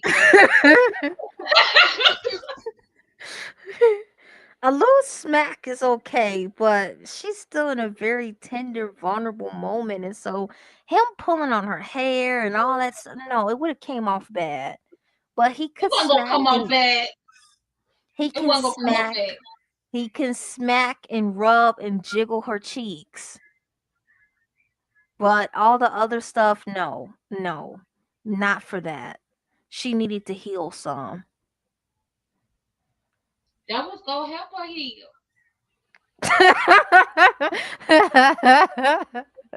Getting her hair pulled. Every woman don't need the same thing. Every man don't need the same thing.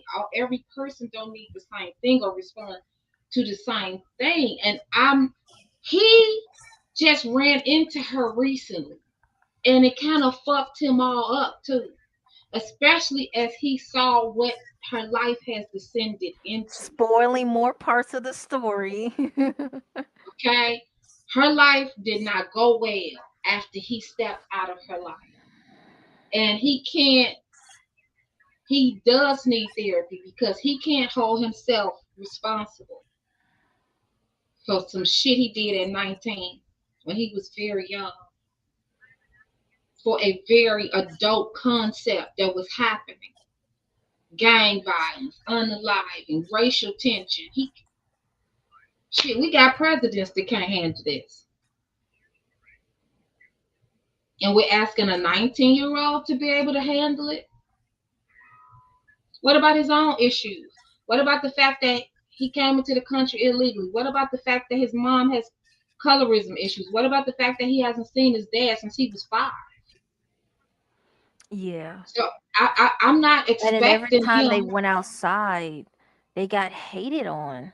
Yeah. It was a lot. It was See, a that's why lot. I be like, come on, baby, let's get the fuck up out of here. Out this wretched ass nation. Yup, out of this Hunger Games. Yes, out of this Hunger Games.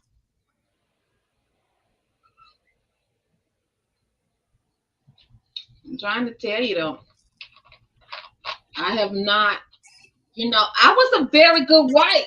Let me just preface this. I was a good wife and I'm a good girlfriend, but there was times I was going through things when I was young.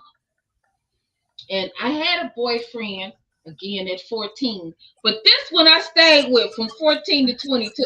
And I'm tiny. I'm short. And he's like 6'2". Oh, And Lord. he sometimes get up to 270, 275.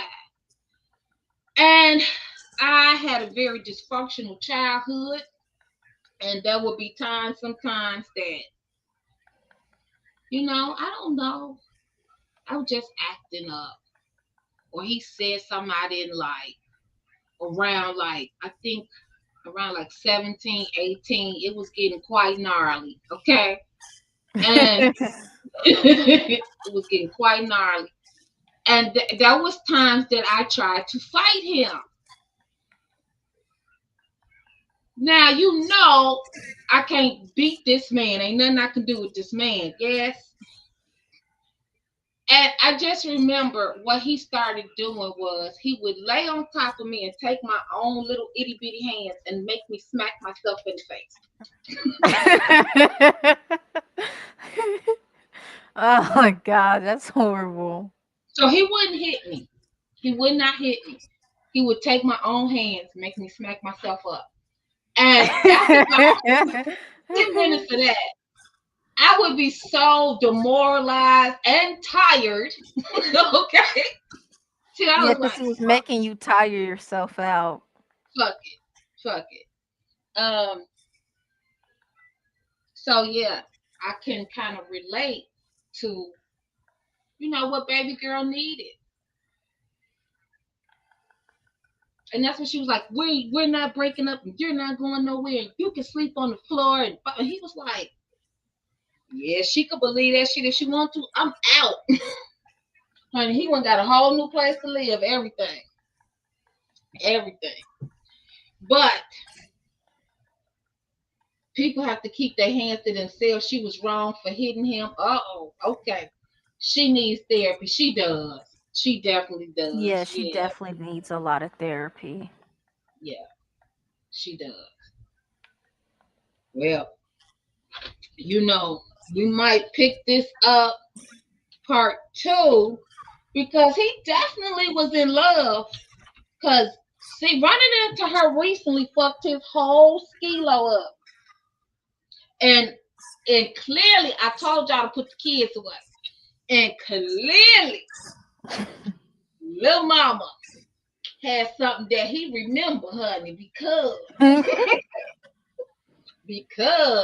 he said that when he finally went to her place, her little place she had and everything, and she was in the kitchen cooking, that he was standing on the wall just looking at her like, yeah, I know what that sound like, honey. I know that when I hear that yeah. But he was remembering something. He was remembering. At 5, 6 o'clock in the morning before he had to go to work, she had to go to school. He was remembering, okay? and he wanted to revisit that thing, that snapback, and but her life had got so out of control, it was not physically safe to revisit that.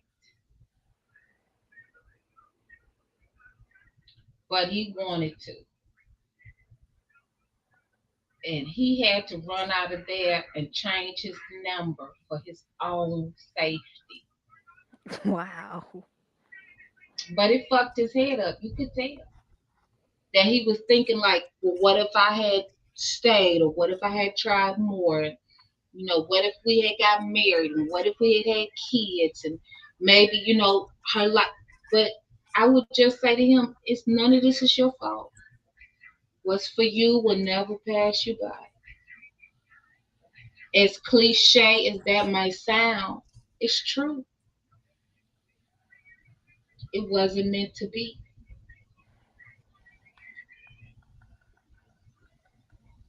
Because if they had stayed together, would he be the man that he is or becoming today? He needed those experiences to help grow his soul, to grow him up. None of us like these experiences. They are painful. But if you can get the lesson in it, you don't have to keep going through it if you learn. Yeah.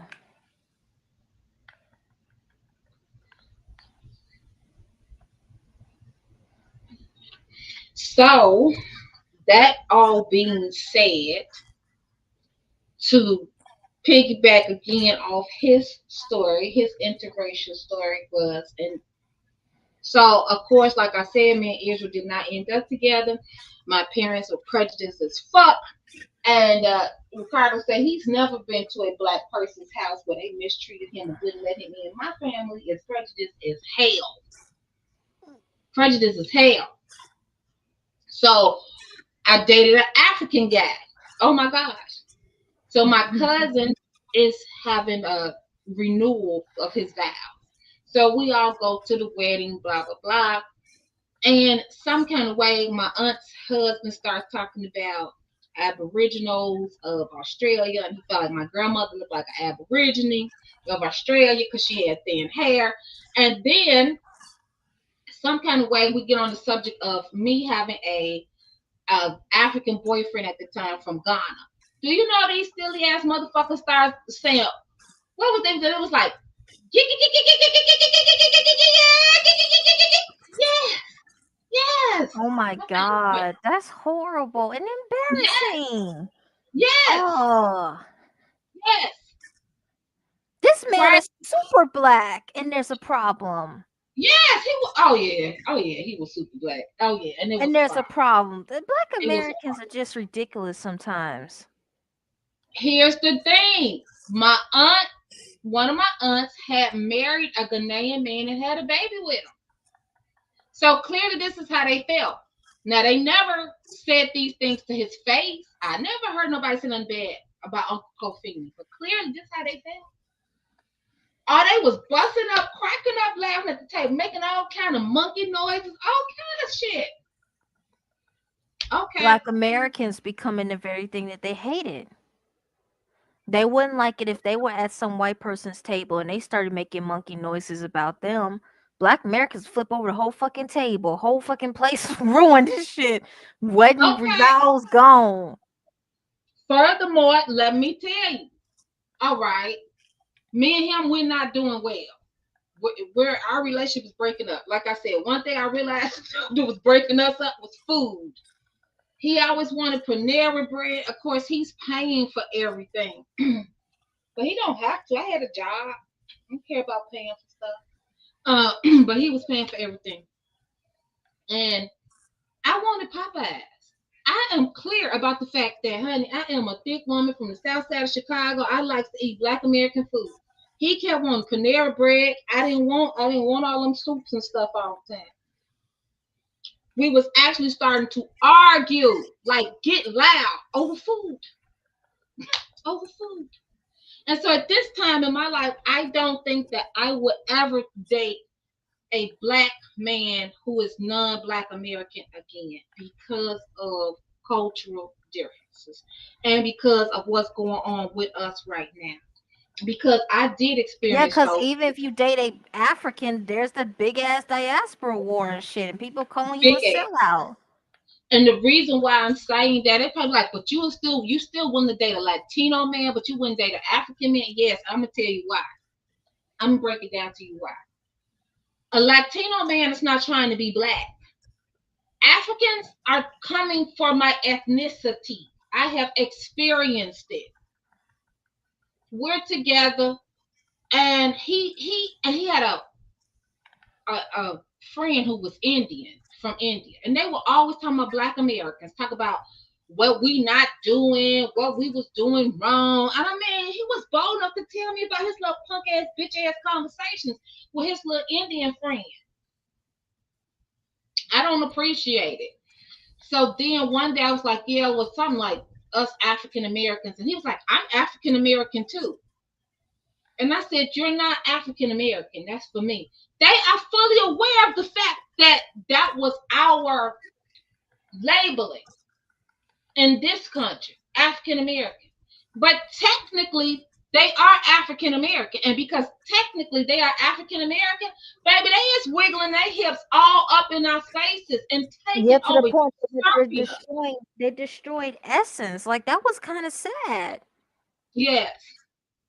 So we're just kind of getting hit by both ends of the stick. We're getting hit from the racist white people, some of the prejudiced Latino immigrants and stuff, Asians and stuff. Yeah, Asians trying to take away they taking away affirmative action. And now we got Africans taking away the shit that we have. Like essence and shit. That was horrible, but that's another talk for another day when it comes to the essence debacle. So no, I don't think I would date. I'm pretty sure I would not date an African at this time of my life, if ever again. And I don't think I would date a Caribbean. I'm not sure. It depends. It depends on their attitude, because we do have a similar ancestry, me and the Caribbeans, and if, as long as they're respectful and they're not trying to usurp my ethnicity, then maybe. But the Africans are actively attempting to usurp my identity. And I don't like jail. I want to be in jail. But if you keep pushing, you're going to get pushed back. I don't know who told you that you won't get pushed back. You shouldn't believe those things. So no. And so again, when I see them women that are clearly African over there on Ricardo's panel, cosplaying as me, I'd be like, Ricardo, if you don't slide your ass over, look here. And that Black American chick from Atlanta that he talks to, and she got called a nigga and all that, she don't handle that stuff right over there for me. Because she wants to be like, I have a PhD. And I'm an educator. And I'm all prim and proper. And I want Ricardo to think that I'm feminine, fit, and friendly, and all of those things. And I want him to run in a burning house and lift me up and save me. Yeah, wrap your big red arms around me. I was so scared. Oh, cheap, sexy red arms, save me.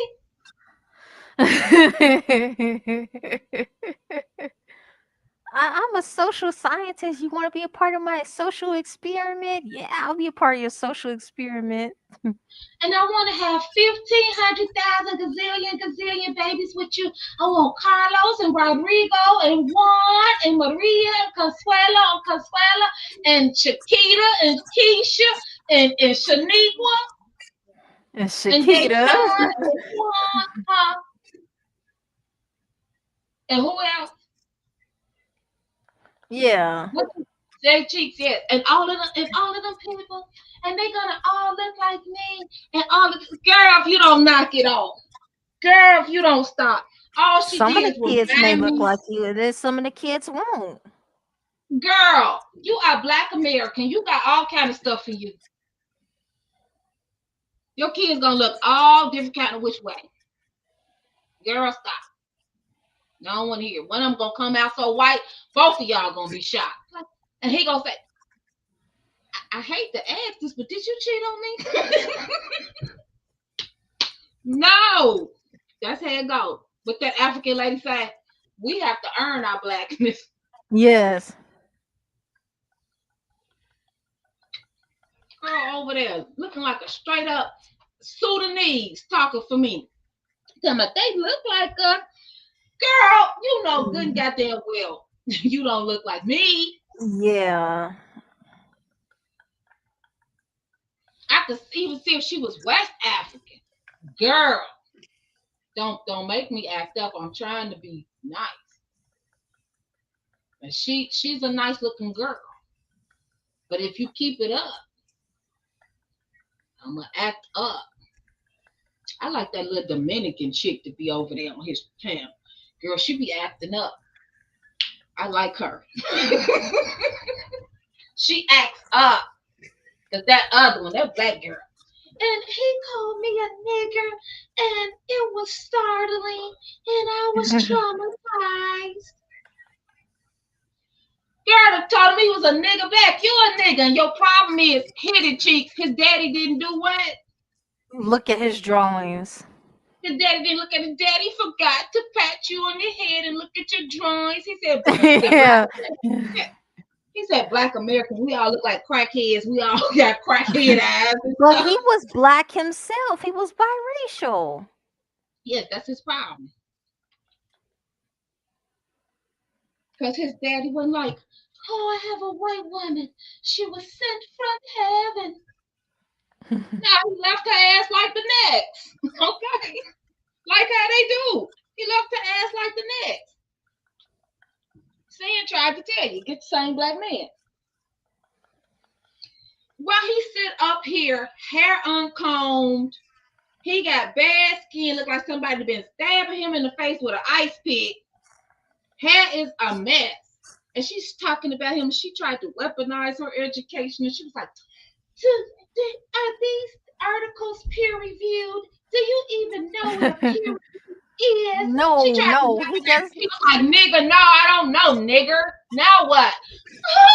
He's still my heart. Oh, he called me a nigger. Ricardo, save me.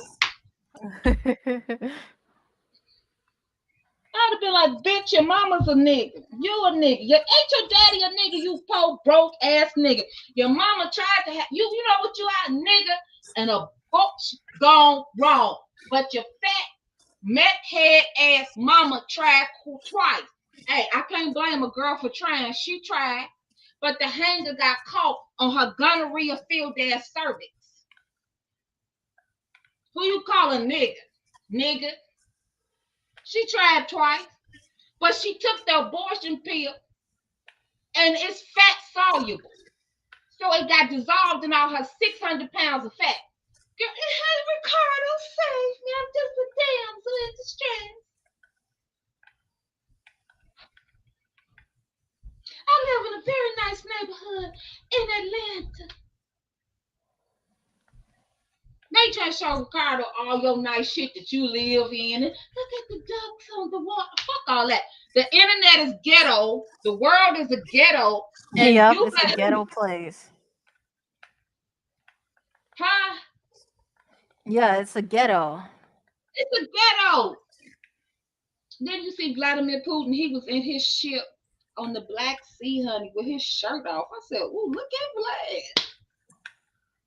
He is ghetto. You know your president is ghetto. You know he's a ghetto mess. Just ghetto. Trump is ghetto as hell. You tried to weaponize your PhD. You being a PhD student against this man, and he tore your ass up. And this what happens out here in these ghetto ass internet streets. And if you're not built for this, then get the fuck out of here. Period. You let some nigga in a hat with his hair all over his head. And I was traumatized. Girl, please. Should have made that nigga feel like he wanted to crawl back into his mama's goddamn rancid ass, runny ass, scrambled ass over. I got all kinds of college degrees and stuff too. So what? I'm still from the south side of Chicago, girl. Nobody care about your AARP, PPD, ED, Yeah, MD. they don't give a fuck about that. Especially a lot of these dudes, they don't give a fuck about that. The world is a ghetto. Ricardo's like, well, she was black and we was from a very ghetto place. Ricardo, it's all ghetto. You can go to Malibu, it's ghetto. You can go to Beverly Hills, it's ghetto. Everybody that live in the ghetto is not ghetto. Some people live in the ghetto because they're poor and that's all they can afford. Some people live in fucking Beverly Hills, they are ghetto as fuck. It's a mentality. Trump is ghetto as hell. He said everything that comes to his mind. And then try to put it in action.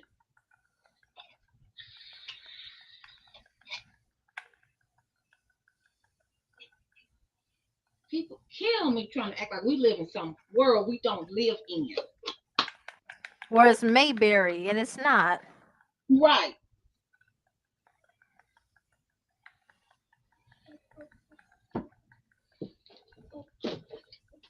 Girl. So, anyway, back to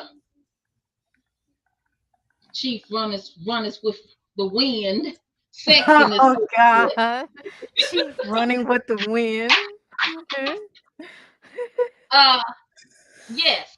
So, Black Chicago can be prejudiced as fuck. So, don't end up with the Mexican guy. They bust all that up.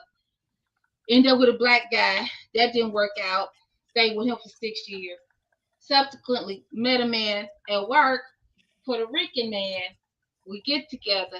We have a baby.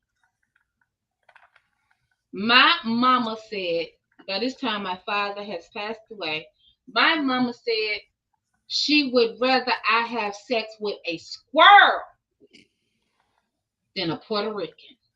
And a Puerto Rican is Puerto Rican. It's not Puerto. She got me saying it wrong. Puerto Rican. A Puerto Rican. Rickon. Crazy. And I was hurt. And he was hurt because his father is half Black American. So he was like, well, I'm black. No, you ain't black enough. She didn't care. So the baby is born. He's about 3, 4. She don't treat him like the other black kids. She sits in the corner. She frowns up at my baby. She's like, he has pink lips. And so this goes on for about a year where she's always. Wait a minute. Read this one, Chief. The world is a ghetto. It's giving trailer park. Girl. Exactly. Girl. Yes, it is. Girl. So she don't treat my baby right. She's always talking about how he got pink lips and all of this. And I know what my mama's getting at. My mama is getting at, I will keep it real with y'all. I've been keeping it real. I'm going to keep it real. We have a jail culture in Chicago, okay? We have a going to jail, rolling in and out of Cook County jail culture. So I know what my mom is alluding to when she keeps talking about he has pink lips. She's alluding to the fact that he's going to go to jail and he's going to be made to fix some man's sexual life because he is soft looking. He's girly looking. That is horrible. In essence, he looked like a bitch. He looked like a little bitch. That was essentially what my mama was saying about her grandson. Girl, needless to say, I done had enough of this shit. I start coming across the floor. I say, look here. We got to have a talk, me and you. You gonna treat him like you treat the other kids, or you can go home and never come back. Because one thing's for certain and two things is for sure. He's not going to be mistreated in his home, in his family. That's my baby. And I didn't have no more problem with that little black ass woman. No more.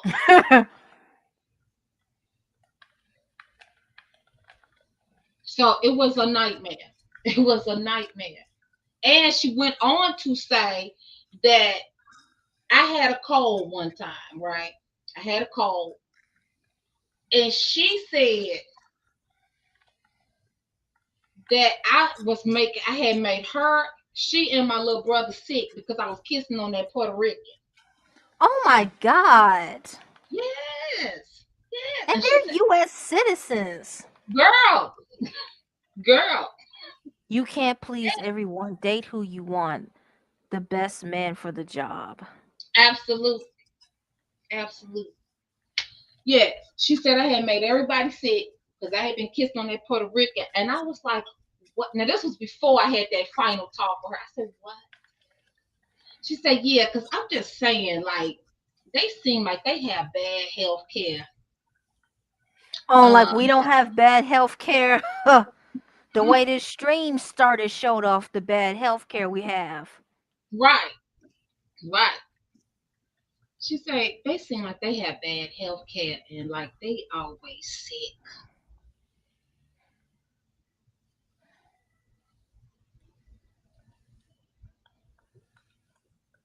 Now, I will admit that I do think that you should be very careful in dating people from other nations, Malaysia, Indonesia, different parts of the world, South Africa, different parts of Africa. There are some things going on in the United States too, as well. You need to be careful about who you're having sex with.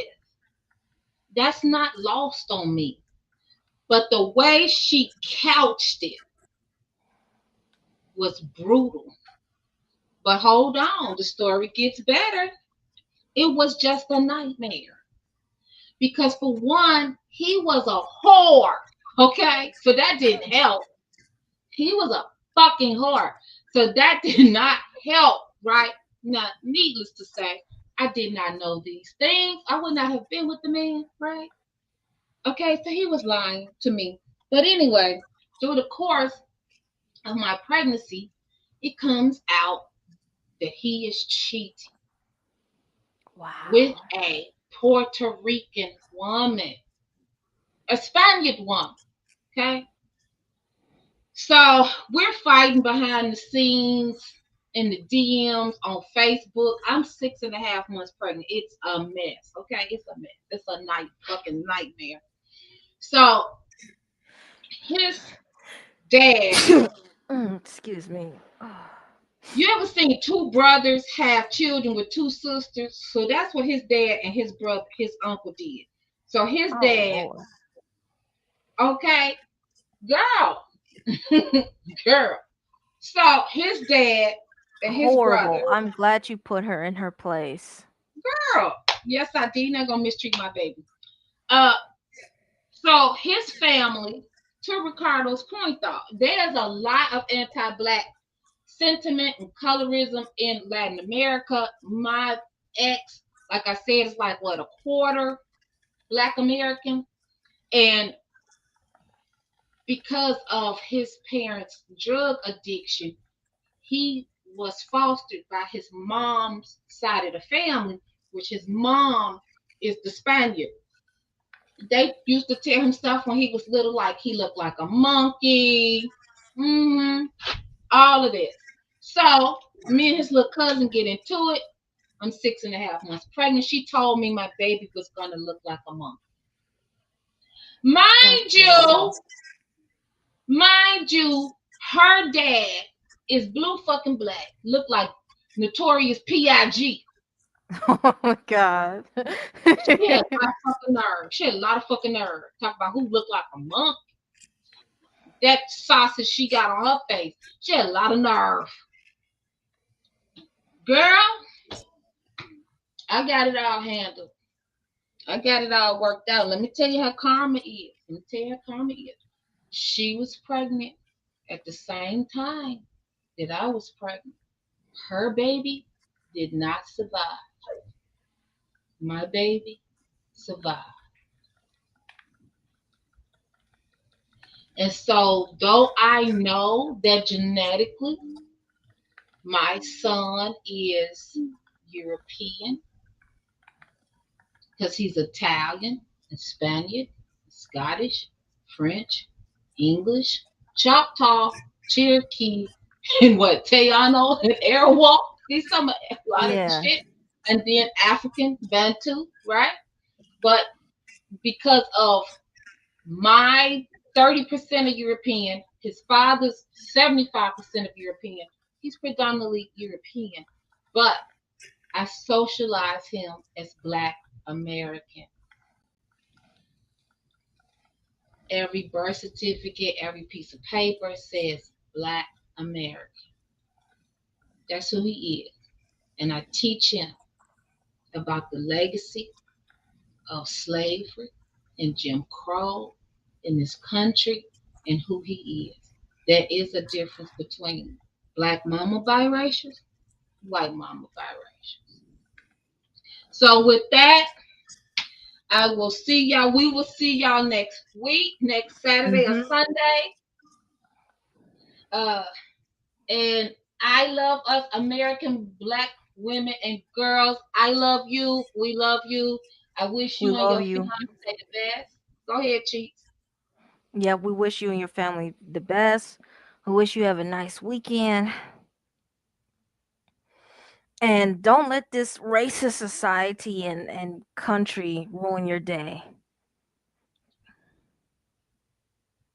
That's all.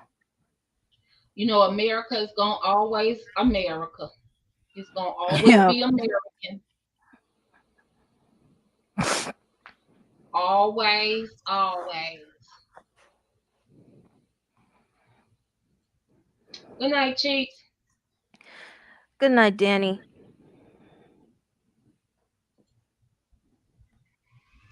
Hello, beautiful people. Welcome to The Awakening, Black Women United. I'm your host, Sherry Danny. If you're new here, don't forget to subscribe, like, share, comment, and hit that notification bell so you know every time I upload a new video. Today, we're diving deep into a powerful and necessary topic, Black women in politics, where the work continues. Unifying Black women's voices on political issues surrounding voting blocks in the US and abroad, and atheist Black non-believers. Black women have always been at the forefront of change. From the civil rights movement to contemporary political landscapes, our resilience and leadership have been nothing short of phenomenal. But the journey doesn't stop here. It's vital that we continue to strengthen the Black diaspora and educate ourselves on growing our personal, educational, economic, family, community, and global power. Let's break it down. First, personal power. This is about knowing who you are and embracing your identity. It's about self-love, self-care, and self-respect. When you understand your worth, you stand tall in any room. Next, educational power. Education is a tool that can open doors and create opportunities. By pursuing knowledge, we not only better ourselves, but also pave the way for future generations. Economic power. Financial literacy and independence are key. We need to support Black-owned businesses, invest wisely, and build wealth that can be passed down. Family and community power. By uplifting our families and communities, we create a solid foundation. It's about nurturing the next generation and ensuring they have the resources and support they need to thrive. And finally, global power. Our influence isn't limited to our local communities. We are part of a global network of Black women who are making a difference. By uniting on a global scale, we amplify our voices and our impact. This has been The Awakening, Black Women United. I'm your host, Sherry Danny. Remember to subscribe, like, share, comment, and hit that notification bell so you know every time I upload a new video. Links to our social media listed in the channel bio to Instagram, Facebook, X, Twitter. Stay powerful and stay united. Until next time.